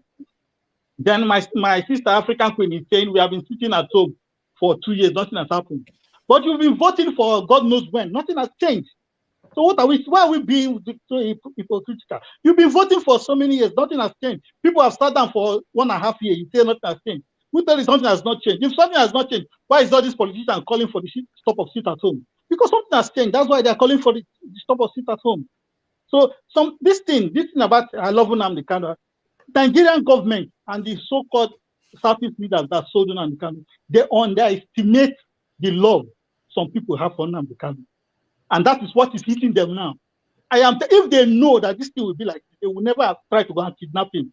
You went to kidnap somebody, and you expect people that love him, that is following him, to just fold their hand because you are Nigeria or because. What do you mean that nothing has changed in Nigeria in so many years?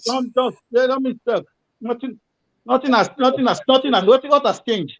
Now, all of a sudden, I'm talking to my fellow brothers, Igbo people. All of a sudden, now Nigerians now love the Igbo. Now they now know, hey, Igbo people are industrious. Igbo make things happen. Anywhere Igbo go, Igbo can develop the place. Now give Igbo a chance. Igbo has never ruled before. But I'm saying, all these years, You think all these Obasanjo, Danjuma, they are patronizing Obi, that it should be the love Obi. No, these people have outsmarted them. By the time they use them to push the Igbo aside, they were in bed with these people. The people now outsmart them and take over Nigeria. Now they are looking for Voltron, defender of the universe. Igbo people, die-hard people. Let them go and take Nigeria back and make a new Nigeria for them. But all those years, when they were saying Igbo are the bad people, they were in bed with Fulani. Now Fulani outsmart them. Now Buhari getting there, all the military people that are loyal to Obasanjo, all the senior military men that is loyal to Obasanjo and Danjuma, Buhari have taken them out and put Fulani people. Now that's why they are crying. You see, they are crying because of you. They are crying because the Fulani have outsmarted them. Forget, they're all against the Igbos. Let's cut all this patronizing. Now Igbo man is the Voltron that will go and rescue Nigeria for them and come and put it there and let them have a new Nigeria. Forget all this hypocrisy about we love Igbo now. Igbo have never been here before. Igbo are industrious. Now they realize these people are good. My sister, nobody loves you people. If you miss this opportunity, what's your bottom line? My bottom line is, if you miss this opportunity, it's either we discuss Nigeria to restructure defending. If you go into this election, that's what you're saying, correct? Yeah, I'm not support of election because in the I think his 2 minutes is done anyway because he keeps repeating the same thing over and over again. You know, you people, if they come against you, please look at your camera. It looks like your camera is well on your waist or something. Let me say this. I know you people don't like when people are talking. Good man, can you summarize what you are trying to tell what us? I'm summarizing is election or break Nigeria or sit at home. Wait, what I'm summarizing is. Go ahead. By 10 at home. I mean, total. We are the sit at home is not about to be alone. Remember, before people were saying, if you want anything, go and speak to the people that represent you in Abuja. They keep telling us this thing. Go and talk to those people. All your leaders responsible. Now, we are saying no election so that it's not about only Yogi. It's about the senators. It's about the House of Representatives. It's about the governors. It's about the local government chairman. It's about the councillor. It's not about Obi. We are now doing, this is what all Nigerians should do. By the time you do this, we don't have representative in Abuja, then we'll be forced. They will be forced to think about it and discuss Nigeria. Thank you. Thank you very much, good one. So Ike just joined us, and then Man of Prestige is here as well. Ike, good to see you. Good afternoon. Ovio, my brother, how you doing? I'm very fine, sir. Thank you very much. Thank you for recognizing that I came in. God bless you. You're welcome, sir. See, I just want to say it is good for all of us today that we are alive in the land of the living. Listen, the emotions are rising high, but it doesn't solve any problem. And I think that I stand with what my sister African Queen said. You know, I've always said in this platform, most of us who are no more young as some of us who are in this platform, I think that I remember when Ojugu came back from Ivory Coast, he said that Biafra is in the mind. You can kill Brother Ike, but they're not going to kill Biafra because he's a spirit. You know, people always come and go. And this idea, like what my sister was saying, Samuel Ekpa lives in Finland, enjoying the good things of life in Finland. And my brothers and sisters and my mothers and my uncles are dying in the eastern Nigeria. You know, politics or civil rights, like Mr. Dominic said, is an idea of, you know, persuasion and conviction. You have to convince people to follow your principle and your policy. You don't force anything on anybody. And you cannot force your way out of your situation because Nigeria has grown to the point that technology has advanced every Nigerian. Even the smallest person you think is an illiterate in the village, people are making decisions on their own. Days ago, when you force people to follow you, you don't force people to follow you, but you convince people. You tell me why you want me to follow you. It's like what we are doing in this platform. It's an institution of persuasion. We convince you, you follow me. Or I convince you, you follow me. So my brother, listen. The idea is that sit at home. I don't think your sitting at home has helped anybody. You know, I said it in this platform the last time. I was so upset and angry because the issue of sit at home has completely destroyed my family. Because it is when you are not there that you think you are in Europe every day. When you want to go to enter your bus, you know that if it is the bus is coming in the next 5 minutes, if you are 1 minute late, you miss your bus. You live a better life. You enjoy every good things of life. And because you are comfortable where you are, you keep telling them to stay at home. Most of us has families in those villages and towns where this thing is taking place too hard in Imo State. My sister has about 6 children. For the past 3 years, she's not doing anything because her business is closed. The husband lost his job because of this issue of sit at home. There is no job for almost 3 years. The children, two of the children are going to go to university this year. Where is the money going to come from? From me and from other people who are living outside. That is not that they are not doing anything right now. And you're sitting in your comfort zone and you're telling people sit at home. If your mother who is hawking a banana in the market and every Monday they tell her to sit at home, or every Tuesday they tell her to sit at home, who buys that tomato? Because that tomato is what's going to provide food for the family the next day. So listen, this idea of all of us in this developed world, we keep telling sit at home. We need Biafra. We need Biafra. We cannot get Biafra by forcing it on anybody. If you want to get Biafra, you know the people that are holding Biafra.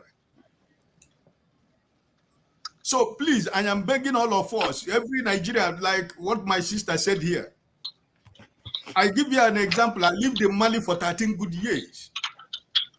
In a country where you have the most majority population in Mali is the Igbos. But do you know that an Igbo man was never the president of Nigerian community? Why? Because of the same problem. Because at the end of the day, the other communities will gang up against the Igbos, and an Igbo man never became the president of Nigerian community. But until when we begin to understand and realize that you have to shake hands across the bridge. You cannot be only you. It's not only you that is agitating. A lot of people are agitating also. There are so many problems in Nigeria everywhere. Sunday Igboho is agitating for Yoruba nation. But the Yorubas are in every aspect of life. They are living their lives. There are agitation in what is happening in Benue State. What is happening in Nasarawa State. People are being killed every day. What is happening in Mubi, in Gongola State. They are killing people everywhere.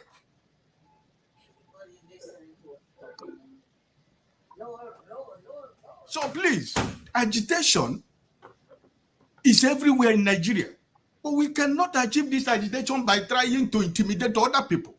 You need other people to achieve your aim and your cause. And it was when the Igbos realized that we cannot continue there because we think we have money, because we think we are smart, because we think we are intelligent. It is by the time we begin to realize that the Igbos need to shake hands across the bridge. That was how I became the vice president of the Nigerian community. I became the president of Igbo community in Mali. All of us have served Nigeria in so many capacities.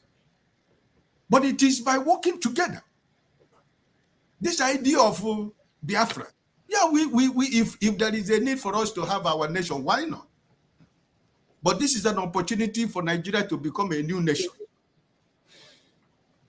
So please, nobody is telling you don't make Biafra, no. But Samuel Ekpa should understand, if you really want to do this fight, he should leave Finland, come back to Igbo land, and stay in Enugu or in Imo State or somewhere else, so that we can see him that is fighting for this cause. You cannot at the end of every day, you speak on your television, you go, they cook good food for you, there is security for you. And your sons and daughters are dying in the eastern Nigeria, and you are saying you are fighting for Biafra. Which Biafra? This is an opportunity. We want to get Nigeria back. And something will have to start from somewhere. P2B is not a sect. P2B is not God. He's just like every one of us. But if God give him the opportunity to work for Nigeria, I think we have a better Nigeria. He's not going to serve Nigeria because he's an Igbo man. He has an idea that he wants to unite Nigeria. where every Nigerian will feel sense of belonging. He's not saying that I want to make Igbo the best. No, he wants to make Nigeria to be a country where Ovie and every other person will call himself as a Nigerian with your green passport. I said it here so many years. My children, only me that doesn't have a Dutch passport, because I still love my country. I am 60 years by December last year. All right. I am still carrying my Nigerian passport. Thank you so much for sharing your perspective. I think we'll cut it off here. Just looking at the list of topics Rudolph sent to me. The first one is Simon. So have you guys been discussing Simon about for 2 hours? Yes, we'll finish Simon. Yeah, we are already there. I am shocked. Anyway, the second topic is so I actually didn't know that Obi was attacked in Lagos. So you guys So that's what we are discussing now. Yeah, that's actually quite sad. Obi was attacked in Lagos. When? I mean, his campaign, the campaign rally. Yeah. A lot of different incidents. On Obi, and it's starting to become like an obedient channel. I have no issues with that, but I know the doctor will have me later on. I mean, like, that's all we did on this show. So let's move on to something else. Governor Rufai orders. Okay, I see. Okay. Did you guys talk about El Rufai and the Naira Wahala? I've been seeing a lot Not of yet. Some of us never talk about the attack now. You can chip in the attack once we start talking about Naira. I've been a little bit I've been ambivalent about this whole Naira thing. Because I'm like, is it a good thing or is it a bad thing? Maybe it's a good thing because all the criminals, well, some people like to call them honorable, that are hiding money underground and in different places and nooks and crannies, it will stab them on the political machinery or money machinery to buy elections. But on the flip side, people are suffering because there's a lack of circulation. Now there's a new perspective that I'm hearing the last 2 days, that it is not the CBN's fault, that it is the banks. So it's at the lower end, it's closer to the community where there is the holding of the cash. So CBN is printing and things should be able to flow freely if the banks that have the notes are able to share them. But also I'm also seeing other people suggesting ethnic controversies too. Oh, in the north, in remote villages, people are actually taking cash to those who are not banking, while in the south or you name it, southeast, where people need money to do business, where there are a lot of businessmen, we don't have the money. So there's all these conspiracies that become confusing. So I'm like, should I support this or should I be against this? Changing the Naira is not a bad thing, but I feel it's just a little bit rushed. Then the last thing I want to add before we start this contact Naira is the whole issue of how 3 states in the north sued the federal government. But if you can't sue the federal government because the federal government and the CBN are totally different. The CBN is supposed to be independent. And some of you must have listened to news and seen the pundits discuss this. If you sue if you want to go to the Supreme Court, you sue the federal government, that works based on the Constitution. But once you add the CBN, because any court cases that have to do with legal tender have to go to the federal court system. If you add CBN as a party to the suit, then you're forced to go to the federal court, and you can't just skip to the CBN. There's a lot of a political rigmarole going on, and I want us to kind of start dissecting those things. We can start with the man of prestige. Go ahead. Okay. Thank you very much. Can you hear me? Yes, go ahead. Good to see you. Yeah, thank you. I was here earlier, but I had to go run some errand. Then while I was coming back, I was privy to be hearing about this. What's his name, Mr. No Nonsense, and some other guy. I'm sorry, I hate to PB on what we already discussed, but that's good. That's just going to be a minute before I was coming here with those 2 guys. But I just feel like I don't want to call them. I don't want to call their name. Everybody has wrong. I'm going to call their name. I just feel that they are moron, in my opinion. I mean, what they are doing to the Igbo land. So let me leave it there because they are not here to, to counterize with me. So let me go ahead. But anyway, so with current situation in Nigeria, I mean, I saw the OB rally and everything. Of course, 4 people was attacked according to the information that I have. I think one of them is kind of not quite serious, but he was very much brutalized. But this didn't happen at the Fabulous Square. It happened around Lake area, on their way to the rally. So that's where it happened, because the people have their own security guard and they call water, just for defense purpose. So that couldn't have happened at the rally. So it happened outside the rally area. But people are attending to them. But this is exactly what's going on in Lagos. I mean, they attack the PDP people too.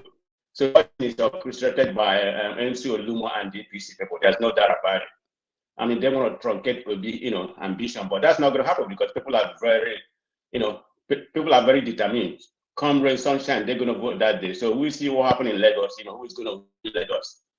Obi will at least get 25%, but I think it's going to be more than that. And that's the possibility that he may do, close to Tinubu. So let's see what happened in that regard. So it was a very successful rally. Everybody saw it. Go ahead. What was you going to say? No. I thought you were concluding. Go ahead. You haven't talked about. No. I say it was a. Do you just want to talk about the rally right now, or just everything? No, you can talk about everybody. Right now we're starting to discuss about the Naira and the hardship he's causing, and maybe you can chime in if it's going to affect the elections and things of that sort. Go ahead. Oh, okay. Yeah, but anyway, let me conclude that about the rally. I thought the rally was very successful. It was massive, because it didn't just take place at the Tafuabile Sphere. There's some rally around Lekki, small around Lekki area, Festac, I think some other places, outside, but nobody was attacked. The only attack they encountered was the one at Lekki, but fortunately, nobody died or whatever. So I don't know how serious it was. So, but anyway, it was a very successful rally. So let's go to the whatever is happening in Nigeria about the political situation, about the Naira design, redesign, and everything. I think it's what we are talking about. There's a lot of something going on in that area. To begin with, I mean, the Naira design is what I call inflation and some other things. That was the main purpose of the Naira design. But in my own opinion, it wasn't implemented properly. This is why people are suffering. For one, what we had yesterday, that they didn't have any printing paper. That's what the MFL is. I can say you don't have any printing paper, and you throw like this. So that doesn't make sense. And the bankers are holding the money too. So that's another problem. So all this is emancipated in a Nigerian problem. It's not just the CBN of Buhari. I don't know what Buhari's intention was, but it's just Nigeria is such a very sorry place. Okay, I mean, the orientation, is terrible. So they need a reorientation, in my opinion. I'm thinking it's going to affect the election. People may say whatever they want to, because you can't take a part away from, from a whole. Because what's happening right now, the presidency and APC, they are still the same. Because when people go there to vote, they're not going to look whether it's Tinubu is supported the Naira, to flood the market with Naira or whatever. They're going to look against APC because they are the same. Presidency, APC, I mean, whatever is going on, or try to, Rufai the liar to begin with, that might just be trying to, to control people. That's all he's doing. Infighting or not infighting, I don't know if that's true or not, but it's some part of because that is regarded as CPC. Your connection is breaking up. Okay, go to the right person. Let me reconnect. Yeah, something like a broken record. This is your obedient connection. Okay, go to somebody else. No, don't mind over here. Yeah, you can go out and come back again, okay? I will do that. Lexi the Lexi. So your gadget and buy internet. I salute all of you. Yeah, no carry your Kwankwaso come here back. Wait, Mike, have you talked? That is the incoming. No, I skipped the mic to greet Lexi. Lexi, let Mike talk, and then I'll put this. Okay, I don't want to correct something that people keep pushing about Lagosians. It's uncharacteristic of Lagosians to be this ethnic-centric minded kind of people where they'll be attacking people of other ethnic group. That's not Lagos. I'm a Lagosian. I grew up in Lagos. That's not our character. So this idea that some Lagosians start attacking people for that's not true. People should stop saying that. Anyone that grew up in Lagos, there's no way you grew up in that city and not grew up with. Are you saying people, those things didn't happen? And no one is attacking anyone because of their ethnic or their political distance. Somebody mentioned throwing a certain group of people in the lagoon. But go ahead. Somebody mentioned about Lagos that most of first of all, that one you're talking about Akiolu when he's talking, he just figure of speech. Do you think about Akiolu has meeting with the next day when they have meeting with? It's very inflammatory though. But no. When somebody is joking about something or making some kind of joke, didn't he invite his Igbo friends, his own friends, childhood friends? They all came together to talk. This thing after the whole thing. They're saying one of them he wants to marry one of them's daughter, something. I mean, it's a joke. I don't know why people. They talk about a lot of Southeasterners. They like to look for something to use to expand and make it look like it's not what it is. Just blow it out of proportion and things like that. You know. I wouldn't say it that way. You know what you're saying reminds me of. It reminds me of when you mentioned racism here in the US or in the UK, and then a white guy is like, "Oh, I have black friends, or my wife is black." It makes any difference. Affinity doesn't absolve you of guilt. We even defend anybody. First of all, that statement don't defend other Lagosians. Defend only. Yeah. You don't have to defend No. Lagosians, we are no ethnic, bigot-minded people. Like no, everyone that born and raised in Lagos, we all grow up with people of other ethnic groups. We don't have that mentality. You know, I didn't even know anything about tribalism until I moved to other states and left Nigeria and meet Nigerians from other states. That they want to have that kind of mentality. You know, even an Igbo person born and raised in Lagos think completely different from an Igbo person born and raised in the East. You know, I know that one for a fact. You understand? So the mentality is different. You know, really Lagosians, we don't have that thing in our body like that. You know, we don't have it. So people should stop painting. Lagosians may not have the mentality, but may not be hired to attack people. You say who? Are you saying that Lagosians may not be hired to attack people? Listen, MC Olomo grew up in Oshodi. Most of his, I know the guy, most of his childhood friends, close friends are Igbos. So don't you guys stop. Hold on, this is not a tribal issue. No, this is not a tribal issue. Could they not be hired to attack people? Hire who? Could Agberos not be hired to attack people in Lagos? No. Who will hire? But the people are not going to be attacking people of other ethnic group. They won't do that. No, even it doesn't have to be other ethnic group. It just has to be a party. A party was attacked today. That's recently. That's Labour Party. So what? How can Labour Party be attacked? They write Labour Party for your head. When you are changing the argument to make it look like they are attacking Igbo people. They are talking about attacking Obi's campaign. It was a bus. I saw the bus window that was smashed and all the rest, and people getting injured.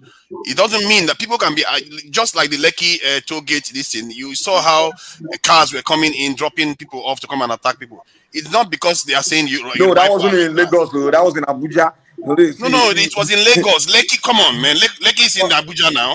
They didn't hire boys in Lagos. Come on, man. Please, let me help. Okay. I think you're right. I remember, but not the one that were dropping people. Mike, are you on Twitter? This show is being watched. Are you on Twitter? For ages on end. So whatever you say is going to be here forever. Mike. Yes. Mike, are you on Twitter? Right now? No, I'm not on Twitter right now. Okay, please try and have access to Twitter. Maybe you need to see pictures. Maybe I think you are speaking because you don't know. You will go to someone they call Devi Hunde, right? You see where people chronicled different attacks, how many cars were smashed just for having P2L, the Labour Party logo. It's not about tribe, it's about the party. Because they don't know problem. Okay, I think I see your point. It's not about tribe, but party. Okay, I agree with you on that. Not one bus. This is about 3 different occasions. Then about 4 cars. They have 4 cars. You can count at least 5 people that were stabbed. There is a reporter that actually witnessed one event, and he called the video. He was on. Yes. Okay, I agree with you. If you say there was a, but this is what I would think happened. Obedience are known to be, but they don't know how to play politics. What are you talking about? Mike, there's no justification. There is no justification. Now, I didn't say there's a justification. I didn't say that. Listen, let me land. You are just supporting it now. We don't know. You are supporting evil now. explain to me how I'm supporting you. Let Mike. Let me talk now. Wait. Mike, I've said it. This show will not go. I won't go back and. I know. But what you say is going to stay here. Let him talk. Okay. We don't know what happened, so we can't start saying some people start attacking the obedience boss or something like that. We don't know what happened. Let police investigate and find out what happened, what started. It may be obedience been fighting each other, because you are I've seen just obedience. yourself, my brother. Wait. Let me say something. Forefathers is here. Wait now. Forefathers is here. Forefathers is an obedience, and he will tell you that obedience have even attacked him. Like obedience, they see someone that's not obedient enough, they even attack that person. So these guys these obedience are very dysfunctional people, man. Wait, let me learn. They are very dysfunctional people. They are the one that have been very agitant and very violent and just so. I don't think anybody else. I haven't seen. Wait. All this campaign, I haven't seen. APC, PDP, Kwankwaso, and all these other people attacking other party members or people that don't believe in their ideology. I haven't seen that. The only people will be seen attacking everyone for not being obedient. You're a liar because APC and PDP. Oh my God, APC and PDP had a shootout like last 2 weekends. Did you not see that video? How dare you guys think that we are governorship election now? We talk about this presidency. Mike, save your face. Save your face. Are you saying people are attacking each other? Save your face. Cover your face. And tell the lie. You guys don't like hearing the truth. Tomorrow, it could be used against you. I'm telling you. Don't. What fathers will be? Am I lying? I'm telling you. Cover your face. Wait. You're on your own, Mike. You're on your own. This is have your say. That means I said it multiple times. We can't go back and delete anything that you say. What I find interesting, which is I want to express in form of a question, is why do you feel? One thing I noticed when you started talking was, even without having the evidence at hand, you felt the need to defend. And then when people started correcting you and saying, "Oh, if it's this thing actually happened, maybe it's this," and then you started making assumptions. That is when African Queen and Queen S jumped in. So have your say. You can say, "I'll give you 1 minute, say anything you want to say, and we can move on to someone else." But just remember, we can't go back and delete anything. I don't care, man. Listen, the bottom line is, you guys were the one jumping to the conclusion, because it begins to start to mention them like, "Oh, it was MC Olomo that went to attack Obi." First of all, you guys say they attack Obi. You didn't even say it was campaign something. So you guys, I don't know, propaganda. I don't like it. Let's be honest. Let's be fair. Because we can't say in Lagos. Can I say something? But I'm a Lagosian. You understand? I don't like people like. Let him finish. You understand? Like, when we want to talk, let's not be honest. Speak direct. First, you say they attack Obi. I say, why would they attack Obi? Lagosians won't do that. They won't go attack Obi now. Why would they do that? Then you say, "Oh, there's no Obi. It's his campaign rally or something like that." And then you can't even present evidence that, okay, it was. This is what happened. It was some non-obedient, some MC Olomo people that came. There's no evidence on that, but we are already printing that's what happened, and that's not fair. We should stop doing this kind of things, Nobody called MC Oluomo. I didn't hear. You were the one that called MC Oluomo. But man, let me learn. Now you have your you have your time. People were mentioning MC Oluomo, and then wait. Make your summary, and then I'll move on to Lexi. When non-obedience talking, you guys want to cut them short and everything. Now I bet you should You're spoken for more than 4 minutes now. It's not 2 minutes. Guys, before I say one word, you guys already jumping and. Oh man, Mike, you've been talking forever. Come on, let other people talk now. You can when you say forget you. But anyway, but listen, my brother, man. Let's stop this jump the conclusion, trying to cause people divide and create this division among people, pinning people against each other. It's not fair. Let's investigate the pattern, find out what really happened. We don't know. And the reason why I said it's not making an assumption, I'm not giving you fact about the behavior of the obedience. So it's likely that they're the one that won't started trouble among themselves or with someone we don't know. But let's stop painting these Southwestern people as these people that are just uncivilized. They'll be attacking people because their political views different, because their obedience. We don't care. If you're obedient, that's fine. Vote for Obi now. But nobody say when they turn out to we versus you. You vote your man, vote my man. But if something is happening to you, don't try to play victim and accuse us of being the one attacking you or something. I'll make a quick summary and I'll move on to Lexi. One thing, the couple of things I wanted to point out from everything you said is this: you are making the assumption that when someone says Lagosians, it's only a certain group of people. Lagos is a cosmopolitan city, former capital of Nigeria, has all and sundry inside it. So when someone says a Lagosian, they can mean the Igbo man who's a Lagosian. They can mean a Roman or Hausa man who's a Lagosian, or Fulani man. So the fact that you had this visceral reaction, I felt the need to defend Lagosians. I don't want to put words in your mouth. It sounded as if you were coming from a very strange perspective, as if a certain group of people were being attacked. Are those people that you are defending the only people who you assume to be Lagosians? Because that's the underlying theme I'm seeing from what you are saying. Do you understand? Okay, if I come here and say, you know my point.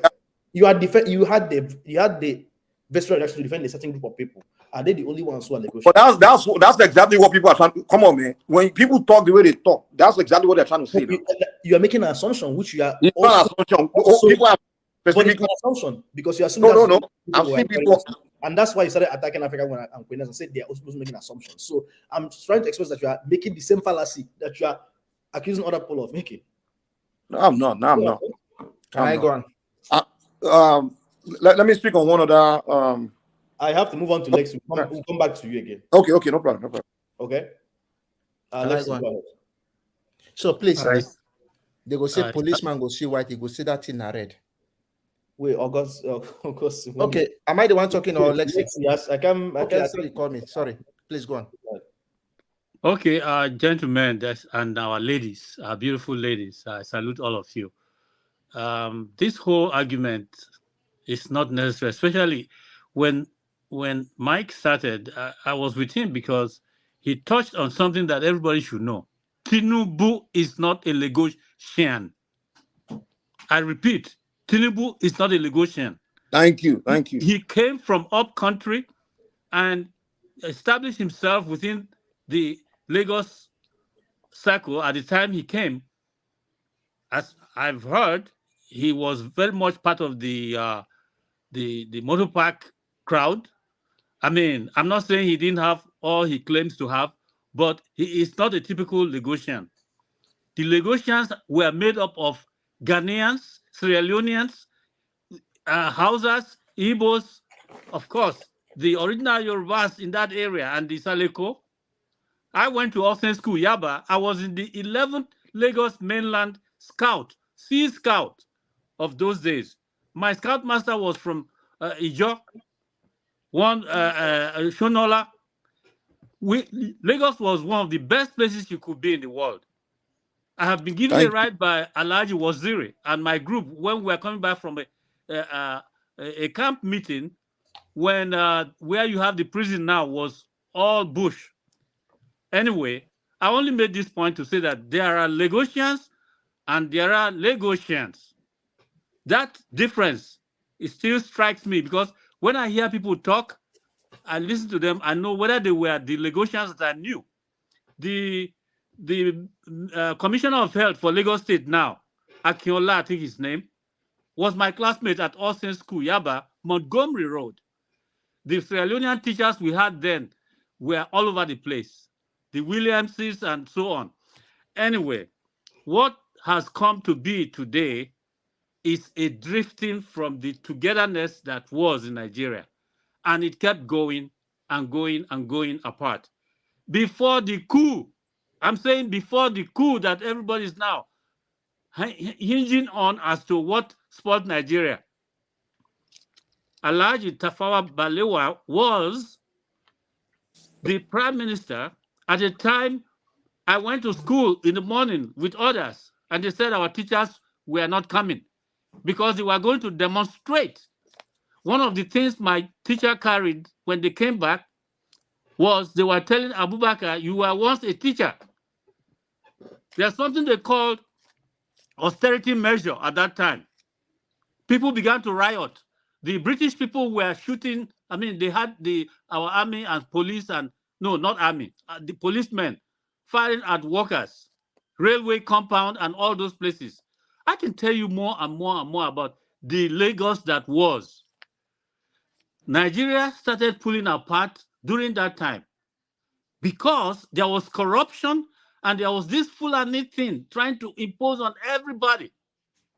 And what we are seeing today didn't start with the war. It started before the war. And I'm not justifying any coup, but I can tell you there wasn't any hope before that coup because things were beginning to go apart. So what you are seeing is something that started. We don't know whether those boys who did the first coup were going to stop it or not, but all we know is that it has come to full-fledged maturity, the drifting apart of Nigeria, which is what we're in today. Now, when you heard Goodman making his point about this is our only opportunity, whereas somebody else was saying this is our opportunity on both sides of the aisle, it may be true that this is the only opportunity instead of prolonging this thing. In other words, I'm still standing where I have always stood when I come out in this crowd to talk. Obi is a good man.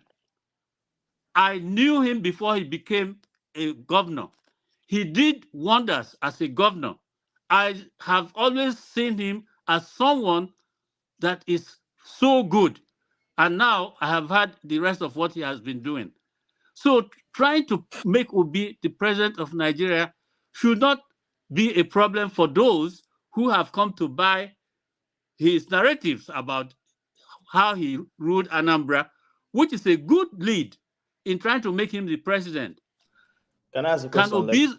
Will Obi solve Nigeria's problem? If you ask me, I would say Nigeria's problem has gone beyond solution. Yes, that is me talking. Obi is fantastic. Obi is good. Let them vote for him. Lexi, can I ask a question? One more point. Obasanjo won election in Nigeria without the vote of the Yorubas. This is the time for others to vote for Obi without troubling the Igbos or calling them names or fighting them. Yes, let everybody else vote for Obi. He will win. But if the Biafrans, I'm one of them, insist that this is an opportunity for us to sit tight and not give any credence to what the federal government is doing to us in terms of nation building, then let it be. And this is our chance for that. There's a saying in Yoruba language. It's said in this form. Anki, Ansa, Olongo Moenitioku. This is a proverb about a ceremony of someone who passed away, and the town crier was blasting his name, singing with his name, giving him all the credit of his life. And someone considered the fool amongst the people said, who died? Who are they talking about? The town crier is saying it. We have been talking about what is happening to us in the East. We have been talking about Biafra. Biafra didn't just come out suddenly from nowhere. Things led us to it, and we have crossed the point where nobody can convince us that Obi is coming to solve our problem as Biafrans, for example. He's not going to. They will not let him do it, even if he wants to do it. He will. Jonathan went through that experience. Jonathan could only build schools for the Fulanis, and yet they were not satisfied. I'll have to cut you. I'll have to cut you off, sir. I'll have to be timing everyone to 5 minutes. I know when you are speaking, your voice, everyone's voice sounds great in their head. But I have to be fair and make sure that can you allow me to say that nobody is able to talk? Okay. I want to make sure everyone is able to talk. But the one thing I wanted us to discuss was the Naira and how it affects this election. But I do realize that anyone who comes in this show newly would always want to talk about the previous topics. But I want us to be able to move ahead. One thing I've noticed is, it's very easy for this show to become a one-topic show, but I want it to be, as Dr. Damage wants it, which is have your say, but also be able to move on and discuss other topics. And thank you for that historical perspective. The question I was going to ask you, but I may have you just answer it at other points, is you mentioned those that believe in Obi's narrative, and what the question I was going to ask is, are some of the supporters believing in Obi's narrative of what he did in Anambra, or are they actually believing that he did something in Anambra State? But we can move ahead to others and then circle back to that question. Augustine, go ahead. So the first thing I want to say here is that You always say that when it favors me, thank God. If it doesn't favor me, then others can die. I've always keep on insisting. If corruption favors me, I'm not happy. And if it does not favor me, I'm not happy. Do the right thing. If I lose the game, give it to another person. I want to talk basically on Mike. We give politicians, look, the power of every nation rests in his people. If you see evil and support evil, I will tell you, you make a tyrant, and the tyrant will still come and kill you. Because when I finish killing your enemy, I will still come back to you and kill you. When you see an attack, let's forget about this. There was an attack. Yes, go to Channels TV, you see it. Just say that I condemn this thing. If I condemn it, it doesn't mean that it will stop. The attack will be reversed. No. But once people condemn things a lot, even the evil man thinks about it and says, okay, let's not do this. If you see there is a terrorist attack, the president of the United States will say that we condemn this in strong terms, not because those people will come back to life, but to make sure that these things are not good. So don't try to make a situation where we start seeing an attack and trying to cover it over and over in such a way that people who are perpetrating will not feel that, okay, they are supporting us, let us do it more. Evil is evil, even if it's perpetrated by me. That's just the whole thing I want us to say. I'm sorry. Did that say about that? I just want to no. Did that say I didn't condemn? Mike, we'll come back the to next thing I want to talk about is the new Naira Note. A debate show. For the new Naira Note, I will always say Nigerian likes mediocrity. It is a very good policy. But you cannot try to change a new Naira Note within 2 months or 3 months. We have 200 million people for crying out loud. India did in about 1 or 2 days. But go ahead. Pardon? Yes. About 1 or 2 days. Exactly. Good. But we have a situation where the country is vast. Okay, let me put it very well. My own Naira Note was landed India in is vast. Yesterday. How many billions of people in India? No, I know. We also need to look at the landscape, the corruption level. Not everybody goes right deep into the village to do this. If I was the CBN governor, or maybe look at this whole thing, I will start this policy maybe January of last year, in such a way that anybody who comes back to deposit money, I give you the new Naira Notes in bits, little by little. Before December, it's already out. Why must we wait till the last minute, knowing fully well that things can be hijacked, especially by politicians? Because we are talking of vote buying. Good. Do you realize that the money has been printed to the banks? Politicians go behind and collect it. Were you not all here when one of the politicians wanted to help somebody and give the person new Naira notes? So they have the notes, whether you like it or not. So if it's vote buying, they will still buy the votes. But now the brunt is on the Nigerian people. So we should try as much as possible, if we want to do something, plan very well and not make a fire brigade approach as if the war ends in one day. So my point, let me just conclude. My point about all this is we have good policies. I will tell you the truth. The laws in Nigeria are the best, but the implementations are very poor. Why? Because we have the people who are supposed to carry out these assignments are mediocres. They don't know the things they are supposed to do. That's just the whole point. And if we see evil, like in the case of this banking sector where managers hoard money, we clap for them or we arrest them today. Tomorrow they are out without any fine, without any deterrent. And we keep on clapping for it and keep on encouraging crazy politicians. That's just what I'm going to stand with. Good point. Those bankers that are holding money, they should be arrested. Punished. I'm punished. I said give them I'm punished. Yeah. Serious one. Yeah. I think one thing that we all should acknowledge, I think many of us have acknowledged this, is that it's easy to point fingers at politicians being corrupt, but there's this level of corruption that we have become very comfortable with. I remember back in my secondary school days, I had this activity that I was doing with my friends, and one of the teachers heard one of my friends say "Ana aloifalo," which in Igbo means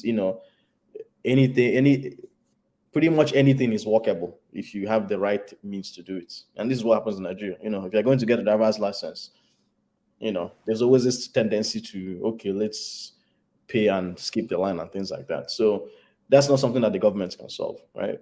That's something that has to take a whole sea change. I think it's the process of where they appoint people to positions and jobs. How people are given jobs in Nigeria. Usually, most of the time, people, the incompetent person in position. Like in America, for example, before they hire you to handle money, they do background check. They check your character, they check who you are, they check your nature, they do those things. But in Nigeria, the way they give somebody job is just, oh, that's my friend. But Mike, just give Hi, job. Dr. Dami. Mike, interestingly, a certain. By the way, this is just my opinion. I feel Lagosian is anyone who is able to vote in Lagos because the government has certified that you are a resident there, and then you have equal rights as anyone who is in Lagos to vote. So that's my definition of a Lagosian. People can have different definitions of Lagosians. I think this is something that started with the division of states and all this tribal rancor, and then people are spreading all this indigenization, which is not something that, I've been in America so many years, which is not something that we experience here. But that's part of the issue with this whole one Nigeria narrative, and then everybody, in reality, that doesn't actually exist, and the government is not even making it, in Lagos. We are the only state where if you have raised in Lagos. Dr. Dominic, can I say something? Lagos is the one interesting place where that cosmopolitan nature hasn't been lost in terms of election. So I will not say whether or not Tinubu is a Lagosian. All I will say is he was able to vie for governor there. He was able to do certain activities there. He may not have been born in Lagos, he may have been born in Ogun State or some other state. But as far as I know, Lagos is the capital, and everybody has a right to. Can I say something? So, man of prestige, go ahead. Yeah, thank you very much. I just wanted to respond to Mike because I've met Mike before in a different platform. Can you hear me? Just to make a point here, I want us to have our say, but just a minute. You can respond to Mike's issues, but let's just a minute. I just want to respond to Mike a minute. I think Mike has a very pro-care, point of view. I've met him before in a different platform, because what he just put here, doesn't even make sense. Because he said obedience, attack obedience. Come on, Mike, I've met you. We and I have encountered before. I didn't say obedience. Come here with such a pro-care mind, it doesn't even make sense. I said, let's assume the obedience are very vocal, on the internet and website. Can you tell me who the obedience has attacked? I mean, they may be very vocal, they may insult people. You insult them back. But you can't even pinpoint any time the obedience has been violent to anybody. Give me one instance. Are you kidding? Yeah, give me one attack. I don't mean insult. Give me one instance they have attacked to anybody. Let's be clear. Just one. Every day. You can't find it because there's none. They can insult you. You insult them back. It's politics. Everybody you can insult. I mean, why you so get overwhelmed when people talk on the internet insulting? Insult them back. Insult doesn't kill somebody. If I don't agree with my father is here right now. Hold on, let me finish. He's going back next week to vote. My parents are going back. They came here when I came back in December. They came with me. And they are going back next week to vote. So they're going to vote, whether people like it or not. But don't come here with such a pro-care mind like you don't know what you're talking about. You just make it like it's all obedience. I grew up in Lagos, so you're not the only Lagosian here. After all, you're diaspora, you're in a different man land. You come here with such a mind. So Mike, I'm going to encounter you again in your VA platform. So we dialogue more. It's all politics, okay? But don't come here with such a narrow mind. It didn't even make sense. Thank you. Mike, I have to. You see how people are saying I'm discriminating. So, wait. You know what? Queen S, go ahead, and then we can go ahead to forefathers and then African Queen. Okay, thank you. You are discriminating. I agree with that comment. Anyways, I wanted to say something.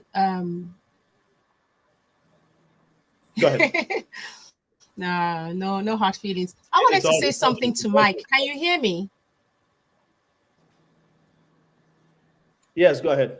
Okay. Mike, you don't have to hide behind the screen. Put up the screen so you can look me eyeball to eyeball through the screen. You don't have to put your cameras down. So there was something you said, and I'm not personalizing it, Dr. Dominic, because you already told us not to, so I wouldn't personalize it. But Mike told a barefaced lie. Today, we all saw these people that came out for the LP campaign, and they were attacked. And it was just brought here on the floor. I don't remember anybody calling them Sioluomo, but it's the guilty conscience. It is their conscience. It's like when we talk about Peter Obi, they say we are being tribalistic. It is your conscience. There's some keep saying, which is that the obedient abuse. The obedient are the followers of Peter Obi, right? They abuse. But your principal, Tinubu, is the one, the Oga. He's the one that comes and he abuses everybody. He calls that one a small boy that lives in his backyard. He uses all sorts of vile languages on grown-ass people. He says he cannot even bear to mention Funke Akindele's name. Wait, Queen, let's not. Did Mike call it? It is his principal. You sure? Dr. Dominic, let's not fool ourselves. I am 100. You see? Let me say, let me land. You see what Mike, them we know people like you. Land the airplane. Hey, Mike, calm down. Mike, bring your camera up. I'm looking you in the face. Forget, we're in Nigeria now. We are no longer abroad. If you're going to support somebody, support the person with your full chest. Don't bring this tribalistic thing, the West call tribalism. The people that we are hurt today, I don't know where they're from. They could be, indigenes, they're Lagosians, they could be Yorubas, but it doesn't make it right. How dare you come on this platform and you say that obedience attack obedience? Listen, you guys must think that we are stupid, The other one said that the bullion truck that went to Tinubu's house missed its road. The other one came and said that blah, blah, blue was doctored. The other one came and said that when Tinubu called Atiku Senate president, he said selling president. You are coming here to tell us that it is obedience, attacking obedience. Are you guys not ashamed of yourselves? Honestly, it baffles me. And we are the ones that want a change in Nigeria. Hold on, Mike, I'm not done. You talk about being... You're lying on me now. Well, you're lying on me. You can't just let me say that. You keep lying and lying and lying. Let me ask the host, and the host, that's the obedience attack. Mike, I keep quiet. Now you the lie. You are the one lying. Bros, you are the one lying. I actually didn't hear him say obedience. It's your conscience. No, you actually did. You did. Mike, you did. Do you want me to repeat what I said? Do you want me to repeat what I said? No, Dominic. I said they haven't. We don't know the facts. They haven't investigated to give us the fact of who attacked who. But I said, as far as I'm concerned, it's possible that he was probably obedient to attack other obedience. So that's different from saying obedience attack other obedience. You understand? You guys are educated enough to know that. Say that again, Mike. I said we don't know the facts. The investigation hasn't been done to show us what exactly happened. Wait now. We are not as gullible. But we are saying we don't know the facts, so let's not jump to conclusion. As far as I know, it's possible that the obedience attack other obedience. We are not as gullible. That's what I said. So, can I make it personal now? Until we get the facts. Okay, Mike. Queen, finish your point. So that's. Am I clear now? Dominic, it's my turn. Mike, please. Am I clear now, Queen S? Am I clear to you now? Am I clear? This is my turn. This is my turn. Let me speak. This is my turn. Mike, please let me speak. This is my turn. You look. Mike is done. Mike, Dominic, Emiloko. Ovia, you're not helping this thing now. It's my turn. Mike, after this show, go and watch back what you said. All I'm just trying to say in summary is that. Wait, what happened? All I want to make in summary is that nothing justifies. Everybody, please, finish your point. Nothing justifies. Yeah, I keep getting interruption. Mike, all I'm trying to say is nothing justifies the hurt of another Nigerian. We're all Nigerians at the end of the day, and we want the best for Nigeria. Do you understand? You cannot cover evil just to propel or to support. Hold on, please, let me finish. If you have a conscience, go back and watch this show, and you will see what you said. And honestly, you should really hang your head in shame. Really. That's all I'm going to say. Now, with regards to the Naira Note, Naira change. I don't want us to go there. Remember, she's not even making sense at all. Like, I should have my head in shame for what? He said what he said. He should, because he's lying. He's lying. Yes, When but he lies, he should put a basket and talk to Okay, us. tell When me he the lie. lies, Tell me the lie that I told. Tell me the lie that I told. Don't bother with Mike. Mike will drive you crazy. He talks in circles. And if you want to understand Mike, Mike is a Yoruba supremacist. So don't worry about that. Forefathers, let's mute everybody now, please. I think I'm done with Mike. We will not go there, beg. Oh my God, man. Wait, I'm going to move on. Yeah, I think I'm done with Mike, but I wanted to talk about Dominic, Naira. I have not spoken. I have to move on. Wait, I'll come back to you again because you've talked. You spent much of the time speaking about Mike. Dominic, I never talk. Yeah, because he lied, and I have no regret. Ovie, look out for me. I'm serious. I haven't said anything now. You are going around the second time. Dominic, it's a Vietnam now. Dominic, it's a Vietnam. So it's not. Ovie, you gotta help me. Look out for now. Everybody else has spoken except me. I've not spoken. Why are you saying I've spoken? On this topic, on this violence. Come on, man. Abba. Oh yeah, I spoke. Oh yeah. This. Everybody except me. I'm the only one. Dominic, I just interjected. I interjected. I didn't speak about it. Everybody, it's a Vietnam. Everybody mute, please. African Queen, 2 minutes, and then I move on to Ovie. Hey everyone. My sprite in peace. African Queen. This is marginalization. No, it's Kulata that's been telling you guys that you've been marginalizing the ladies. So Kulata is really a gentleman. I'm the only Fulani voice. I'm the only Fulani voice here. I'm being people have killed 15 seconds. I won't add extra time to you. Oh yeah. Kulata is not saying that Ovia Fofalas have been marginalized this time. Okay now. So the thing is, Mike, for the issue with the rally and the attack, I said, as I said, maybe you didn't see it. Go and look. There's a lot to look at, and the sad part is not about. It's not about tribe. So you were being defensive. Obi supporters are not just Igbos. And when you say obedience, please, nobody should count Dr. Dominic. He's not obedient in any way. He's a Sorema. People don't even understand this. He's what? He's what? Say what? Wait. Say what you said again. I'm what? No obedience at all. I'm neutral. I know you're Sorema. I'm just the host. Let's not go there, babe. You're Sorema. Okay. So don't think he is. And the attack that was carried out today. Let's get. Because I know. So the attack that was carried out today, honestly, people were driving, they were hit stones, they were stoning. So you don't even know who is in the bus or who is in the car that is moving, just because they had an outfit, LP outfit, they had LP stickers, they had something on their car. So you can imagine.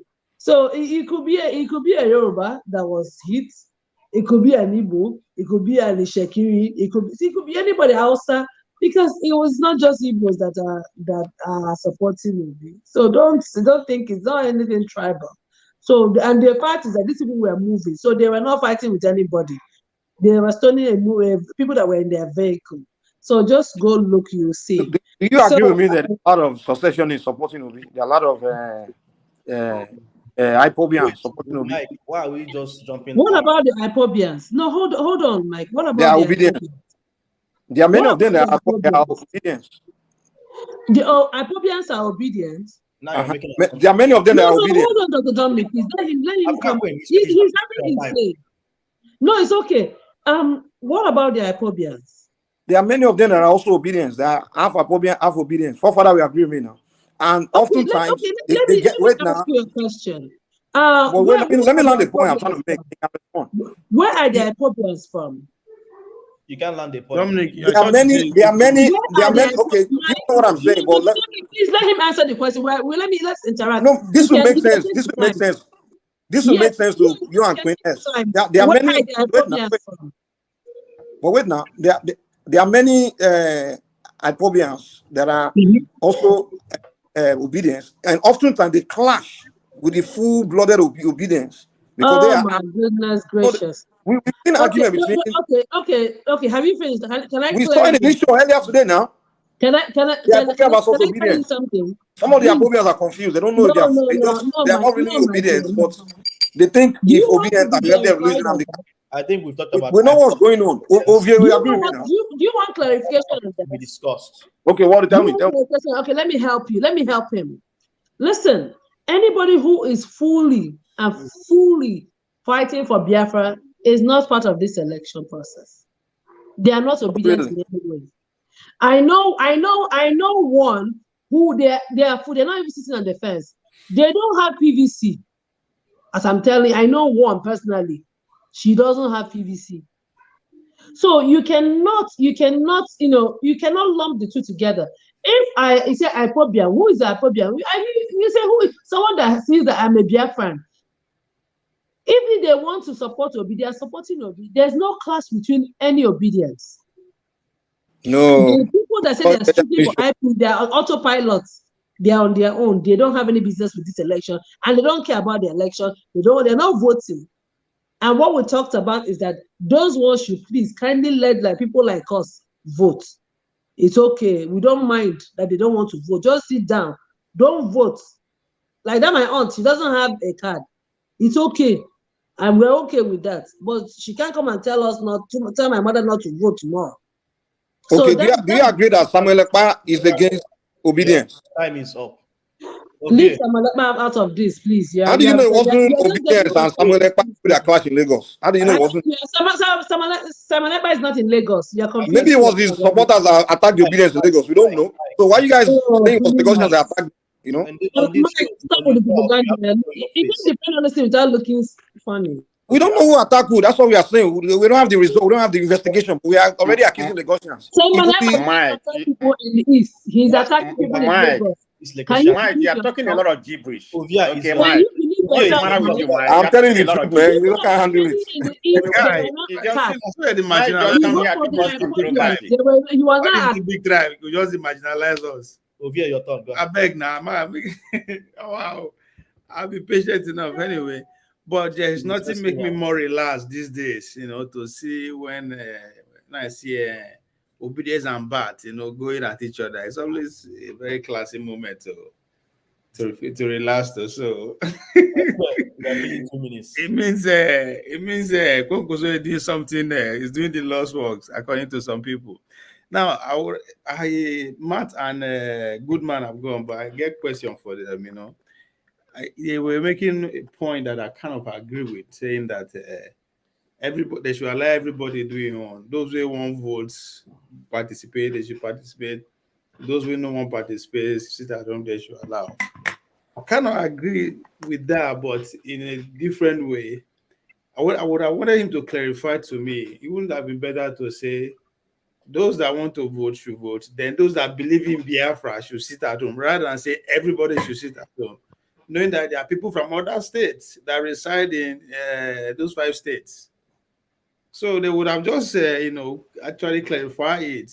You say, okay, if you believe in Biafra, you don't believe in this, sit at home. Those that want to go and vote should go and vote. The Biafra and the Biafrans, but they don't do it again now, so I don't know if he has them. Then on the violence, I use this opportunity to shit on Kulata. All of a sudden, Kulata don't know what violence mean, or attack on campaign train. They don't understand again. See, that's APC. See, now pressure now. They don't see law say it's very clear. Say we will lose this election. So their last resort, their last weapon now violence, and they don't start them since they started in Borno State where they attacked the PDP campaign, and even the PDP too, because of their experience, they are ready. That's why you see people like Dino around there, they cause nuisance everywhere, they insult everybody. The point is to provoke everyone so that they go start violence everywhere, because now the only way they believe they stand a chance now at this point with that. Maybe they go back on Konkoso as this, as things unfold.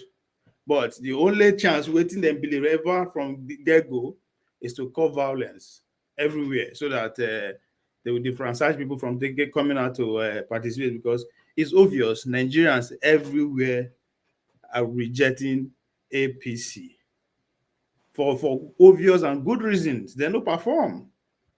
You know, everybody these days is a victim of one way or the other. People are dying everywhere. So they see there's no way out. Rather than say, okay, let's start this violence. So when Kulasta begins speaking tongue or begins stammer about he doesn't understand the violence again, as if not be one of their strategy. Again, the issue of money. People are alarmed that we are buying money. I think that's one thing again, when I don't believe that we as in the poor people are not ready to actually produce a president yet. Because at times we adapt easily. You understand? Men that we look up to in society are coming out to tell say them they buy Naira. Like people that we actually look up to. That means okay, yeah, we go survive. So we select and choose what's outrageous at time. I remember the noise about Muslim ticket is more than this. The noise in our turn is more than the noise about is more than this. So the question is that we are not ready. So if people would look up to, they say, oh, I they buy 100K with 125 or 120,000, and I said that's okay, right? That's okay. It no matter. But are we going to be provoked enough to go and exercise our right that day and make sure our vote counts, no matter how they want to twist them? I think that's our last chance. If not, everybody should shut up. Wow. Ovier, you're not turning to a prophet. Wow. No, well, the person they were telling me in the comments, one of my friends, they became a pastor overnight. No, pastor is in the land of Plato. Now, last option be that. Okay. Yeah, start. So, but on a more serious note, you see, if people like that video, it's okay, we'll go buy. I mean, me and you, or the poor people will be saying me, their whole wealth now like 1,000 naira or 2,000 naira. What do you expect them to do? You understand? But in a way, you go look and why is all this? There's no one made Bola Tinubu become president or whoever they want to stop. The damage has already been done. I'll move on to someone else, Ovia. Thank you for your opinion. One thing actually came to my mind. I was thinking, you see, all these bankers that are holding money, what if it eventually ends in the hands of politicians? Or maybe it's already in the hands of the politicians. And, we've been fighting. One of the strongest things we've been fighting this election, that we're going to fight this election, is vote buying, stopping vote buying. But if you starve people so much that even people who are well-to-do, who are in upper class, can't even find the money to spend. When you bring the Naira, even those who are so-called well-learned will be craving for it. So I almost think, this might sound like a conspiracy theory, but there's also a perspective that, this is a strategy to make people, force people to capitulate to accepting the new Naira. Because they bring out, if you are somebody who's hungry, you've not had any new Naira to spend in the whole week, you have a family to feed, and they bring out the new Naira on the day for election, who will not accept? Just reality. That is what I fear. It's possible. I know people may say I sound crazy, but that is absolutely possible. On election day, all of a sudden, new Naira will become a surplus. It's quite sad. Anything can happen in Nigeria. So I may sound crazy, but anything can happen in Nigeria. Kenneth, welcome to the show. I have to say something before I want to go. You. Okay. Go ahead, Mr. Go ahead. Okay. Thank you very much. I want to talk about the issue of the Naira of 18. I think, Thank you, sir. Okay. I think one of the problem on the issue of Naira is that, Nigeria, we have developed a mindset of at the last minute issue. We like to do everything at the last minute. But I think naturally and honestly, if we have looked at so many countries that have had a change of currencies, it never takes 100 days. But our own, we are given 100 days to do this. And not even only the 100 days, another 10 days would add to it. So 110 days. Brother Dominic, you talked about India, it was 2 days. I remember during the time that Buhari was the president of Nigeria, when we had this, it was 12 days that Nigeria did it there. So now it is 110 days. People are still finding it difficult to do this. But also, We've done it before too. We've done it before. Remember, we did it too. 5 Naira, 10 Naira. Like, we did all those things. Yeah, exactly. It's all of a sudden going. There's this mad rush. So I recognize that if what the central bank is telling us is true, that they give 30 million naira every day to the banks. And we can see what we see on the social media, where the new note were covered with the old notes in some banks. So automatically, it is not the central bank that is hoarding, it is the banks that are hoarding the new money for their big customers and the politicians. But the only thing that where it is affecting every one of us here, for example, I give myself an example. I need to send money for my cousin for her studies, but I can't, because if you send the money in dollar, they can't get the new naira. There are so many things that is affecting, so my main concern is the people in the villages and the kindreds where there is no bank, or the mother who hawks plantain on the street, or who said pure water in the street, who doesn't have a bank account. That's where my concern is. How can they get this money for themselves, to fend for themselves, for their daily bread? It's not about these big people, the politicians, and the way to do. But Mike, I have a question for you. I don't know if you're privy to this information, but is there anything in the law preventing, even though the exchange may no longer be happening, but is there anything preventing Nigerians, even after the elections, from just going and submitting the old naira into the bank? No, there is nothing. As long as you have the accounts. Are they blocking that? Are they going to, No, they're not blocking that. That's what I'm trying to say. We have this mindset and mentality that, like most of us who are living outside now, you can see that most of us have changed this idea of so many things, because we work with time over here where we live. Because 1 minute you're late to your time, you know what it costs you. So, but most people in Nigeria still, this last minute rush something, we rush it that last minute, and if we don't get it, that's it. So I think that my appeal to the people, the government, and the policy makers in Nigeria, what are they going to do for a single mother who hawk plantain or who sells akara by the roadside? How can she get money to feed for the family? Let them do something. This is what I have to say on the area of the naira. And on the issue of the attack on Obi's rally in Lagos, listen, like everybody said here, Brother Dominic, we need to condemn what is bad. What is bad is bad. It doesn't matter who is ever it is.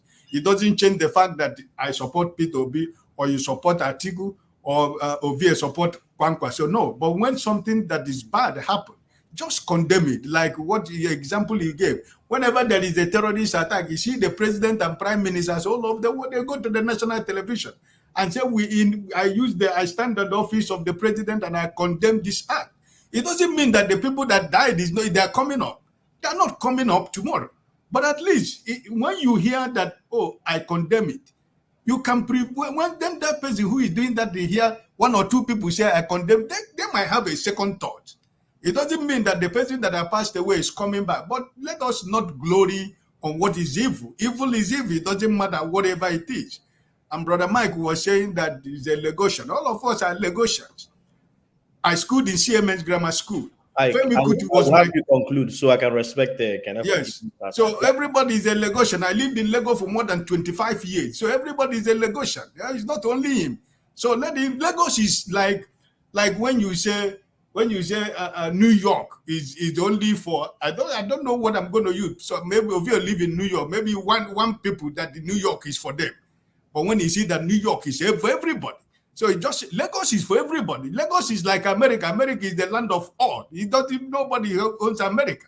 So, but let us not, when something happens, they say Lagosian. Everybody is a Lagosian because it was the capital of Nigeria, like Dominic said. It was the capital of Nigeria. So the capital, everybody goes there.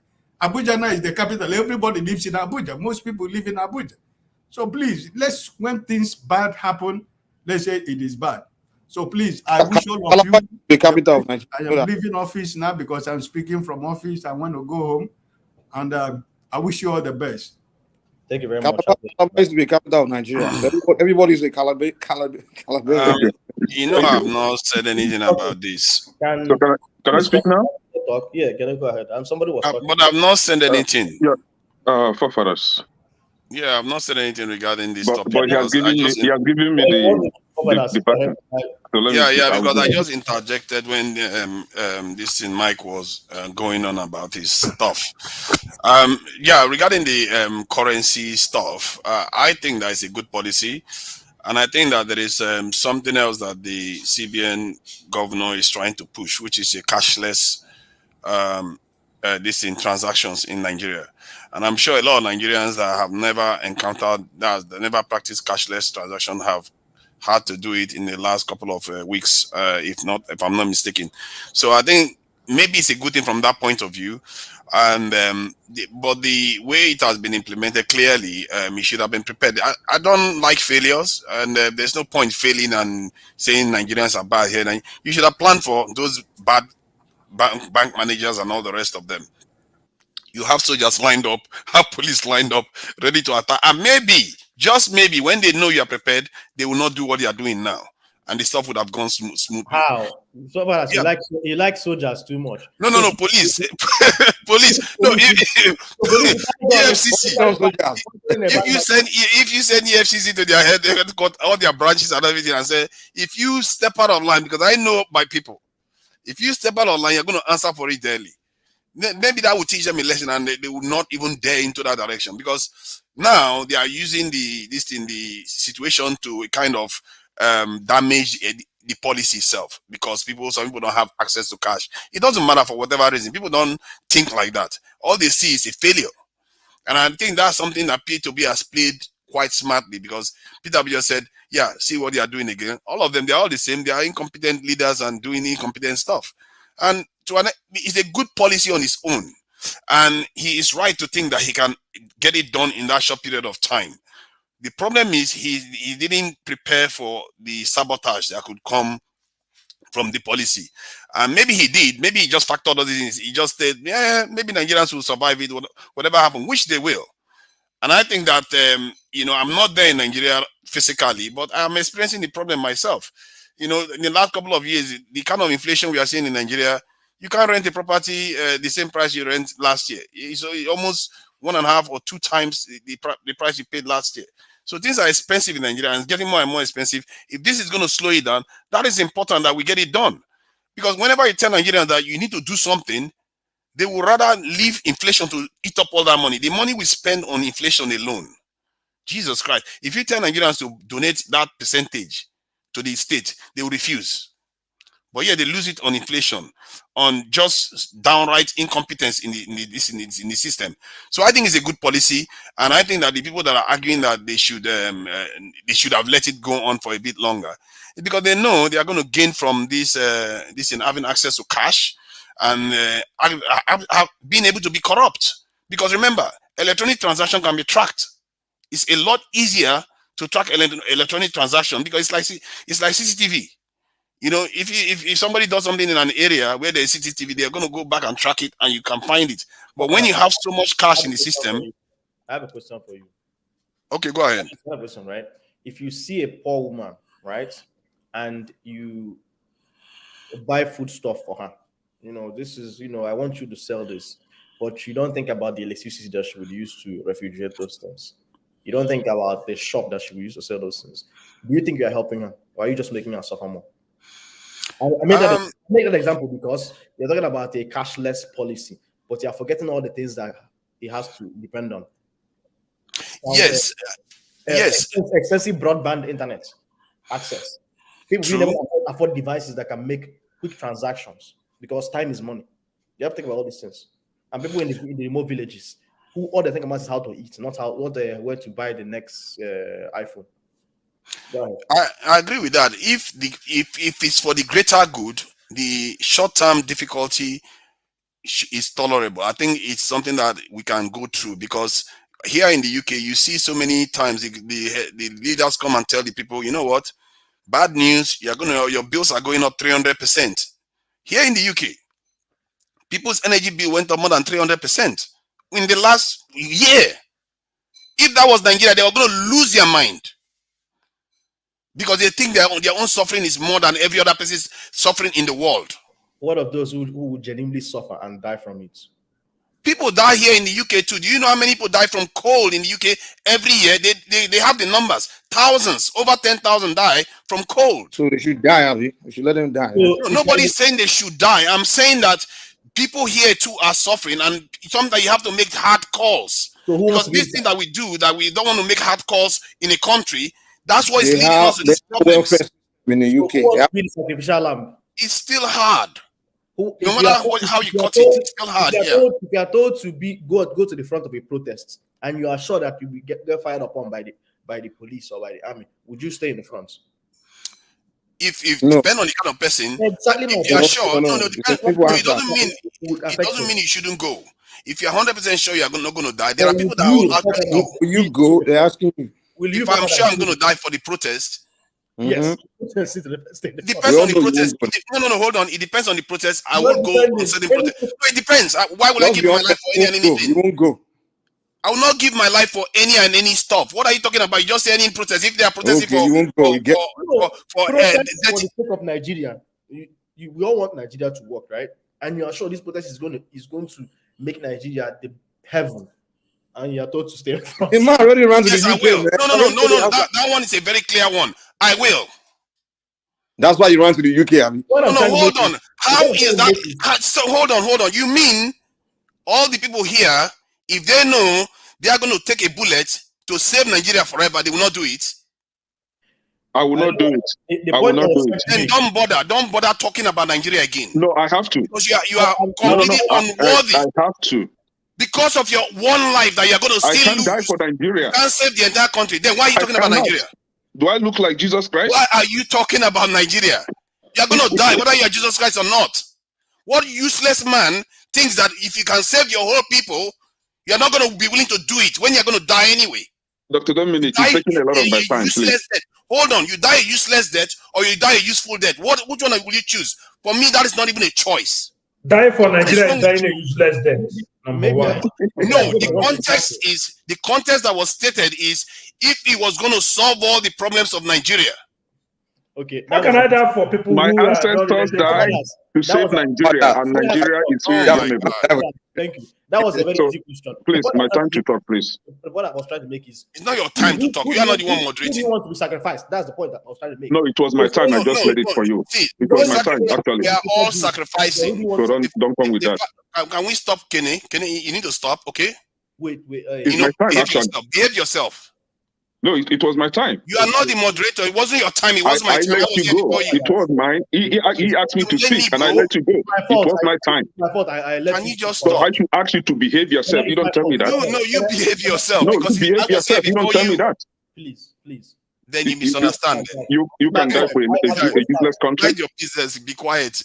You mind your business, and you are not even willing to die for your country. You shouldn't even talk to me at all. See, people like Kene, they really get on my nerves. Yeah, can I speak? I'm going to everybody. It's my fault. I should have moderated this well. Forefathers, finish your point in 30 seconds, and I'll move to Kene. Can I apologize? I'll give you more time. No problem.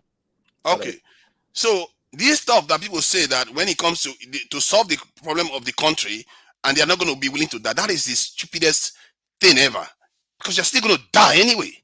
You die useless, that die for nothing. For me, that doesn't even come close to being a question. And when it comes to this thing, the issue of the policy, I think the policy is a solid policy. And I think that there's going to be difficulty no matter what we like it or not. But is it not better to suffer for a purpose than leave it and no solution? We have the subsidies that is about to come off now. If we are crying about this, what is going to happen for the subsidies too? Nigerians are going to support NLC to cripple the government again? Seriously?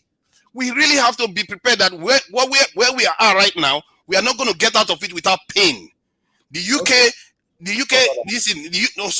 population has been going through austerity for over how many years now? 15 years. Austerity in the UK. Thank you, forefathers. Thank you. I apologize. So I think I gave a very bad example. What I was trying to say is, who do you want to suffer when you have all these austerity measures? Because there's somebody who will need that money to take their wife to maternity to go and give birth, and because there's no money, the wife may end up dying. So you always have to think of even if it's going to benefit society, there's always going to be one or two people who are going to greater good always have to come first. Jesus Christ! I don't necessarily believe in that. Yeah, go and ask the countries that are doing better than us. They sacrifice. They made a lot of sacrifices. Why do we do this to ourselves? I'll move on to Kenneth. Yeah, thank you. Please, I beg your pardon, Dr. Dominic. Yeah, please also try to give me as much time as you gave forefathers. So please, I would like to ask Mr. Mike a question. Mike, please, can you define for us who a legation is? Who is a legation, please? I don't think Mike can speak. I can't see Mike. I can't see your face. We may have to. I'm hearing. I'm holding my phone, so my hand is paying. That's why they drop. So, Mike, who is a legation? Can you define a legation for us? Are we going there? I thought just a second, please. I just want to arrive some, A legation is an indigenous of Lagos is a true Lagosian, but a Nigerian can be a Lagosian or a person born and raised in Lagos. I can call you a Lagosian, but the true owners of Lagos are the indigenous of Lagos, which are people. Do you support? Yeah, do you support? Yeah, do you support? Yeah, do you support a legation raising up arms to kill a legation or a fellow Nigerian? Do you support that? Never support a human being taking up arms to kill another human being. So you don't support threats to life? Even I don't support human being killing animals for no reason. I don't support any form of violence. So have you condemned what happened in Lagos today against obedience? Yes, I condemn the attack against the obedience by Samuel Ekpa people. No, do you support what happened in Lagos today during P2B's rally? The attack on P2B's supporters. Yeah, I condemn the attack. Yeah, I condemn the attack that happened on Peter Obi's people by Samuel Ekpa's people. That's what happened in Lagos today. From where I'm here, what I'm here. Yeah. So what you're saying today is that what happened in Lagos today was caused by Samuel Ekpa all the way from Finland. Everybody have their own theories, so I'm giving you my own theory. Some people say it's was it Samuel Ekpa's? None of us have the group of who did. So I'm giving you my own theory too. Because everybody wants to come here and point finger. Was it Samuel Ekpa's people that engaged themselves last week in Lagos where they had a shootout and killed themselves? I don't know the news. I haven't heard that news. So I don't know the facts. Do you also condemn that? In front of me, if you bring the facts of who did what, and I will tell you, I will condemn it. Okay, I'm done. Okay, I'm done asking you a question. Please, I hope you are not teaching your children how to be tribal bigots. Please, I hope you're not doing that, because that would be a great damage in their life. Let me go straight to what I had to say. But I've seen you attack another ethnic group on this platform so many times. So calling me a tribal, I will never attack any ethnic group. Really? Oh, you like the Fulani? Yes, you have actually. Do you like the Fulani? Both of you are very much alike. Hold on. Let me go straight to what I have to say concerning the change of Naira color, right? I had someone say, stated that 100 days was given for the exchange. But do you also know that within those 100 days, banks keep circulating the old note? You bring the old note, for the new note, they will give you back the old note through the ATM, right? So, and CBN governor also stated that they are short of papers to printing out the new note. I'm just going to list this down so that you understand where the problem is actually coming from. We're talking about India, trying to compare, have a comparison between India and Nigeria, that India gave their citizens 2 days. No, Indians suffered untold hardship because of that policy. Also, the current policy, the CBN policy now, is not affecting the politicians. The politicians that you and I are actually thinking that the policy was meant to deter them from rigging the election, they are having access to that Naira. Last time we all saw how 2 billion vans went into one old man's house in Lagos State. And most of these politicians run that bank. They own the bank. So it's not affecting them. Rather, it's affecting the downtrodden, it's affecting the village women, the village men, it's affecting the poor. For example, Dr. Dominic made an example with, you going to the market trying to buy pepper or ogri. How will you pay for the pepper and ogri? That woman, that old woman you are buying that foodstuff from, she probably don't even have a bank account. Most Nigerians from the village, the ones in the rural areas, they don't own bank accounts because bank is not even situated in their village. They don't have bank locations there. Take, for example, in Anambra, where I come from. If you want to see banks in Anambra, go towards Oka Road, towards Main Market, Indonesia, for example. That's where you see banks. People in Tree, for example, people in what they call it, all the way to even Oba, will have to travel all the way from there to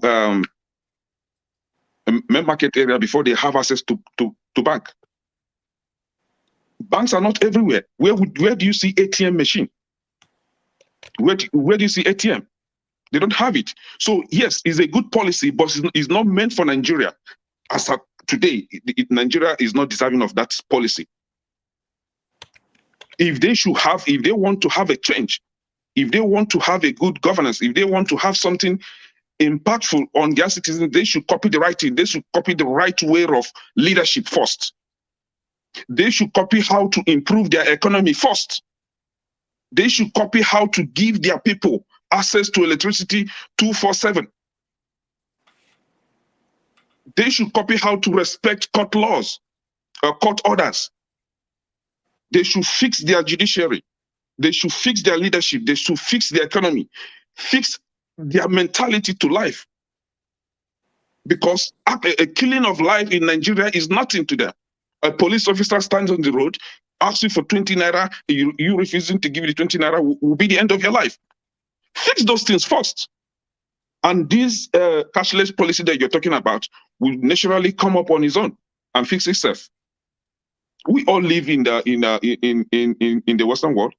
They change currency all the time. We don't even feel the impact. Last week I stated it here. United States, for example, changed their currencies, but we never felt the impact because we don't even know that such a thing is going on. The old currency will get to the bank and will never come out again. So what is going on with this currency Naira policy stuff is just drama.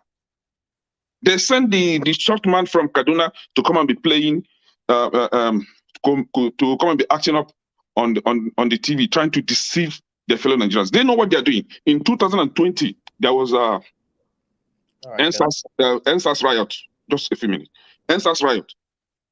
And what actually made it possible for that NSAS protest to be successful was that people donated money. Those money were used to mobilize the activities. Buhari and his gangs, they are envisioning that. They know that there is a possibility of the Nigerian youth protesting. They know there is a possibility of what they call it, Oduduwa people protesting, Biafran people protesting. They know the possibility of, because they have a grand plan of rigging the election. And once they rig the election, Nigerians are going to protest. So in order to stop them from protesting, they have to find a way to squeeze them. And then the fastest way to squeezing them is cutting off their access to money. And this is what they're doing. This thing will last until after the election, so that you will not have access to money, so that you will not have access to mobilize yourselves to protest. It is he who eats that will come out and shout. If you're hungry, you don't have energy to come up to come on the street and shout. This is their plan. It has nothing to do with rigging or not rigging election or deterring politicians from not rigging the election. This is just fallacy, nonsense, lies, deceptions. People can do bank and this is what we should be talking about. Thank you, Kenneth. Thank you. Sorry, I have a helicopter flying over my apartments. But we have Justice who just joined us, Uzo as well. Basically, I don't believe you yet. I just have a couple of things to say here. I didn't want to weigh into Mike's comment about the Simon Ekpa people attacking, Simon Ekpa people attacking the obedience in Lagos. That's a very far-fetched. And please, Mike, it's an appeal to you, please do not disseminate those kind of information. It is not proper from my view. Talking about the new Naira policy, a couple of things come to mind, and please bear with me.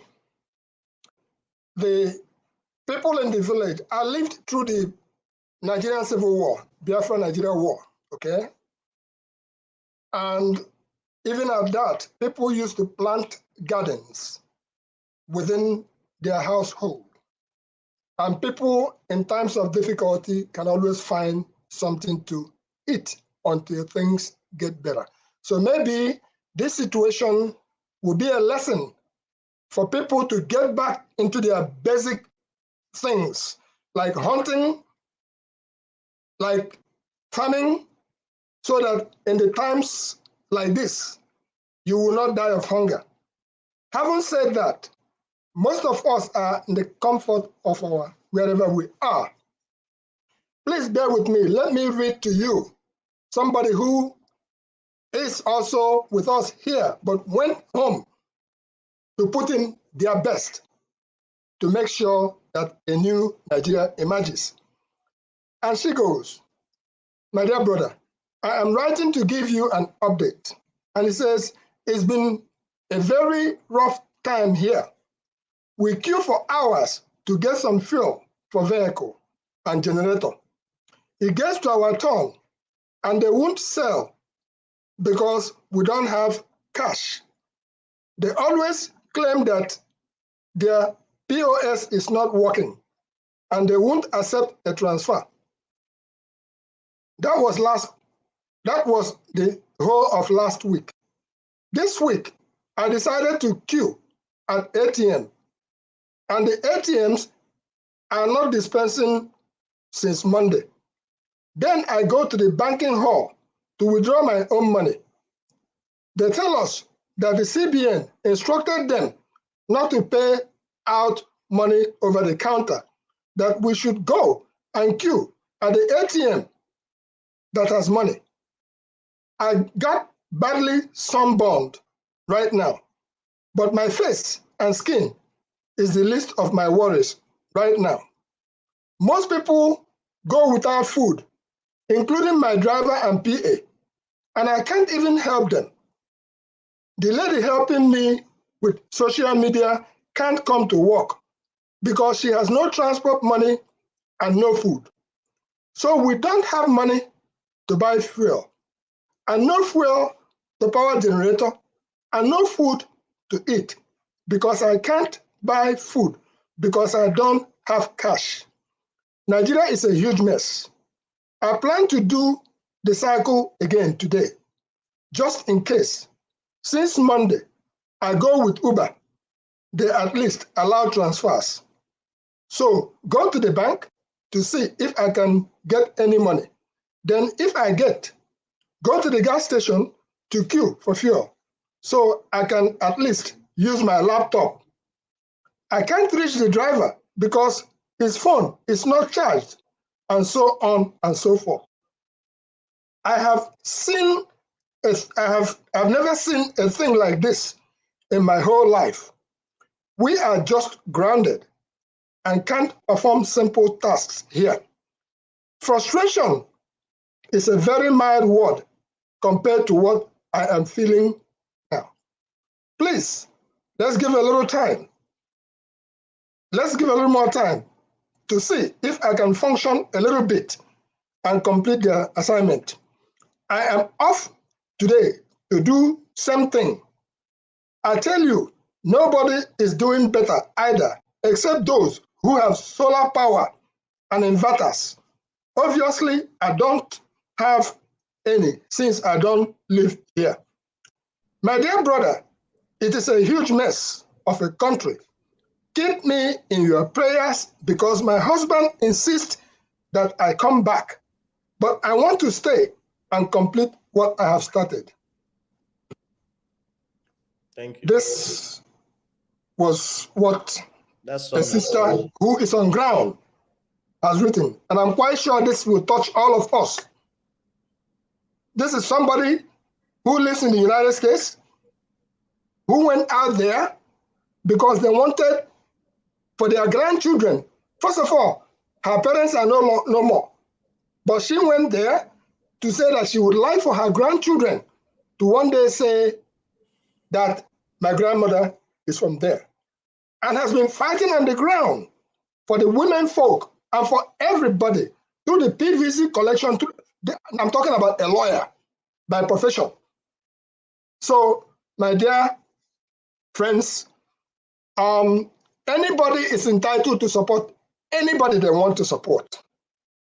But one thing that should not be allowed in that country, called Nigeria, is intimidation. And I dare say this. The die is cast. 14 days to election. And I say to the youth, if they bring the money, the politicians we are talking about, if they give you the money, collect their money, vote your conscience. If they give you the money, collect the money, vote your conscience, because it is your money that they have stolen that they are giving back to you. That is my submission. But the things that's been happening in Lagos, where some area boys had a meeting last week, because we're in touch every day, and they are threatening the people who have been living peacefully in Lagos, saying, oh, the trading that you've been doing here has been going good for you, right? Yes. Okay. But we want to make sure. They even asked the people in the hall, in their meeting, everybody, do you have your PVC? Raise your hand.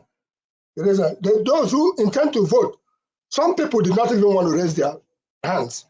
They are threatening the people in their meetings that if you vote other than Tinubu or Jagabor, your business is not going to be safe. What are the authorities doing with such situations, such information? I'm talking about when... Were you in that meeting? The people that in that meeting... I can't see referred that to me. If you want to make a rebuttal, please show your face. I said, were you in that meeting? I'm saying that the people that I have on ground who were in the meeting, the voices were there. So you believe them? You believe Nigerians when they tell you something? My friend Mike, you just read what I talked to you about. One of us who went on ground trying to make things right. And I'm not going to go toe to toe. Mike, what I'm trying to say, as an elder, I am, right is right. Wrong is wrong. Everybody is supposed to support whoever they want to support. If you want to support Tinubu, that's great. If you want, I'm an OB supporter. But let's give peace a chance for that country called Nigeria so that all of us will stop being in exile, because it's like we're in exile. And I keep saying, I'm on my second missionary journey. I do not intend to go on a third missionary journey. This is the chance that we as Nigerians have. I see that you are very, very touched about this, and I hope that you are okay. I want us to be. I'm okay. I'm okay. There's only one challenge. When an old man challenges a younger man to a wrestling match, that's something serious. And as far as Igbo land is concerned, or Eastern Nigeria is concerned, an old man will challenge Simon Ekpa to come down to Eastern Nigeria, any venue of your choice. Let's have a wrestling match. If you are such a hero, go down to Eastern Nigeria and issue your sit at home and everything else right from there. Let there be election everywhere. Let whoever wins come on top, and let's have a new Nigeria. And if the momentum continues as it goes now, we all see where this whole dance is dancing to. Peter Obi will become the next president of Nigeria. But if they rig him out, whatever comes out of it, we all will see. And that is my submission today. Thank you. I just want to make a quick point.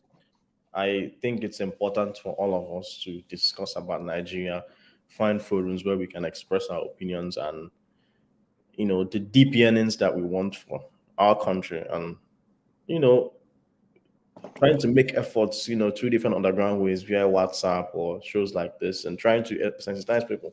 But I also want us to have a peace of mind. Every once in a while, you step out. That's why every once in a while, you may not see me come to this show for like 2 weeks, because I need my peace of mind too. So I see that you're very touchable, basically, but I hope you're okay. I'm okay, but I wanted us to say something about the lady on ground that we just read her letter. I don't the full story. I feel that there's more to this, but I really hope that she is okay and her family are doing okay as well. But thank you for sharing. Uzo, go ahead. Yeah, I mean, it's my turn. I've been listening to everybody. You know, I was in the show before I went out. I was still playing, listening to everybody. You know, everybody's please have your say. Everybody's saying whatever they feel. But we are missing one thing. So something we are missing here that can put Nigeria, or when people say Nigeria is on gunpowder, we are missing something here. And that thing had to do with what happened in Lagos today. You guys are looking at only Samuel Ekpa, giving out that there's no election. We're not looking at the kind of thing that are going to happen in Lagos during this election. It's not going to be a joke. We all know that. We know how it used to be. I live in Lagos. But those Mike, I say he's a Lagosian. I present Lagos in different youth activities. We know how it used to be with election time when Tinubu is not even contesting. Lokona is contesting. If you can pay attention to what happened today, I saw so many videos that I say, can this still happen? And people are like, we're only talking of Tamalekpa giving order no election. We're not talking about how people are going to differentiate for voting. People cannot come out to vote. Physically, we don't come out to vote. So it's better we start talking about what's going to happen on election day. Because not only in the eastern part, Biafra land, that we are going to face this problem. There'll be a major problem in so many states, starting from Lagos. And I see it coming. And the more we talk about it, the more we put stop to it, the more better for everybody. And I will hit my chest. I tell you, on election day, nobody comes out to vote. Nobody comes out to vote. People will make sure we know the group that does that. I live in no show. I know what it is. When Mike was saying, when he's talking about Oliomo or no Oliomo, people doing that, they're not Lagosians. Yes, Igbos are among. In short, 50%, I say 30% of the area boys in Lagos, they're also Igbos. But when they throw stone, you don't know who's going to hit. They throw the balls with stone, shoot whatever they want. You don't know if you hit your brother.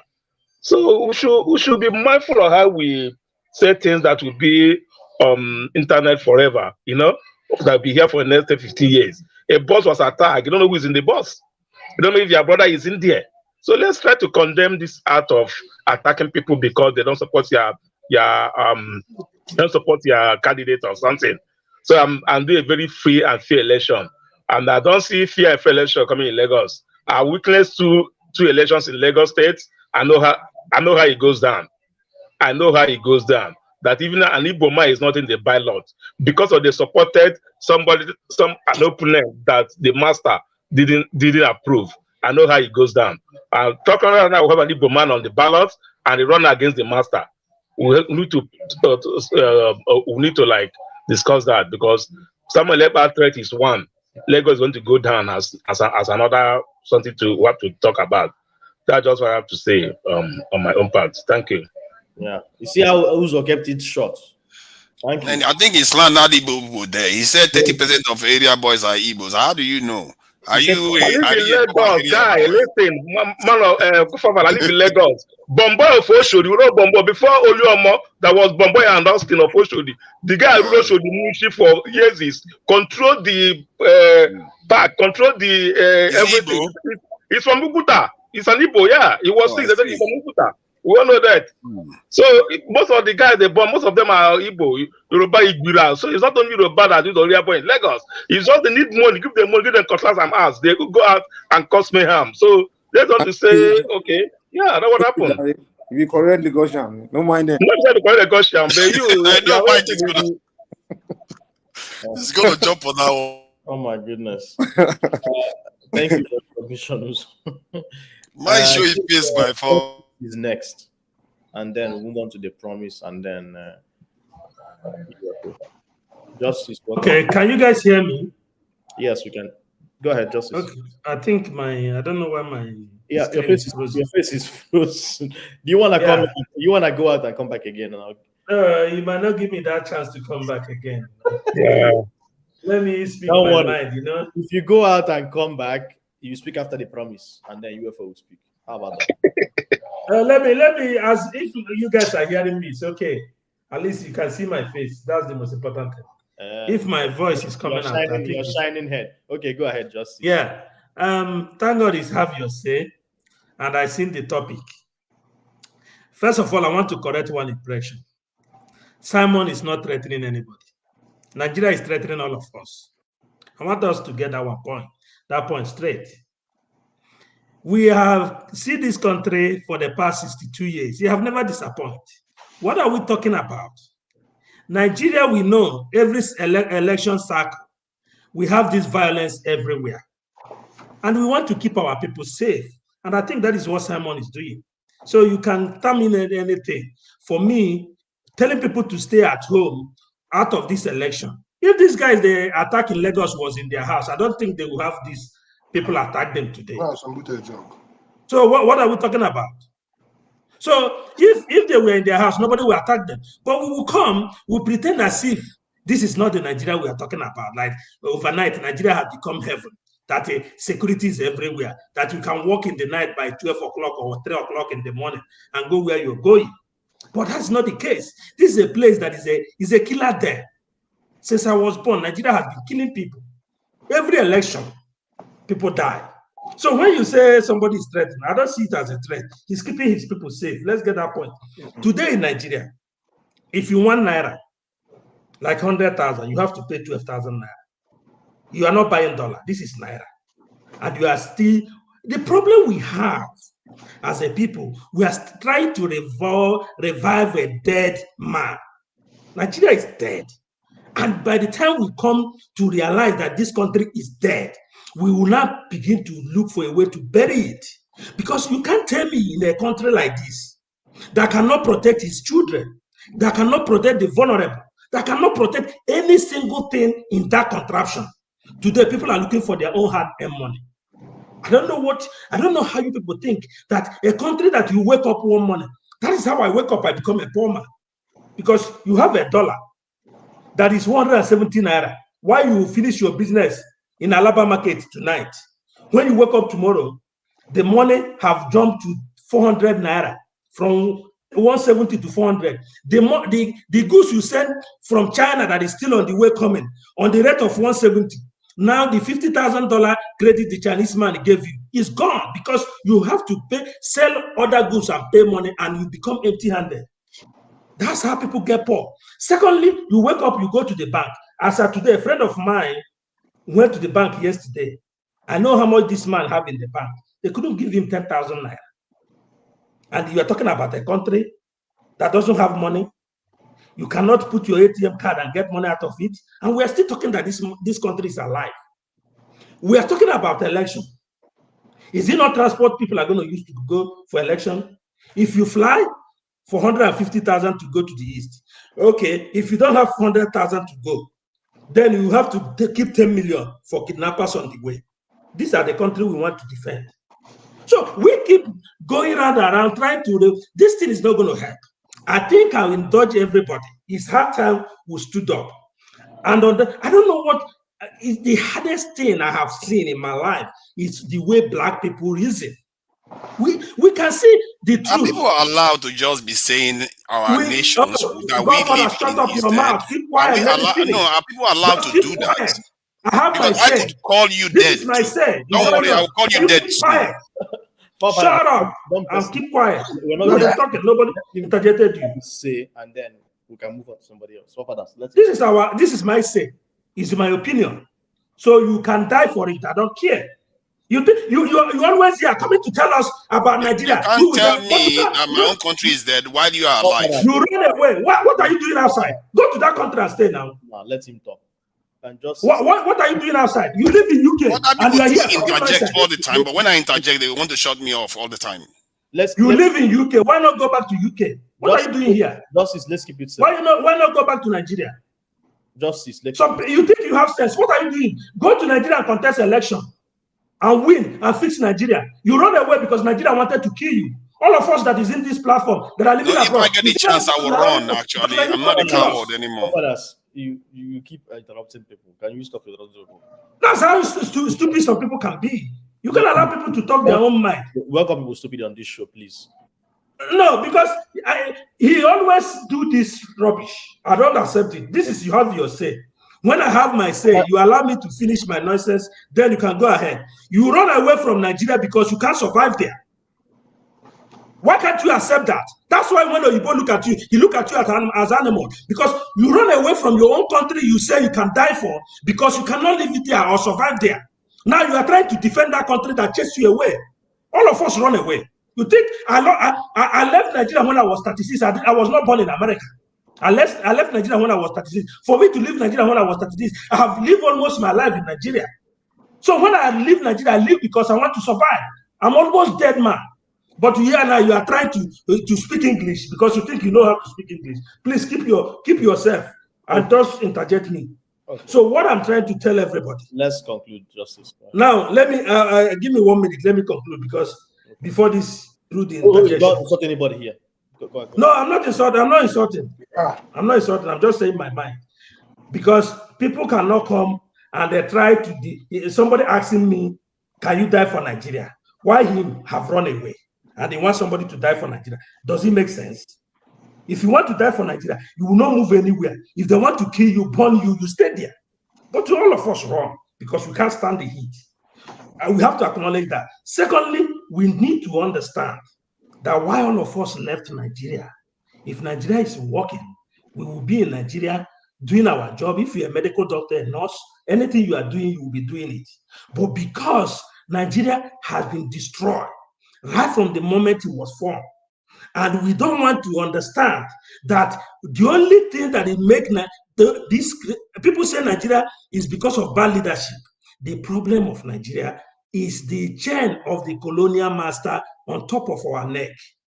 Any day we remove it, everything will fall in place. What is this colonial chain? We need to remove every boundary that the colonial master gave us. How can you tell me a Yoruba man is from Benin Republic? While another Yoruba man is in Nigeria, he's a brother to a Castana man who doesn't speak the same English, the same language, the same religion. They don't have anything in common. Do you see the kind of hate? I don't know if you guys are listening. In this campaign, if you see the kind of hate people are spewing, talking about this election, you'll be asking yourself, do I want to be part of a country that this kind of hate is emanating? You see somebody supporting Atiku, he will curse your father because you are an Igbo man. He will curse your mother because you are a Yoruba man. The same thing to a Fulani man cursing me out because I'm an Igbo man supporting Obi. And you see this hate going on. And you think, what kind of unity can bring this kind of thing out?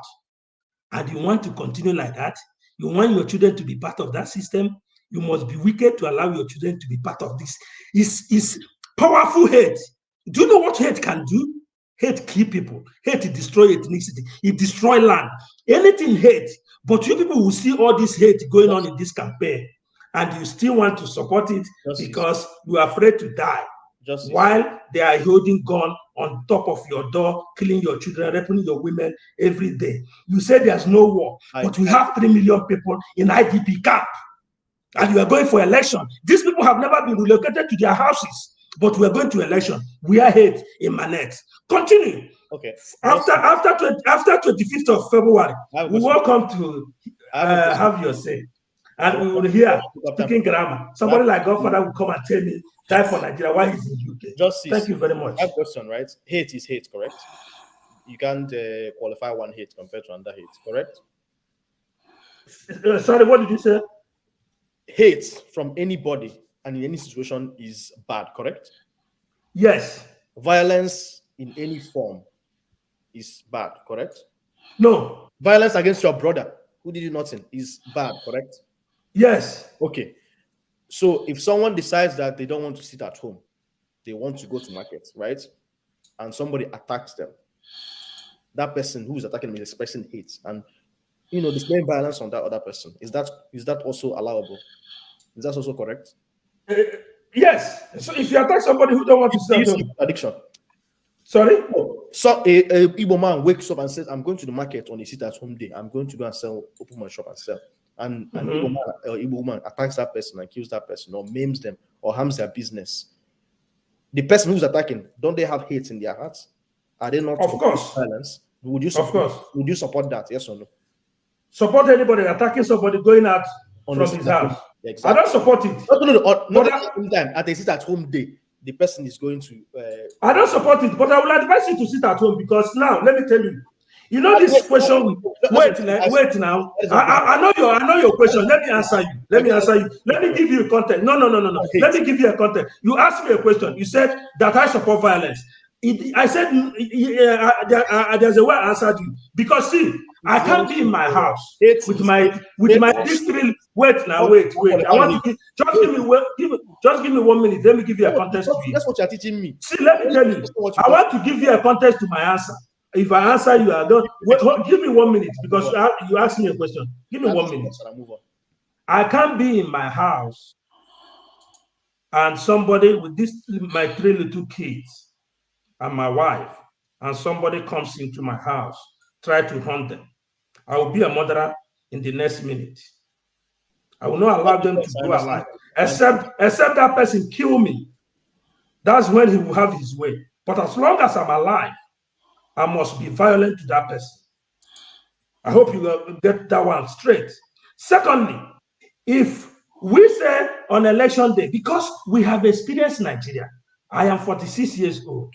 The only election I have never participated is 2019 election. Since 1999, I have been active participation in election.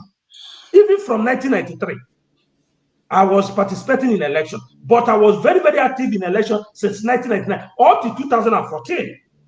So let me tell you. So we know. So when we tell people, when people like Simon say people stay at home, I give you the reason why he's telling you to stay at home. Election comes with violence. Election comes with violence. They are letting him go on and on. Let me finish now. Election comes with violence. People like this are the ones that they give the hearing. People don't listen. Election comes with violence.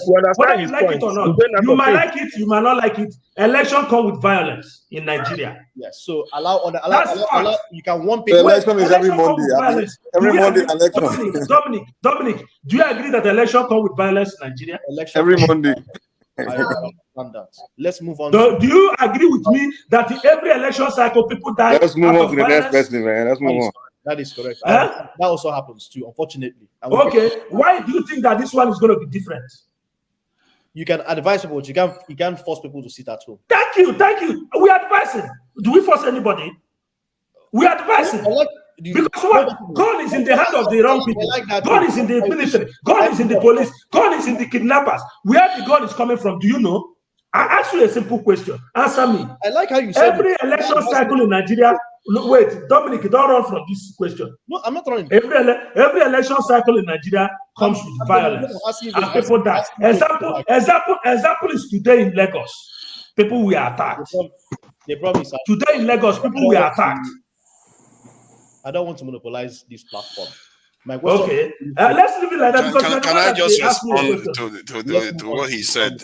No, forefathers, I think you should leave that alone. Justice and our somebody a joke. You don't because people die. Why should somebody come here and just be calling our country dead constantly and he gets away with it? You are very stupid. Why is he allowed to just say that and get away with it? This kind of silly culture that we have, that's what leads to our constantly. Because this fool come here and still calling our country dead constantly while he's carrying a green passport.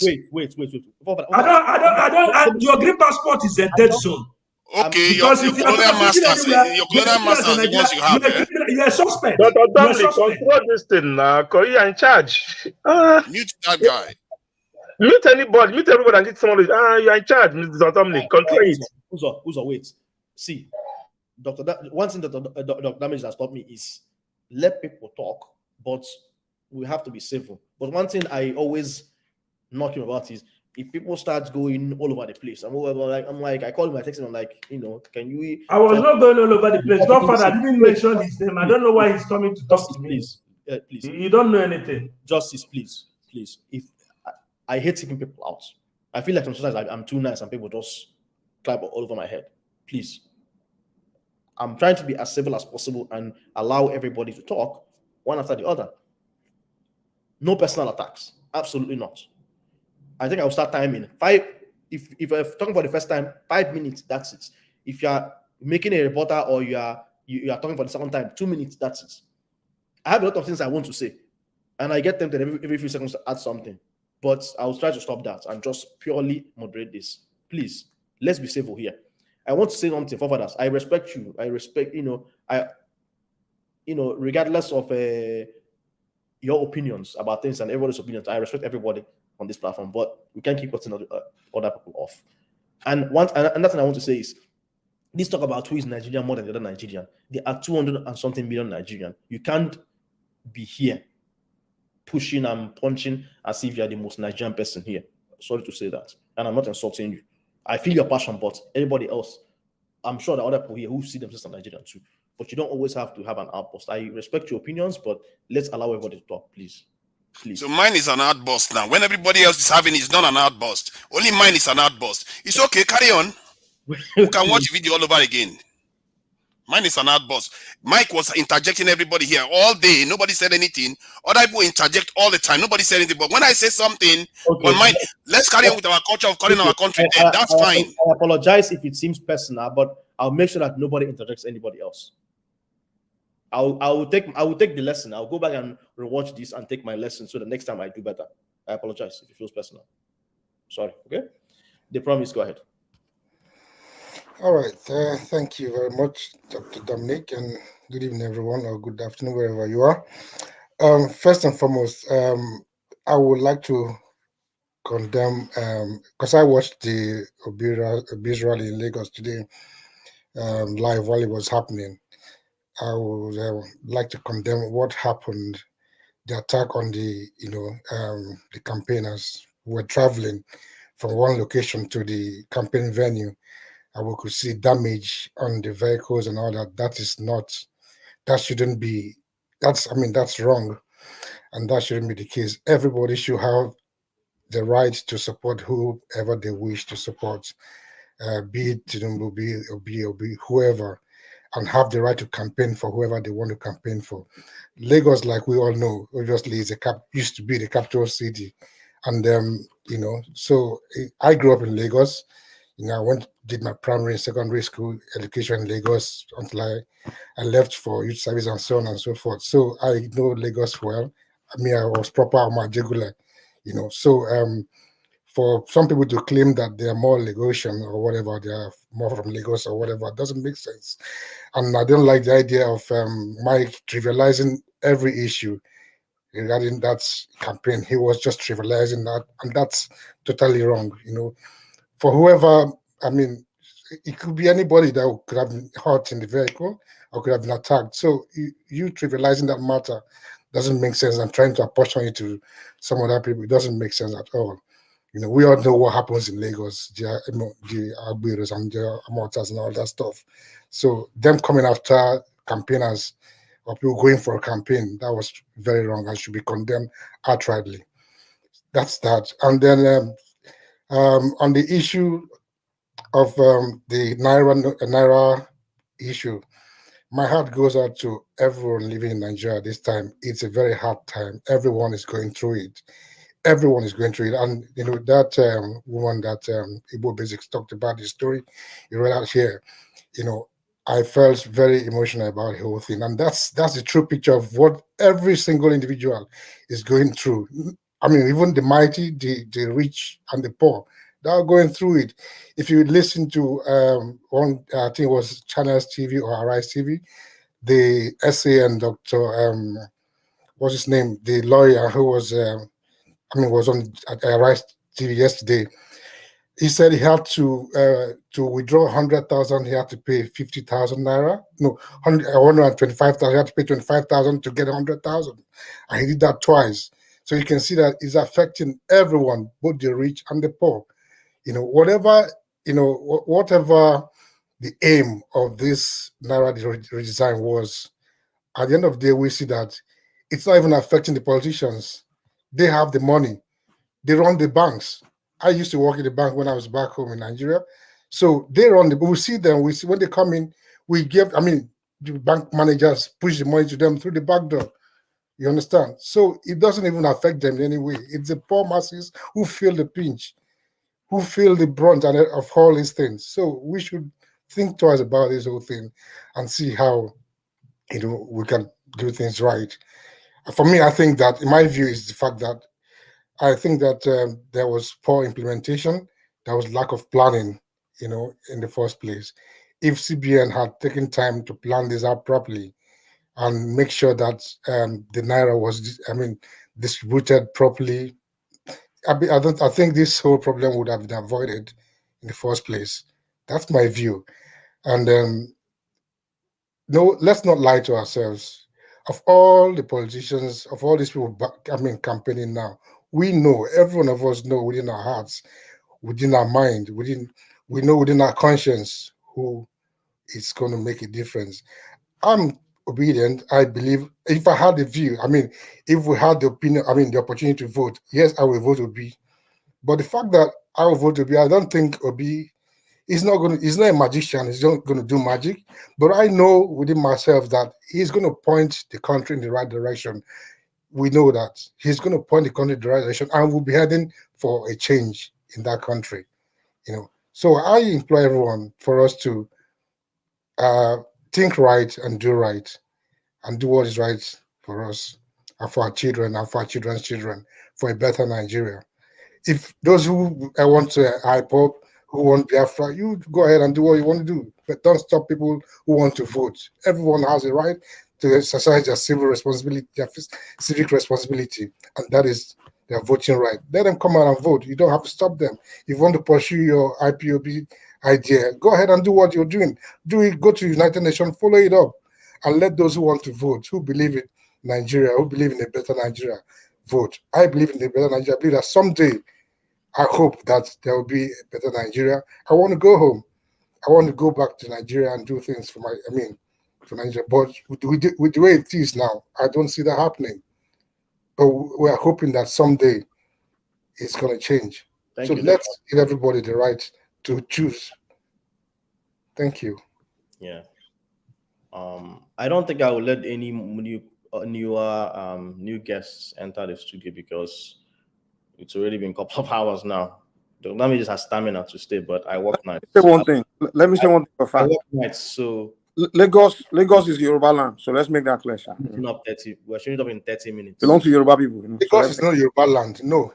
Who they drag out with you? No, na Fulani land. Who they drag out with you? No, na Fulani land. Who they drag out with you? So Anambra is not Igbo land, so we won't begin to talk like that now. But I beg, everyone is welcome in Lagos, but don't tell us it's not attention. This Mike, this guy, you need to go back. He interjected now. Nobody said anything, but when I interject, it's not interjection. He was done. Man was done talking. It's no interjection. Come on, Mike. I want to ask you a question. Are you fighting for Dudu or are you fighting for Nigeria? No. Let me know where I'll put you now. Can you go out and come back? We need to see your face and see your expressions. UFO is next. Please go ahead. I hope you will not kick me out. I hope you are not trying to kick me out. No, because of forefather. No. UFO, go ahead, please. Hello, can you hear me? Yes. Oh, you are driving. Okay, yeah. I thought you No, I'm not driving. No, I'm not driving. I'm parked. See my hands off the wheel. Oh, my joke flew over your head. I said I thought you'd be flying instead of driving. No. And Dr. Dominic, I've been watching in the background for a while before what was his name? Dr. Damages went away. And thank you for your service. I heard that you just came back from night shift. I was in the healthcare. I know how tiring. I know how tiring it is. I was, do doubles and stuff like that. That's what I'm saying. I was in the healthcare field. As everybody else, but let's not go there. Thanks for the sacrifice. I hope that it's not caffeine that is holding you up now. So yeah, are you talking about the Peter Obi, whatever? For me, I understand about Peter Obi is that he's not promising El Dorado. He's not promising heaven and earth. It's just if you listen to him speak, because I'm very, I take word really deep. He said he will make Nigeria work. In the United States, Nigerians are just consumer by nature. Even while I'm here, I know how much I send back home. Sometimes I'm running short of my bills, just to send money back home. Even a grown man will be asking for assistance. Hey, they'll be having children. Nigeria is just the culture of consumption. The only thing Peter Obi is promising is he wants to make it work. America is working. I live in Chicago here. We have people that live under the bridge. We have people who don't have a bank account. They collect their paycheck and they go to currency exchange to change it. They still use cash. It doesn't mean they try to remove make Nigeria a total cashless society, because it seems like people are so agitated. You know, I'm like 46 years old right now. That man, I know he was born around 1977. The last guy that spoke. He should just calm down. He's taking it too personal. You know, I've done surgery. I've done. You know, you're a doctor. You know what it means to graft your aorta. You know, because of the blood pressure and hypertension and stuff like that. You should just calm down. You know, take life easy. This is not a do or die situation. You know, we should just, you know, try to manage ourselves, because we're not getting any younger. I'm telling you, I woke up one morning, I called 911 my own self. I never believed. I didn't care about the bills. You know how bills is in America here. So when it comes to healthcare, so I didn't care. I said, well, this is crazy. I'm the only one living here. There's no family here. So I mean, I hope you're okay. Yeah, I'm much better. It's like this is the 2 years anniversary that I was in the ICU. I mean, I had a stomach exploration. They cut up part of my intestine because of maybe some kind of fasting we're doing in Africa. You know, some part of my intestines were dying, so they had to cut it off. You know, things like that. We just take it easy. You know, I mean, life is not like, you know, like the other guy was quarreling, was fighting, was saying forefathers, and, you know, was getting real personal. I said, no, this is a platform. The funny thing is that this thing is going to be on the internet for life. You don't want to come back. You know, sometimes you watch videos, you just like out of emotions, you just comment. And you go back and read that comment, maybe like a month later, you said like, oh, I said rubbish. You'll be ashamed, you want to delete the comment. So sometimes you just need to, you know, think really deep, you know. So, I mean, he said Nigeria was dead. He doesn't know the power of word. You know, for me, I'm a Christian. He said the power of life and death is in the tongue. They that know it will enjoy the fruit. People who don't know it, they will not enjoy the fruit. So, I mean, people should be careful what they spill out of their mouth. You understand? Word. Just somebody said change Naira Note, and they changed Naira Note, and it's affecting everybody's life. So, I mean, people should just be careful with their word. Because now, God will not give you so much authority because of the way you talk. Because something that is crazy. You understand what I'm saying? Look at how it's affecting us right now. You know, because it's crazy why people don't understand the power of life and death. It's word that is using to control Nigeria right now. Word. Just word, whistle blowing. So people should just be careful. They say, why is God not prospering me? Why is God not prospering? It is your mouth. You understand? So if you learn how to, you know, give thought to your words, you go to a position where, because God knows words are powerful. That's why he gives position to people who have sense. You can't just go there out of anger, wake up one morning because your wife quarreled with you, and you say, hey, close the country down. Yeah, somebody can say that, close the country down, and the country will be closed. So, I mean, people should just be like, you know, I've been following Dr. Damages since I came to America. So, I mean, yeah, it's been my fan. So, I mean, this is my second time on this platform, and I'm privileged. Thank you for Dr. Dominic for allowing me in among these elites. Thank you very much. Okay, all right, I'm going to mute myself now. You want me to leave? Somebody else can come in? I don't want to cover space. I just want to make an announcement. Okay. So there are 4 co-hosts really. Okoye Ndibe, Rudolph, myself, and Mr. Scribe. So I was, you know, working towards closing the show in the next 30 minutes, but I only allowed Mr. Scribe to ask him if he wants to run the show past that, because I need to sleep. No, Dominic, I actually came in because of what I was seeing on the comments. So you're not here to take over. Let me kick you out, John. Kick me out. Everybody will say I'm Pasha now. I've been outside. No, I've been outside, man. I've been.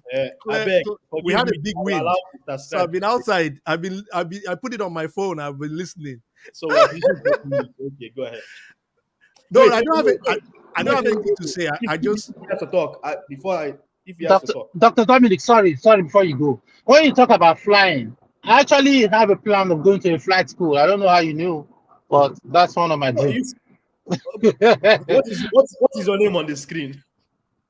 Oh, UFO. Oh, actually, I am sorry. This is not just a makeup. It's not unidentified flying object. It's actually my initials. My last name is Yuribor. My middle name is Festus. I didn't want to put Festus there because of Festus Keyamo that is doing crazy stuff. Then the last O is almost Okoye. That's my middle name. So that's why I say UFO. People are always, I used to confuse people. They say, hey, if I get a normal plate, I might just put it there. So why don't you change your initial? So when you are filling official document, they say initial, you put UF. They'll think you have. Exactly. I don't want to put FU or UF. America, when you put FU, they say, what do you mean? I understand. So I just write it in the way that people just like, oh, smile about it. One of you, sorry. No. I'm not. No, my life is easy. I know they do blood pressure again. I'm on pills. I'm on blood pressure pills. Look at my bag of medicine. So it's not a joke. When I came to America, when I was in Nigeria, it didn't happen to me. When I came here, my blood pressure starts.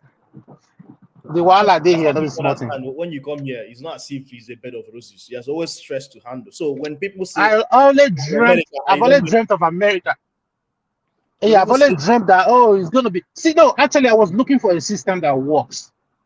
You understand? It's not like maybe I'm looking for a Dorado. A system that justice. But you know what? 95%, 99%. But you know what? You know what is so scary, and I don't mean to say this in a pessimistic way, but I actually want this to dawn on all of us at this moment.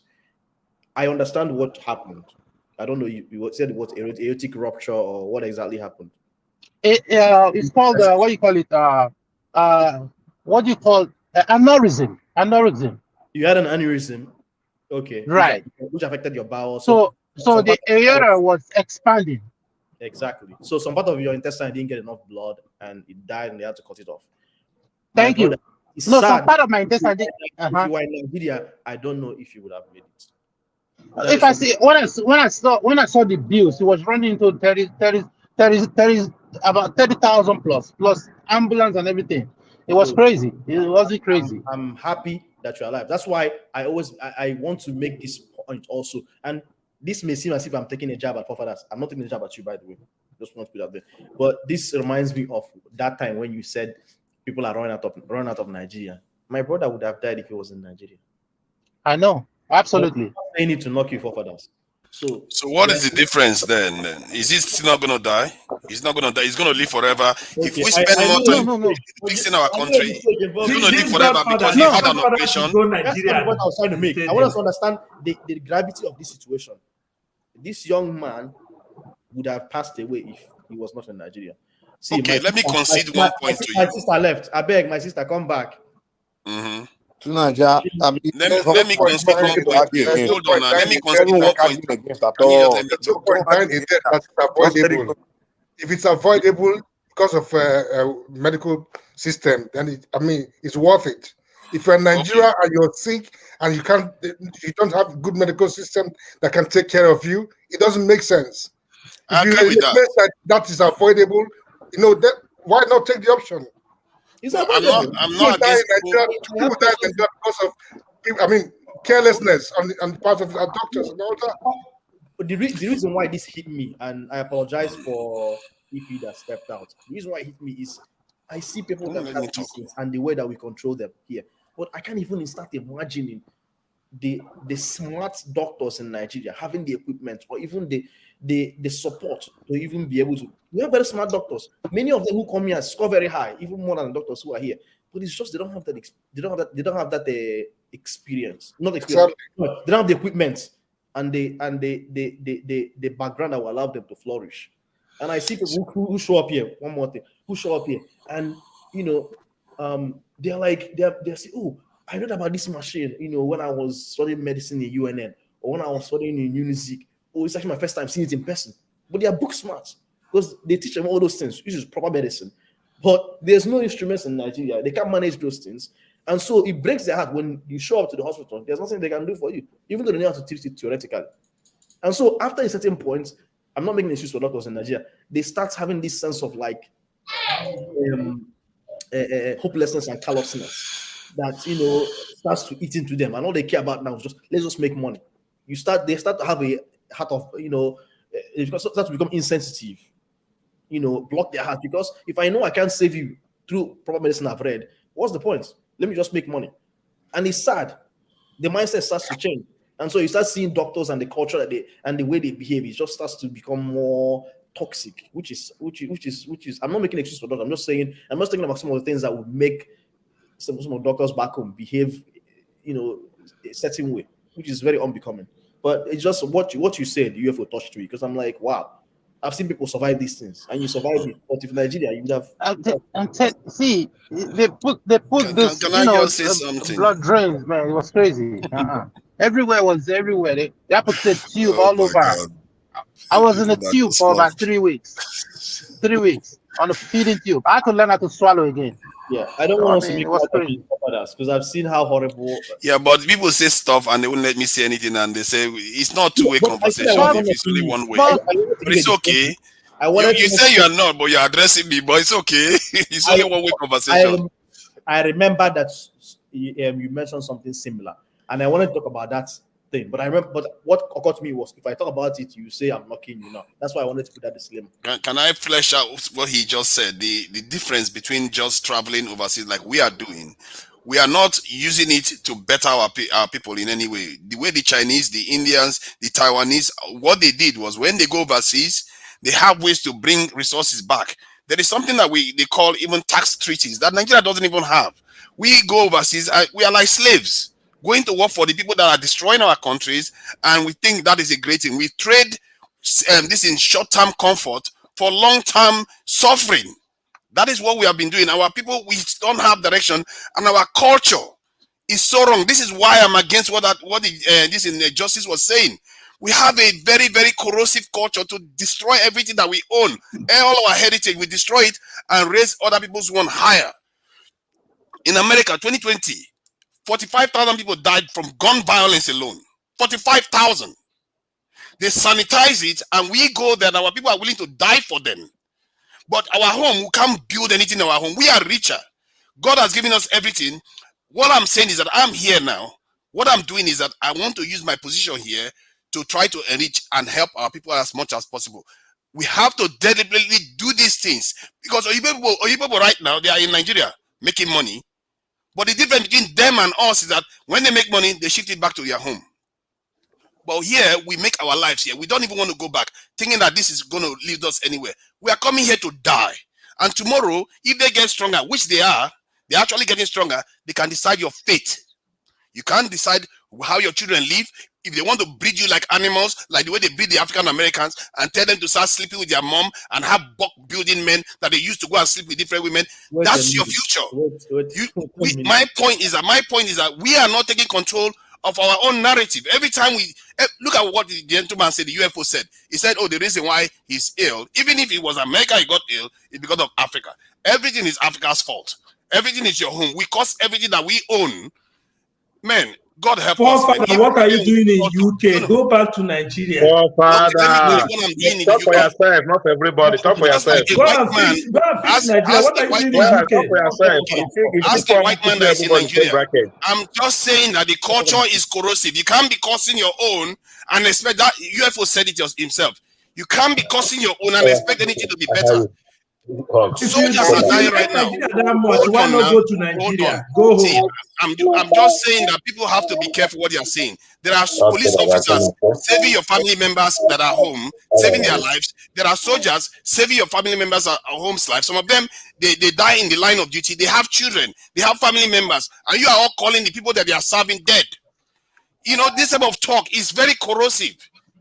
We have to change our culture. The way we talk about where we are from.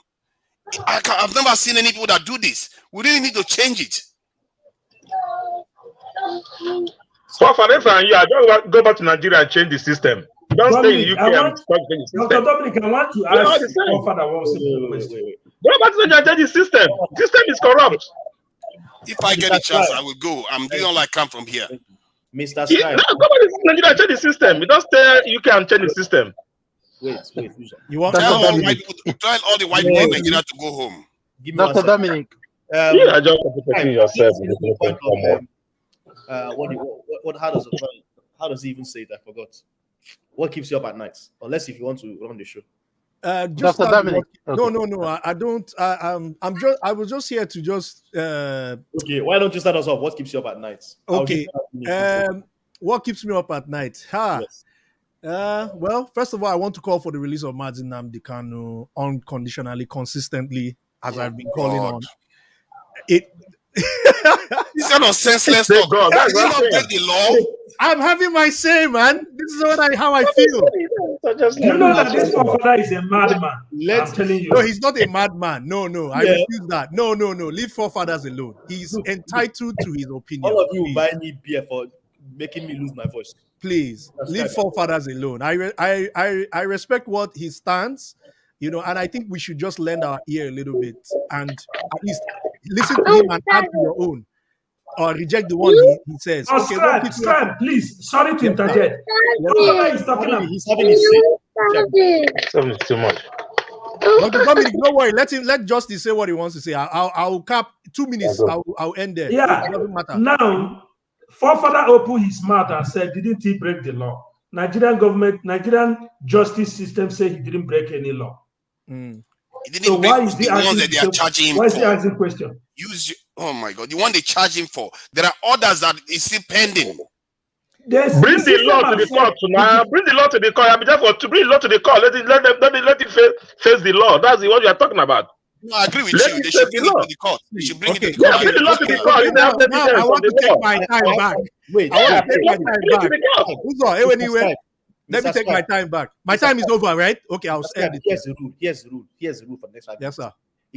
If anybody, except Mr. Scribe, if anybody cuts another person off, if you cut off, that is have your say. Finish it off and move on.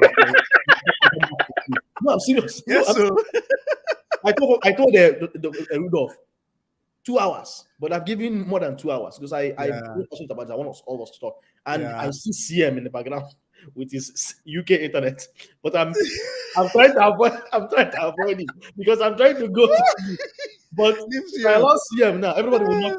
So let us have our say and move on. Maybe I will allow CM at the end and send back. Okay, so like I said, I'm calling for the unconditional release of Mazi Nnamdi Kanu. It's unfair. Whatever he has been charged for he needs to be released unconditionally. I think I will end it there. Thank you very much. CM even left us. Forefathers, have your say, please. And what keeps you up? Don't talk about Nigerian military. Yeah, I will. If I have to, no, security, man. Security is very important. It's not what we are all crying for in the Southeast and all. I just feel like the culture, we need to change our culture a little bit because the CBN tried to do the right thing and Nigerians, we try to destroy it as much as we can. Every time they try to do anything nice in Nigeria, we say it's too hard. Hardship, what makes us think getting out of the mess we are in is going to be smooth. The UK is not having it smooth too. Right now, they are not.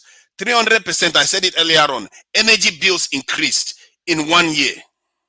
In the UK where we are right now. So people say they are getting benefits. I'm in the UK, don't worry. You know that now. You know what's going on in the UK now. So the promise got you up. The promise, have your say and then we'll go back for fathers. I'm only corroborating what he's saying. No, sorry. I'm only corroborating what he's saying. You're in trouble now. Fathers, go ahead, finish up. Okay. So what we are dealing with in Nigeria right now, our inheritance is to go through the difficulties so that our children can enjoy it tomorrow. If we keep putting it off, the problem is just going to follow us. We all know the idea of delayed gratification. This is no time for enjoyment. We are not our country is not in a state where we will enjoy it. We will have to do the hard work so that the next generation will enjoy it. Otherwise, they will curse us and say, we transfer the problem. Just like the ones that transfer the problem to us. They should have done the work the Chinese, the Singapore people, other people around the world did in the 60s, 70s, and 80s. They didn't do it in Nigeria. They went and did first stack and we do all their way through and leave the problem for us again now. And in this generation now, what we want to do is, let's keep costing our country so that hopefully the next generation is going to do it. They are not going to do it because in the end, these people that have more power, they are getting stronger and stronger. They are going to come and take more from us. Right now, they are pretending as if they are not controlling our country. Tomorrow, they don't have to pretend anymore. Our people will just go and start bowing down to them. And justice is here calling them colonial masters. A language that they don't even use anymore. They call themselves colonial powers. but he's still calling them masters. You see this colonial mentality that fella was singing about a long time ago, and suffering and smiling. We keep suffering for what purpose? We have to suffer. If we are suffering to make create a cashless system, I think it is worth it, because cashless system is like CCTV cameras on financial transaction. It's going to reduce corruption, literally, and it's going to reduce this in kidnapping. I'm sick of watching our people getting kidnapped, parents crying, families running around for money to pay kidnappers. Now, if you want to pay kidnappers, you may have to actually do bank transaction. Good luck to that kidnapper that has his bank details. You see what I mean? The power of the CBN is quite great to change the country, but Nigeria is so unwieldy. Anytime they try to do anything, everybody complains. And in the same situation is going to occur again, and this is subsidy is going to come off soon. An Igbo man just became a head of NLC. He is already threatening that if they try to remove subsidy without all the Nigeria refineries coming online, he's going to block it. Who is this man working for? Is he working for the people? Why are they not calling such people to this this type of panel? So we'll ask them what they have been doing in our country all this while. Because whenever Buhari wanted to remove the subsidies, they are the ones that go on the seats and say they will go and block everything, and the nation will come to a standstill. I'm sick of people that hide behind that they care for Nigerians while they're actually killing Nigerians.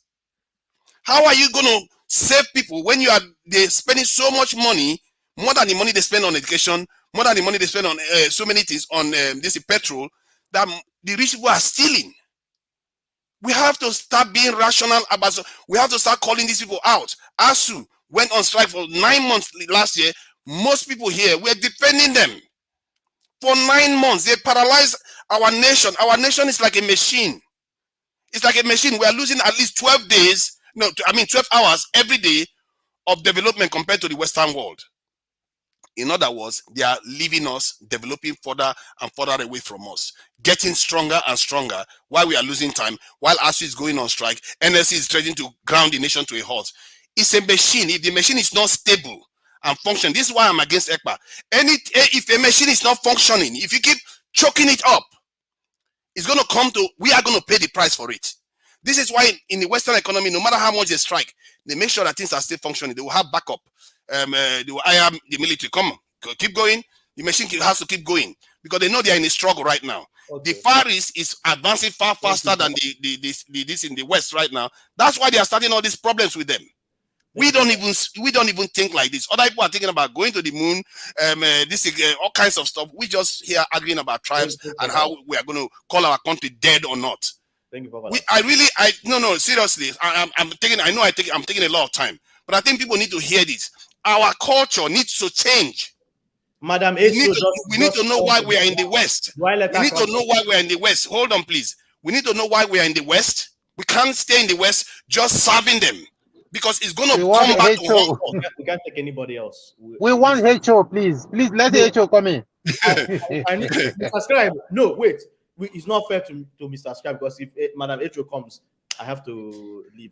Bring Madam HO, please. I need to go and sleep. You saw how Shomore came, and Shomore was knocking me just because I closed my eyes.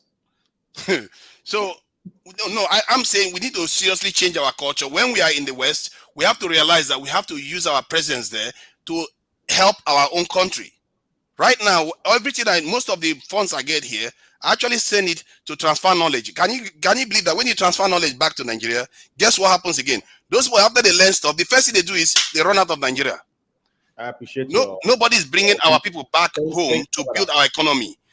We can't keep falling backward. We can't. If we keep doing this, there will be consequences. You are like the John the Baptist.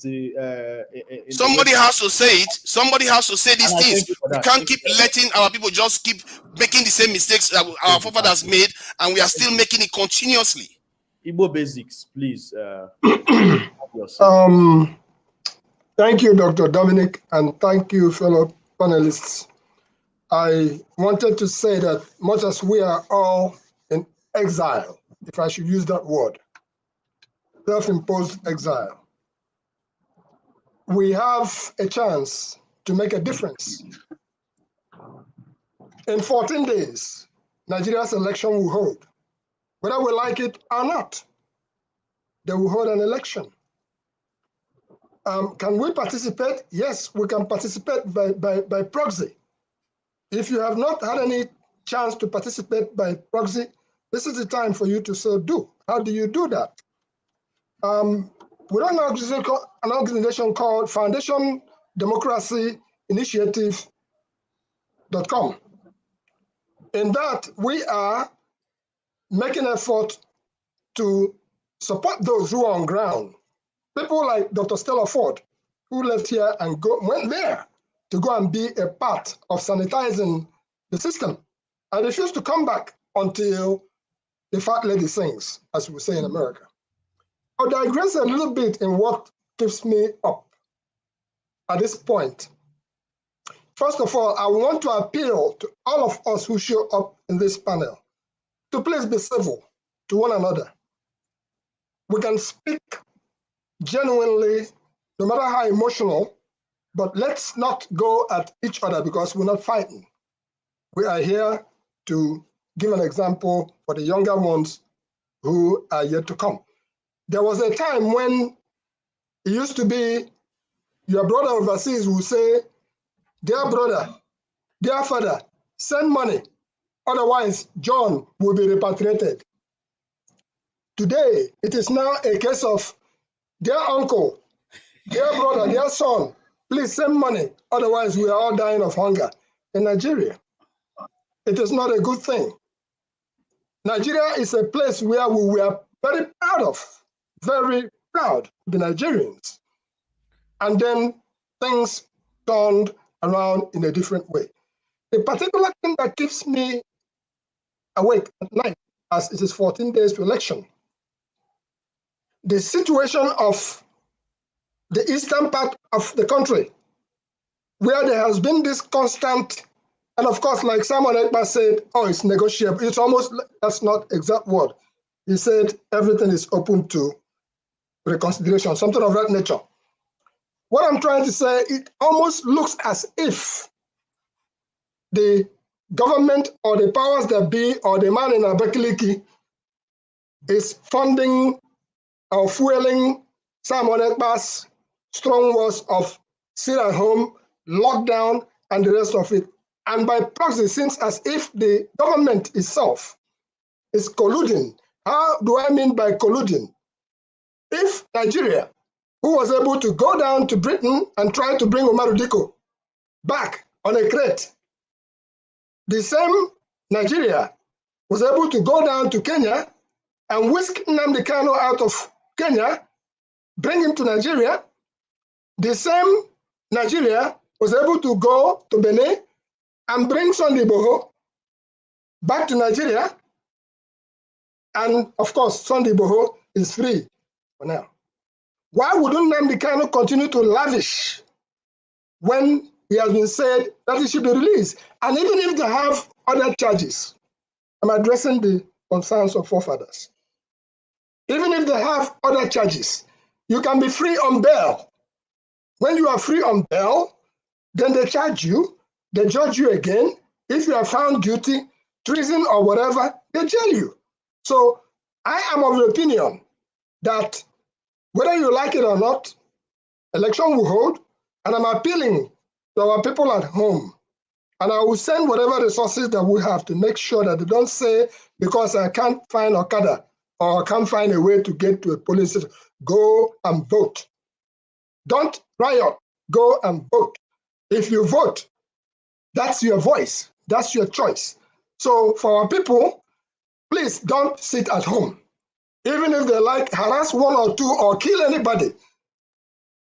When you talk about what happened in Lagos today, it just came under the wire, according to some newspapers, that one dead, several injured.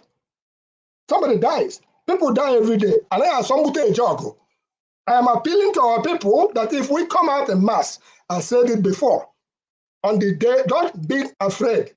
This is no longer time of James Hadley Chase. Please, our people should come out. And go and vote. I'm a student of James Hadley Chase. You find him and fix him. And things like that. Let me swallow my words. You get the point I was trying to make. But we know that. So, my dear brothers and Echo, you are welcome, Madam Echo. Our forefathers, I really appreciate the way you guys make your presentations. But as an elder, which I think I am in this forum, I'm looking at 70 as it stands.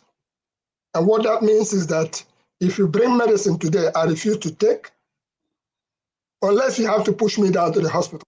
And that was addressing the issue of UFO. I crosses breed with, he was talking about the fasting that we do in Nigeria. And that is one of the things that brought him into the kind of situation that he found himself in.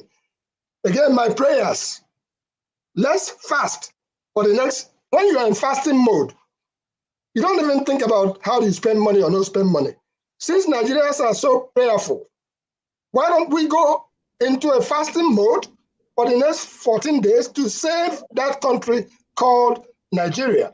And if we are going to have a Biafra, it's not going to be by the way we have been going about it. It will come by virtue of, if we have to get divorced, it is a good thing for the black man all over the world to have Nigeria as it is right now.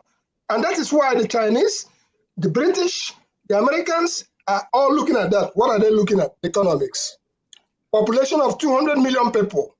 That's what they are all fighting for, besides our natural resources. Let us, for heaven's sake, make sure that on the day of the 25th, if anybody tells you to sit at home, if I was on ground, I will look for that person and dug it out. I am saying our people should not sit at home. Let that day come and pass. If you know there for the place where they roast the yam, they go carry your own, come off a fire. And we all know that. So it is my appeal that you must be there. Let the votes be counted. And I believe that Peter Obi will be the next president of Nigeria. Thank you very much. So Mr. Scribe has talked, forefathers has talked, our Papa, also we have our Mama here, Mama Yetro. Our Papa Igbo Basics has talked, and I believe Uzo is next. I just want to point one thing out.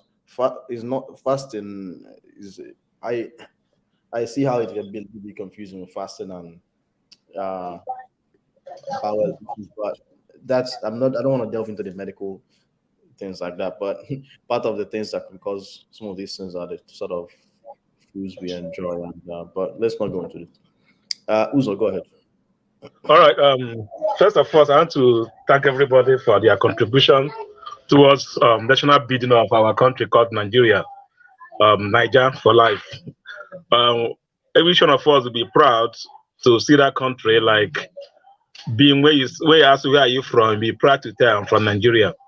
Most of us here in the United States, when you call your name Nigeria, you'll be like, okay, who is listening? You know, we all want to be proud to call that country Nigeria. But the way most of us are moving towards it, it doesn't know what is the future like. I don't understand, because even most of us on the platform, the way we talk, the way you put things online, it doesn't when they give you the power, how are you going to behave? So what most that keep me up at night is we are calling this one Nigeria, but actually just like a program, we're not one Nigeria, because I don't see reason why some life matters in Nigeria. Some life matters. About 100 and something people were killed last week or 2 weeks ago in Nasarawa casino where he's not even flying, as if those were killed are just the hunters, the security hunters that were killed by the bandit. About 100 and something. It doesn't we didn't even talk about it. Nobody's talking about it's a normal thing. It's a normal thing, you know.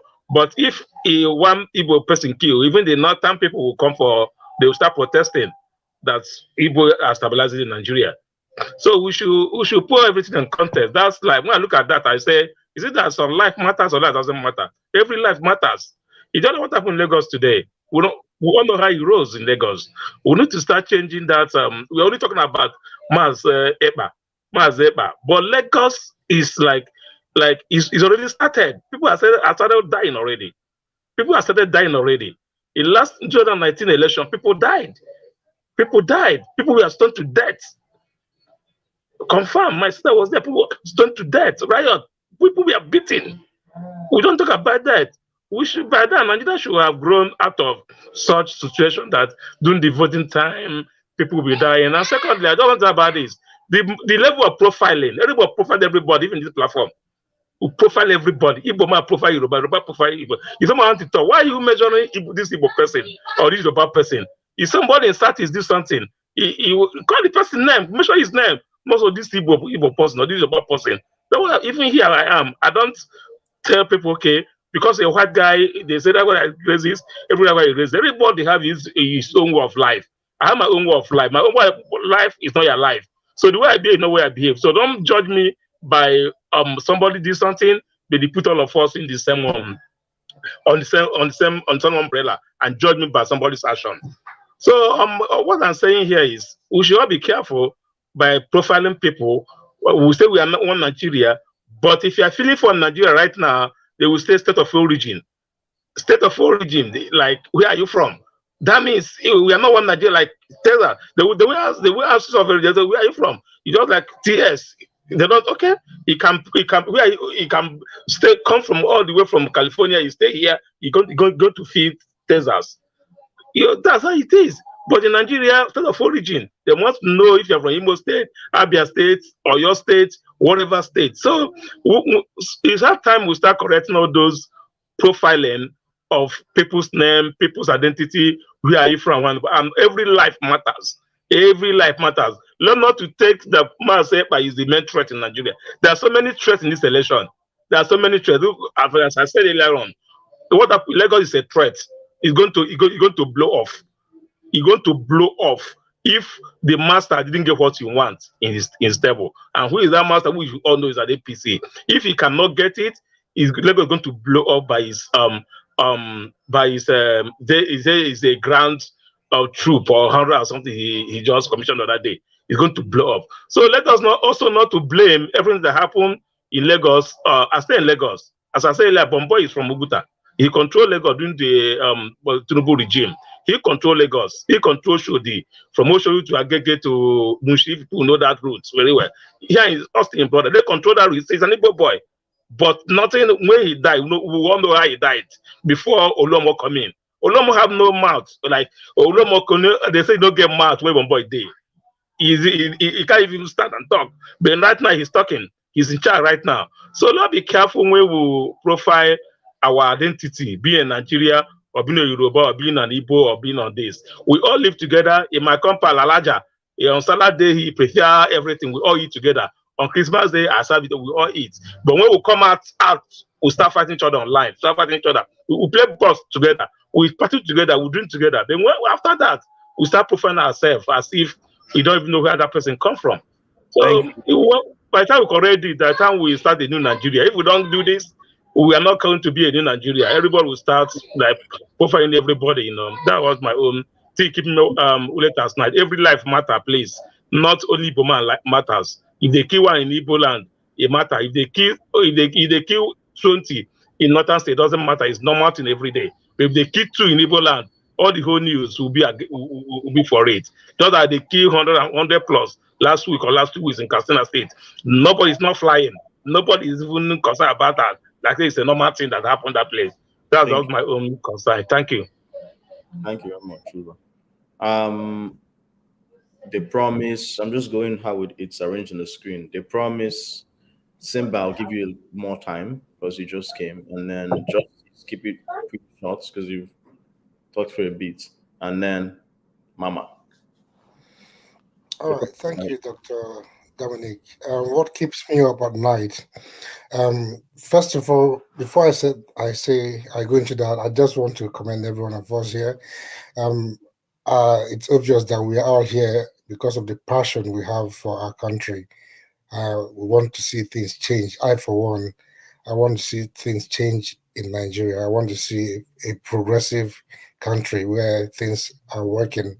A lot of times, my wife will say, why do I always listen to Nigerian news? Well, I'm not in Nigeria. I say, yeah, because I'm passionate. I want things to change. You know, I want to be able to go back home, and then, so that's because we're all passionate and we care about what happens down there. So that's why we're here talking about, deliberating about issues and things that happens back home. So what keeps keeps me up at night, for me, is the oncoming election. I am very, very apprehensive. When I say apprehensive, I'm just looking at the possibility that APC or PDP wins. What that portends for the future of that country. I believe that if Obi wins, like at least I said earlier, and I'll still say it again, if Obi wins, that will put Nigeria in the right. But we'll see a country moving in the right direction.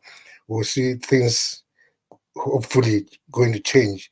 But where APC or PDP wins, sorry, that country is going to still be, business as usual, or even worse than it is now. That's my view, and that's what keeps me up at night. I hope that doesn't happen. Thank you. Wow. That was like what, 30 seconds. Thank you, the promise. Simba, are you the lion or the tiger? I'm just kidding. Simba, unmute yourself. Can you hear me now? On to the show. I'll give you. Let's give Simba 6 minutes. I probably need 3 minutes. Probably. Oh wow! Thank you then. Okay. Generally, what I want to talk about is all of you make some very good points, and I kept hearing attacks against Forefather, and Forefather just have some very, very good points. And we have to look at, we might be looking at it from a narrow perspective, but we have to look at the entire picture of what he's talking about. I don't want to go into the rabbit hole of if Nigeria is dead or not. I think we're not looking at the big picture. We have to know exactly, instead of pointing fingers and saying, oh, you're at fault, or using tribalism or any idiot, we have to look at exactly who stands to benefit from this. What's happened in Lagos today? Who benefits from it? Who benefits when the school education system doesn't work? Who benefits when the Nigerian doctors leave to Saudi Arabia or to England? Who benefits from that? Why is that country made not to work? No country can function without electricity. So why doesn't electricity work? Or we're going to have a cashless system where electricity doesn't work. We don't have stable internet. And even the internet you can have in Nigeria is very expensive. So it's not like you can have that lifestyle. Or they have a, what do they call it? E-Naira system or something like that. They don't have something established there. So you have to follow the money, follow exactly who stands to benefit from this. We're here fighting each other. If Obi wins, then what? Are we disciplined enough to follow him on and point out the corruption? Because we can have good conversation. A conversation is always good. But the point is the idea and how that gets implemented and who listens to you. Because there's back and forth discussion and saying, oh, it's Igbo. And that's just stupidity. Even the Nigeria itself, the word Nigeria is an insult to Nigeria. It's not an African word. Your Benin, your Cameroon, who decided to divide you? And we're saying, oh, Igbo, we have a problem with that. We have a problem with that. We're not even going, we should not have a border. I should be able to send something from Lagos directly to Liberia without a problem. Why can't we do that? Why is it easier for me to send something to US, to Nigeria, than to send from Nigeria to Liberia or Gambia? Nobody's identifying the real issue.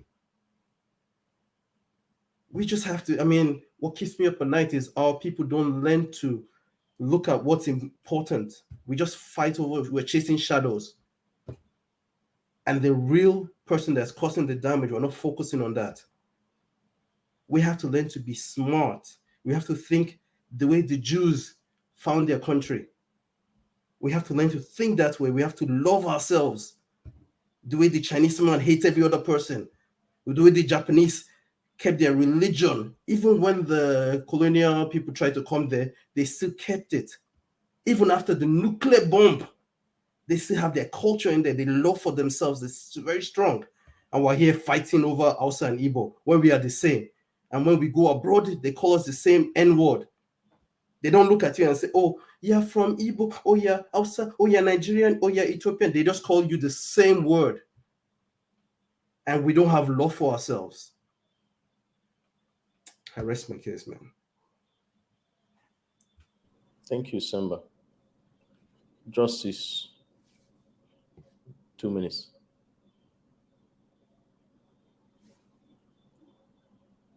Is it me? Wow, Justice doesn't want to talk. Okay, I will skip. No. Okay. Okay, Justice. 2 Okay. minutes. No insulting anybody. No, I'm not going to insult anybody. I don't insult.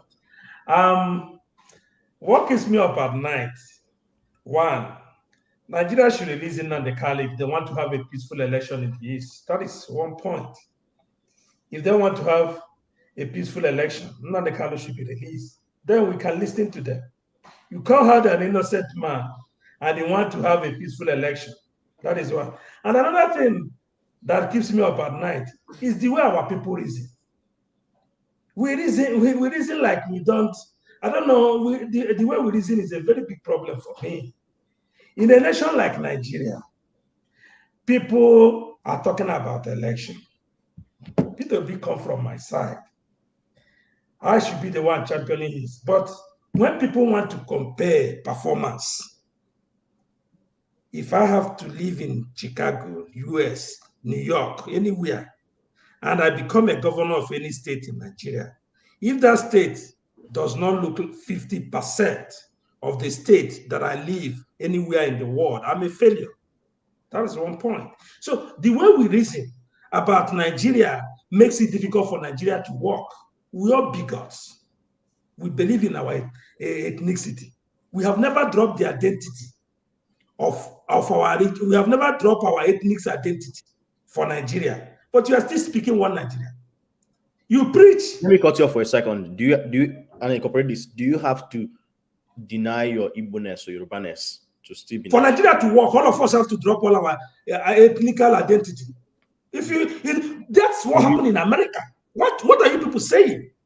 Sorry. If you want Nigeria to work, one ethnic nationality have to dominate all the rest. So don't deceive yourself. That is the problem I have when people reason like that. Because we are claiming we are over 250 million people with over 250 ethnic nationality. We don't have the same language, we don't have the same food, we don't have the same culture, we don't have the same religion, we don't believe in anything. Nothing makes us common. We don't have anything in common. So we always fighting about where the president come from. And I want to ask, why we are reasoning like this? You are living in America. You are living in the UK. The PM, the Prime Minister of UK, is he your brother? Does he come from your village? The President of America, does he know you? Is he from your village? But have you lost your right as somebody living in America or Europe? That's the point. But in Nigeria today, if he's a criminal, as long as he's my brother, you expect me to support him. If he's an armed robber, as long as he comes from the ethnicity, you support him. How long are we going to continue like this in 2023? After 60-something years of a country, we are now still running around who become the president from Igbo session, from Yoruba session. It's not going to work, my brothers and sisters. If we want to make progress as a people, Nigeria needs to disintegrate. If you want to make a progress, we must disintegrate Nigeria as a matter of urgency. And I give you one example. I believe Nigeria should disintegrate. We know. Okay, tell us, and then we'll conclude your. I don't know why. I'll give you. We told us many times why. Just tell us how you. How we want. We are disintegrating Nigeria. In the next 1 year. Tell us how. How we gonna do it? Okay. Nigeria is at the point of disintegration, so you don't need to ask me why. By the time it disintegrates, you will know why. How? So you can decide not to make anybody sit at home. Why is your problem sit at home? Why is your problem not the people they kill in Lagos today? Why are you so passionate about people that sit at home and then nothing happened to them? But why are you not calling the families that come out today and be killed? You see why I have problem with the reason of a black man. You are talking about people who sit at home. I never see anybody sitting at home and was attacked. Anybody that have been injured, always outside. Now, people are killing Lagos today. That is not your problem. Your problem is sit at home. You see, people sit at home, nothing happened to them, but people come out just for a campaign and they were killed. Now, you are telling somebody to go and vote in Lagos, like my brother also is saying. You didn't give him security. Like my mom, who is 85 years old in the village, you want me to allow him to go to polling unit and they will stampede him when a gun go off? Then I will be the one to bury her. That's what you want me to do. The 21-year-old girl that is taking care of her, I should allow her to take my mother. When run started, everybody will zoom off. Then the 85-year-old woman will die. Then I will say, I'm trying to be a patriotic Nigerian. God forbid. So let's not deceive ourselves. So when people say sit at home, that I can tell you, anybody that tells you sit at home is saving your life, because every election cycle, they kill our people, use them as ritual, do their politics, and every 4 years we come and cry again. Oh, we don't have electricity, we lament, we don't have road. When you have sacrificed your blood. So this time around, what keeps me late at night is trying to let my people know election will not save you. Whether you like it or not, whoever, even Jesus Christ will not save Nigeria. The only thing we need is total disintegration. Thank you very much.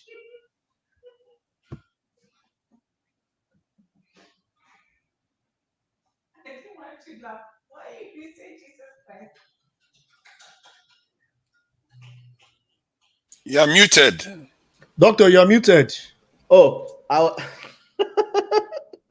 sorry. I was saying I like how Justice talked about this whole preaching, because that is all we all hope for. People exchange ideas at the end of the day without anybody killing or touching anybody else if they don't agree with their opinion. He talks about unity, one breath, and the next thing he talks about breakup. Drum roll. My thing is this: I let the audience make the judgments on me. Oh yeah, drum roll. Wafi, oh yeah. Well done. Mama de mama.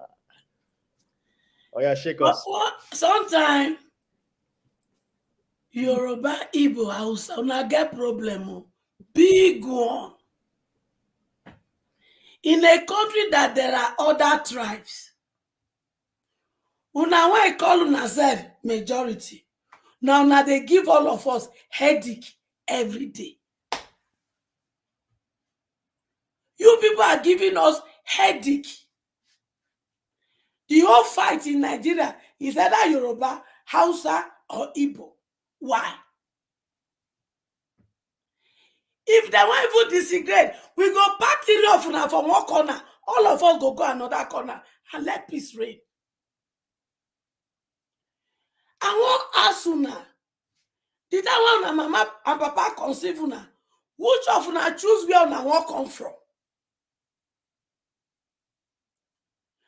Which person choose where he want to come from? And if we want to ask ourselves, we never marry ourselves and born for ourselves. So when we disagree, meanwhile, Yoruba, I go pack my children when I born for Igbo, man, follow but you. Let's stop this nonsense. We see day 1960. The entire world done there for 2023. We see day 1960. If you not take time and stop this nonsense and unite ourselves and build a future for ourselves and our children, if the white man finish what they do, we go be slave again. We go be slave to them here, and we go be slave to them in Nigeria. Una not see China when give our a cake leader loan. They not read document, they sign. Shebi I hear say China get police station for Nigeria now. As a result of the loan document they sign. And China now say that they're very cryptic. Before you know it, they go take over Nigeria. Me and you and our brothers and sisters, we go be slaves in our own country. So the fight we are fighting is not Igbo, Hausa, Yoruba. The real fight, now the white nation, when won't take over us. So the earlier we speak one language, the better for us. Dr. Damages, not carry me come here next week, because they begin to tell this story. Carry me come here next week and let us talk. What are we going to do to make this election a success and get a victory of the person that will lead us forward? Anyway, if I see your post for next week, now this one won't come. Mama, you don't go see me. Mama, see, if you see damages, warn him. Tell him not to text me and be laughing at be laughing at me. I will tell you in the background later. Because the truth is this: divided we fall. United we stand. Okay, justice. Every day you go they preach one Simon. It's not that nobody is happy that Nnamdi get justice and he was locked up. No. But in fairness, is it the only one that has been locked up against justice? Is it the only one? Oh, because that Okoye pikin when he foul, because no food for house, when they cash, they lock him up. I be the one when he master, he frame up, say thief in store, they lock up. Oh, because those one, they not come public like Nnamdi Kanu. They are no more human being that justice needs to be served. Please, I'm begging you people. If you are not ashamed, shame cover my face, sit down. Why? We are too smart and intelligent to be where we are. Me and you can't vote because they refuse to give us power to vote from diaspora. Is it this one that we are doing that will make our people to vote right and give us the right leader? Is it? Those when they celebrate Tinubu, Shebi never enter power. Una see the atrocity in so-called area boys they commit for Lagos. So when they come to power, what will happen to the whole Nigeria? It will come be glorified area boy arena. That is happening. He has never spoken once. And this is not the first time it has happened.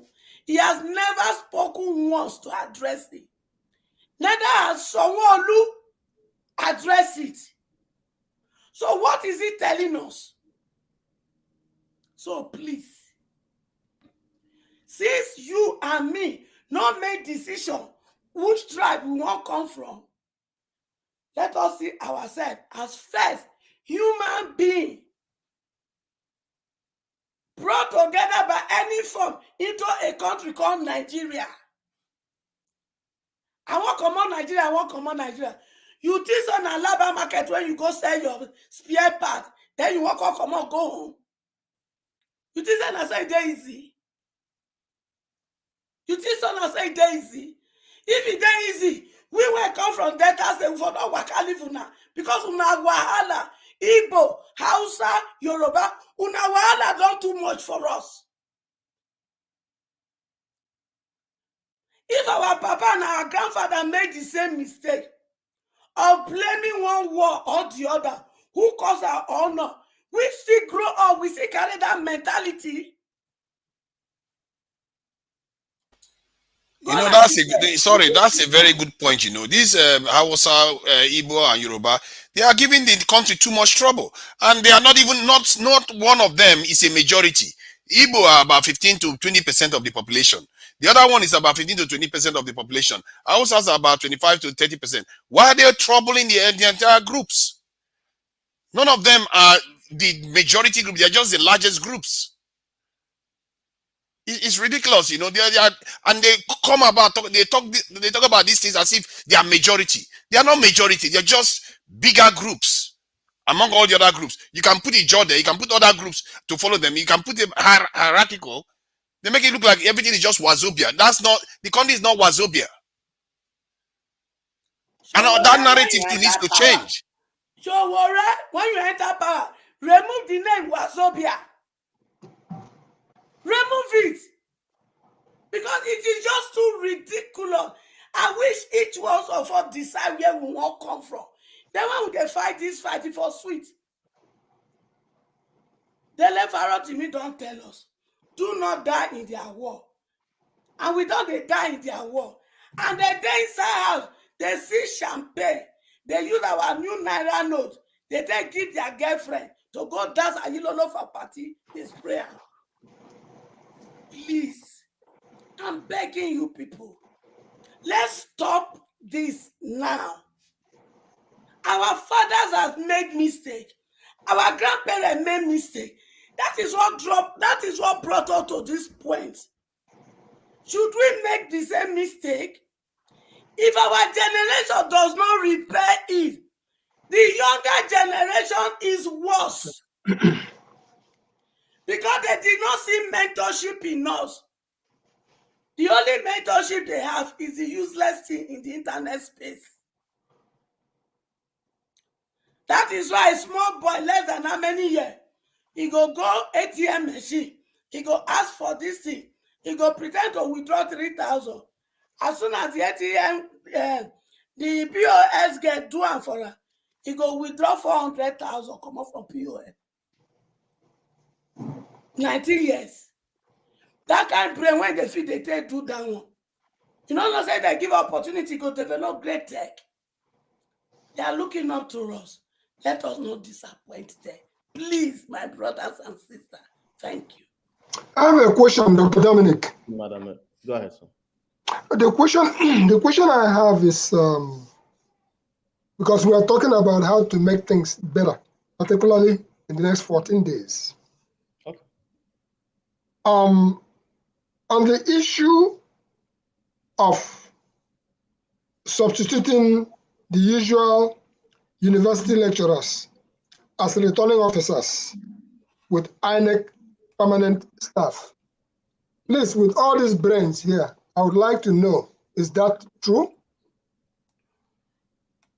I know usually they always go into the academic institutions to pick the electoral umpire, for lack of a better word. But I thought that's already a given. That's what they usually do.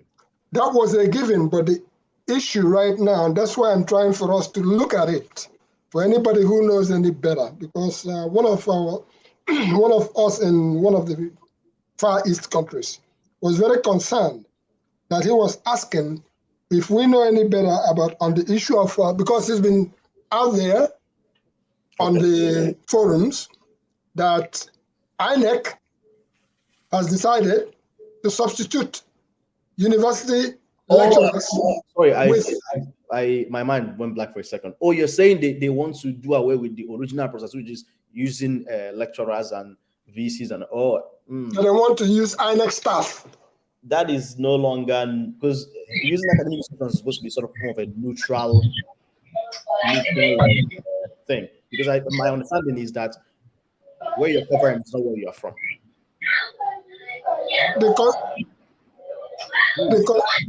Whose sound is home?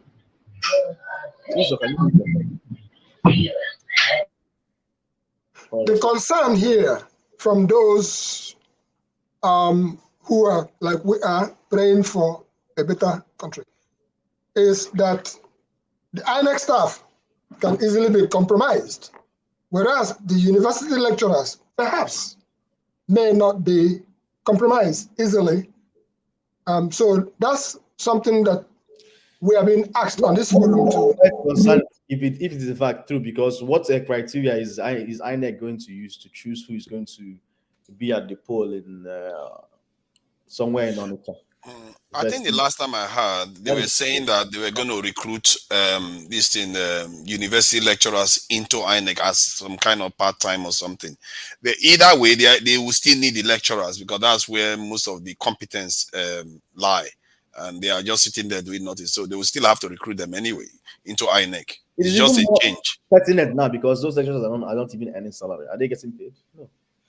Oh yeah, they are getting paid. It's just that they are not. The government is willing to pay them for sitting at home for 9 months. What? A topic for a different day. You are tempting me for my no. Topic for a different day. Please, we need some answers to that because in the last United States elections, I actually spent a whole day From 5 a.m. from 5 a.m. to 9 p.m. working as an election officer. So I wish and pray that someday our country could be that way, where it is so difficult for anybody to even attempt near any place called a polling station, polling unit. You can't even come near there, talk less, come and try to scatter people. You just can't do that. And there are all kinds, it took them years to get to where they are today. And we try to emulate the West, but we are emulating the West the wrong way. So it is my prayer that we should be able to look at that topic so we can give our audience the proper answer as far as that university lecturer situation. But my question is that the new electoral law, all right, how did he put the announcers in place? How did he checkmate them? Is that any are there any opportunity for them to make changes? Because the electoral law have to also do something with this announcement. I don't know what the electoral law said about this. So either the risk is not much, they may okay, leave it aside. I don't know what it's all about. So with the new electoral law, I know that we are coming from all these their changes. So I don't know about that much. That's what I just want to ask.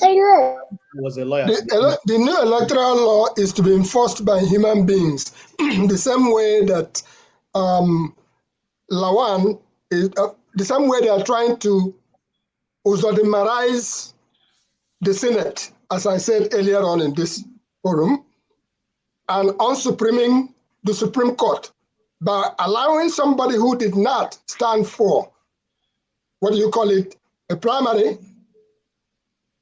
to be substituted for somebody who actually won the election. We've seen what that gave us as a result in Imo State, and that is setting a very bad precedent for our country. So the country should abide by its laws by, again, like I said, letting Nnamdi Kanu go, let the man go. If you want to rearrest him, if he has any other pending charges against him, while he's on bail, you can try him. And if you jail him for that, but just don't hold a man indefinitely. What kind of Supreme Court do we have? It is not right. No, I'm talking about the electronic transmission results. The electronic transmission result. Have you have to have the electronic transmission result by which, as you are voting, your result, they don't need to count the ballot to go to one room and mark and mark. It's being transmitted online. Does it have to do anything to do with the election empire and all those stuff? That's what I just want to clarify. It does, because they have to certify what has happened in their particular station, just like it happens here. The difference is that at the beginning of day, during the election, on all the polling machines, there are at least 4 electoral officers on every machine. You all will go through so much trouble to open the machines, which is locked differently. By the time you open it, all of you would observe that the machine is at 0. You are there, observe. Yeah, and the party agents are also there to observe. You all will open the machine and make sure that it's at 0. And for every 2 hours, one of you would go to the machine and put the totals and mark it on the board that is there. The party agent is to observe, but it's not to interfere with anything. They call them challengers sometimes. If they have any issues, they will take it up accordingly. So what we are saying is that in the Nigerian context, from what I understand about the electoral law, after they have transmitted the results as it's supposed to be, that the electoral umpire at the station is the person who will now certify that, yes, what they have transmitted is true. So therein lies the human element, as we saw in Osun State, where they talked about overvoting. So machines are machines. The human factor is what we are saying. And that is why, for all participants, and I appeal to all Nigerians, to please, for once, since you cannot carry a ballot box, just play your part and let whoever wins the election win the election. But don't go and break a man's head, intimidate anybody, telling anybody in Lagos, for instance, because I hear my brother also talking about Lagos as another battleground. You cannot continue to intimidate people that if they vote other than Jagaba, that their businesses will no longer be safe. It's there. And I'm saying that on good authority by the people whom we have inside the meetings, the government should begin to prosecute such people who are already intimidating people before the day of election even comes around. Make an example of one of them, and the rest will follow. Dr. Dominic, we can't hold you up too long because we have to also be human, much as we like to be here. Mr. Scribe, help us out here. It's a start. Take the challenge. Take the challenge. Take the mountain state. Take the offer. It's a cola. I'm going to No, I didn't bring my cola. Thankfully, I'm off tonight. Dr. Dom, I'm subscribing. No, the person that came must go. We must say this thing now. When you're talking about when you talk about the person who come must go, it reminds me of a cartoon that I drew at the beginning times when we started publishing Igbo Basics in 1995. That cartoon was the picture of an old man with a walking stick heading back home to Africa. And it simply says, wherever you are, you think you are so comfortable. Whenever you begin to ask you, my friend, where are you from? Then you realize it is time for you to go home. And that home that we are supposed to go to is equally what I'm trying to say to my brother Uzo. If you like, for those who preach sit at home, if you like, you can sit at your home and a bullet in America will come through the window and kill you there. Okay? So you might as well get up and go, hunt, fish, vote, but be alive. Don't sit at home. And if anybody stop you from coming out of your house, you better be ready with your defense mechanism. Okay, we are saying like ballot snatching. Do you guys, are you talking about people snatching the machine easily? Guys, we have to go. Mr. Scribe is back now. We have to go, man. Destroy. Scribe, I would love to stay, but today I'm already putting on my coat. I'm at the door, man. I just have to go. I can say I'm a drink. Don't they here already? So with my car. Who's a ballot snatching was in those days. Okay. No. What I mean now, let me say what happened. Like a majority of where they have PDP voters, all right. The agro will come there, make some like create problem, but start the ballot. Now they have the machine.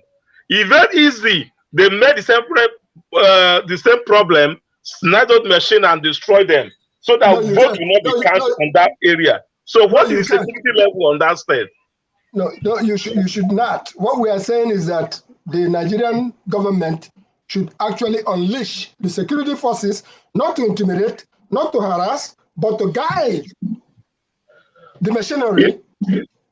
Is that machine transmitting results as you are voting is going straight to the to Abuja straight?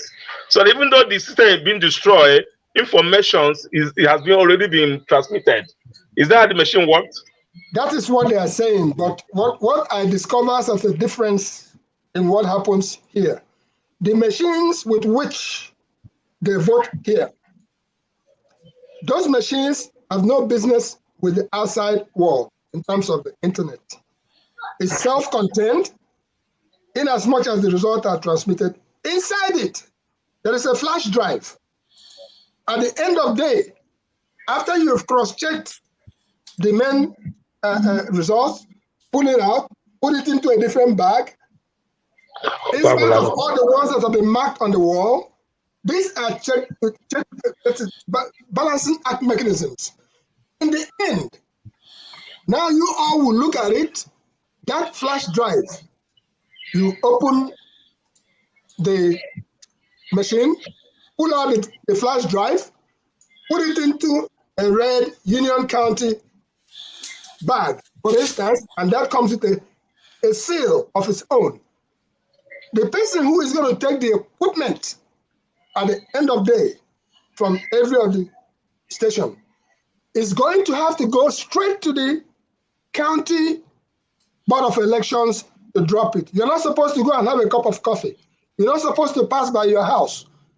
And if within a few minutes that has not happened, in this country, the police will be there to escort those results from there to where it's supposed to go as they tally around. So what we are praying What of Nigeria? I mean Nigeria own. Nigeria, not here.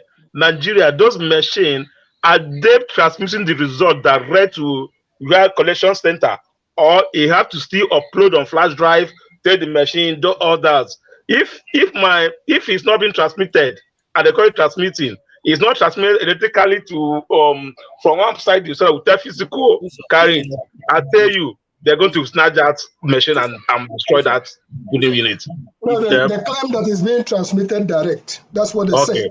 Yeah, that's what I want to know. If you are just inputting the value in the machine and you still have to take that contraption and move to Abuja, it is no longer electronic transmission. You are transmitting electronic, which means you can enter the results here. Everybody will see everything counted. You enter it into the machine and it has to get transmitted somewhere. I don't know much, but just the name in itself has to be transmitted. Now, even it's a different story that I don't know. But that's my understanding. Electronic transmission makes it easy. So somebody doesn't have to take a sheet of paper and police will escort somebody in 504. Well, they don't drive 504 nowadays. Escort somebody in Peugeot or whatever it is, and escort them all the way to Abuja. It's very mundane in a modern society. The only issue is all systems are hackable. Right? Do they not like ask that's like the party representative? Do they not take the record of the voting of the day before they leave themselves? Yeah, because you would think everybody would take a record of what was just done. Exactly. The data, the total. Exactly. So which is why the big parties have an advantage, because they have enough money. I'm not saying it is illegal. They have enough money to pay agents to be at least one or two agents of every party of their in those polls, so that when they come, they collect all the numbers. Because guess what? If you're a party like AAC that doesn't have that much people, and you're only 5% of the polling station, you only account for those 5%. How would you know whether they're not 95? The AAC polled actually 30,000 or even polled 1 million. You don't know those things. That is where money becomes inevitable in an election, because you can't trust.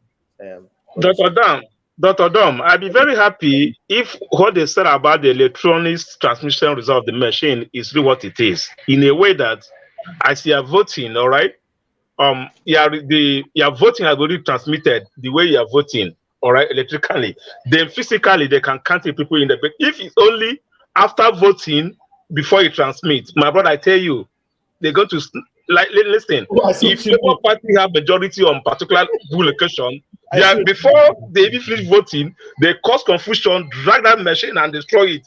No transmission. So nobody will go to transmit it. If it's that, man, we are in trouble. I understand the point you mean, that everything has to.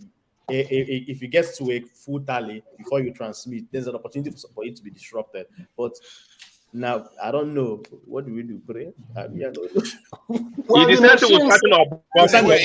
is the same as election violence. Now, if somebody starts destroying the machine, it's election violence. That's what you see in Nigeria. No, that's what you see in Nigeria. Day by day. The machines are at work. Look at this. This is a 53-page document. And it's full worker training. And I had to go through and sit down and learn everything. And after going through this, on the day of election, sometimes you still have to consult with that immediately to make sure things are working right. Unfortunately, Nigeria doesn't have that. All they do is exploit the youth corpers and put them in harm's way. So in this case, I just hope Nigerians take this very I hope Nigerians take this very seriously, because this is the civil society at work right now. Yep. And the civil society, I think when you are appointed to do this job, take it seriously, because there are other groups watching. There is a military watching. If people don't behave, they will come, and many Nigerians will welcome them. And this is what concerns me. That's why we have to realize what we are doing here. We have to take our job seriously. Don't let people buy you up, start tearing postal listing up. If this whole thing doesn't go well, you are calling anarchy in.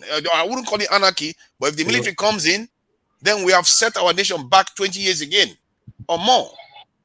So we have to be careful. If you are listening to this and you are part of the people that are carrying out this election, you have to do your job. You are the civil society. This is a democracy. Do your job as a Democrat. If you violate it, that can cause problems. Like some democratic presidents in many African countries that want to extend their terms to life in office. That leads to military coups, because the military sees it as a kind of overthrow of power, basically. And the same thing is going to happen with this voting that we are going to carry out. If we don't do it well, it's going to be regarded as a violation of power. It's a kind of coup. Hear me out, guys. Okay. I was talking. It's a kind of coup. That's what it is. So we have to be careful too ourselves. I will be heading out because I have already overstayed. But I also appreciate talking to all of you and catching up. I probably will be following you behind. Thank you so very much, Dr. Dominic, and please remain alert. Thank you for coming in here. Yeah, thank you. Rather than having the last word, I have a lot to say, but I think we've all talked so much. We have very strong, passion for, our homeland. Now, whether you describe it as Nigeria or Biafra or wherever you describe it as, I, as a black man living in the US, I understand what it means to crave home, right? At the end of the day, when I finish here, my hope is to go and die in Nigeria or Biafra, whatever it is called there. I don't know if your children agree now. Whether you call it Biafra. Dr. Dominic, the bottom line is justice. Everything, the commonality, everybody is saying justice. The interesting thing is this: whether you call it Nigeria or Biafra, at the end of the day, my village will still be there. When I'm tired, when I'm old, and I'm rusty, I'll go back to my village. When I want to go. If your children agree now. And all the person around now, your children say they don't see their papa every month. May they put that for cemetery here. Did you see that story of a person who died and they took him to the funeral home and the person woke up? That's an old story. It's not old. It's just that kind of story has happened a long time. Only in Nigeria that was happening. Simba, I'll give you the last word. What keeps you up at night? Before I exactly. What keeps up at night is I used to hate the news as a kid, and so when I see myself in this platform, conversing with you great men and women and absorbing knowledge, I'm surprised. I'm like, what changed? But I guess it's just passion to see my homeland be a place that works, so that all the amazing things I'm seeing here, I can see back home, right? How many classmates have I lost from when I went to secondary school back in Nigeria? Yep. One person got into keke, rammed him in front of Unisi. All they did was they put splints in his legs. They forgot that the guy could be bleeding internally in his brain. Even as a kid back home in Nigeria, in primary and secondary school, we were taught about internal bleeding. Right? Basic things that here I take for granted. Somebody comes here, check their head immediately, do CT scan. If there's a bleed, you open up, relieve pressure. These things are basic here, but in Nigeria it becomes a luxury, right? Or somebody has an attack, you call 911 within 90 minutes. You're supposed to check the person's heart immediately, see if you need to operate or not. Nigeria, what is 90 minutes? 90 minutes, people are still talking about where will you get money to the person. These are things that keep me back. And that's why I haven't slept. We have all the power to do these things if we stop this culture. Wait, forefathers. Even though I haven't slept, I don't care. I came back from night shift. I was like, okay, the damage you invited me, I'll come. Let's come and discuss and exchange ideas, but also enjoy each other's company. Sometimes there's this level of loneliness that you feel because everyone is all going about the business. There's a sense of enjoyment that I get from talking to all of you and exchanging ideas. It feels like home, right? You can talk with your accents, you can feel relaxed. Some of you can take jabs at each other, make jokes, hopefully not in a very uncivilized manner. So those are the positives that I see as well, and I'm very thankful to have this opportunity. And Dr. Damage is offering me this opportunity. He's probably somewhere laughing in the background and texting. He's laughing. No, he is. He's texting me. He's somewhere sipping a he's texting me green bottle of life. Dr. Dam. When are you going to come as a guest to learn about health issues? Eh? When are you going to come as a guest to enlighten most of us about our health issues? See, if I talk about health issues here, I will be as passionate as forefathers. I would even I don't want to get angry or anything. No, come as a guest. Some of us would like to some of us we don't do anything. We don't keep on moving. As long as you're not bashing Nigeria, that's fine. Forefathers is talking about the Nigerian military every time 1 million or 2 billion. 1 million. Yes. Even my son. What are you talking about? We need our security now. That's our biggest problem. Our biggest failing. 10 million police. My son now is even agitating not to eat fufu anymore. That daddy Tom is getting too big.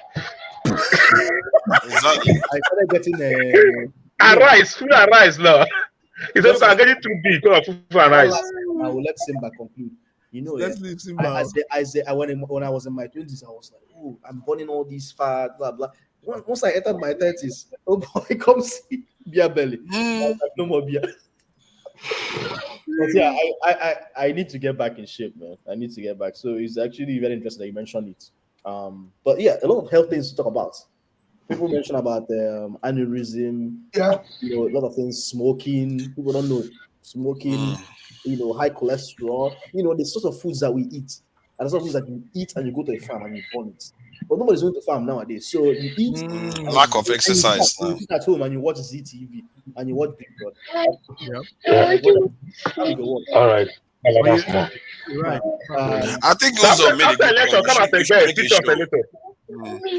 That'll be good. Simba, take us off. Let's give Simba a chance now. You guys, no problem. So I like listening to you guys. I like listening to the conversation. I love you. Thank you. What keeps me up at night is until the country is never going to be fixed until we as a people learn to love each other, learn to love ourselves, not just say, because the way the climate is moving right now, there's a chance that Florida is going to be done. There's a chance that some Igbo land is going to be wiped out of the map. There's a chance that your so-called village will be missing. Whether it's by herdsmen or something, there's a possibility there's a possibility. And until we learn to love each other and learn to look at ourselves as brother, because you could move to the Urobo land, you could move to another person's land. If your family has to move, they move, and that's your origin. Until we learn to love ourselves and not just say my village and everything, we have to look at ourselves, because we were all linked before the colonial masters came to divide us. I am a child of I have mixed heritage. And what does that mean? Does that mean I have to come from this tribe? I have to come from that tribe? When I'm abroad, they don't care. They call me the N-word. They don't care. They don't care whether you're a Native American or I'm a Nigerian or I'm an Igbo or I'm an Hausa. They don't care. And until we learn to love ourselves, I don't see how we can fix that country. Because it's not just tribalism. It goes deeper. We have this self-hate. We pull ourselves down. When someone gives proper advice on a specific topic, we don't focus on that. We just oh, it's because you like this person, or it's because you like Obi, or it's because you want. It has nothing to do with that until we look at who exactly. Why is that country not working? Who benefits from it? The people that steal, they own houses in London, they own houses everywhere. Or if the so-called country that we love, America and everything, if they are justified, they will not let those people own houses in America. If their sole wish is to be justice and everything. Look at the Nigerian rail line. It was built to take resources out of that country. That is our infrastructure. Our infrastructure is based on exploitation. Finished. And we're arguing over nonsense. Peter Obi, it's just, because when Peter Obi wins, then what? We let the man do the work? You know the obstacle you have to handle?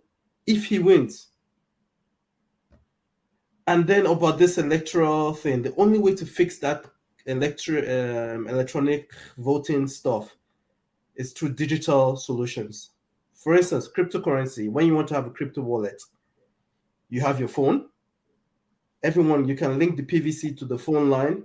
You put your face scanner, you put anything, make it remote.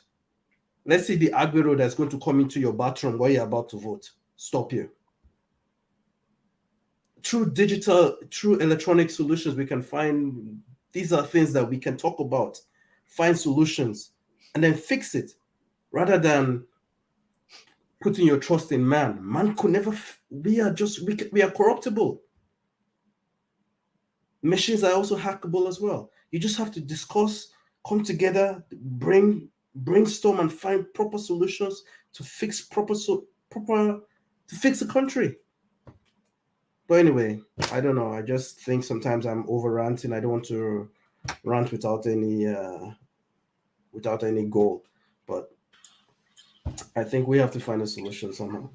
I think you spoke well. I think I would rather they play this 10,000 times so Nigerians keep hearing it, because this is that we do keep bashing our people, our land, bashing our people, instead of thinking about how we are going to fix it. This is an emergency. And that's why I think I support you 100%. Shut up. Right.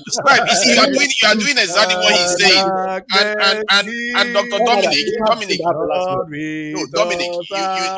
did say, come on, man. Can you let me talk? Fine. I give up. You win now. You win.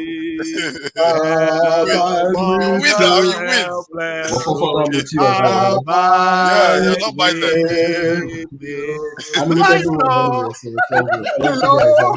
You should play these guys 10 times. Bye. Thank you, brothers. All right, thank you, everybody. Have a good one. That's a good one. Bye with us. You need these people, they go stay here rich too. I beg. God bless. Thank you all for coming in. Thank you all so much, and thank you to all our viewers, and thank you as always. Dr. Dom, bye-bye. Dr. Damages. Anyị babasi, Emanda ndị chie, ndị Igbo elders, akuchie them. Can you mega? I don't say, oh my uncle, my face, my uncle. Lucius, no.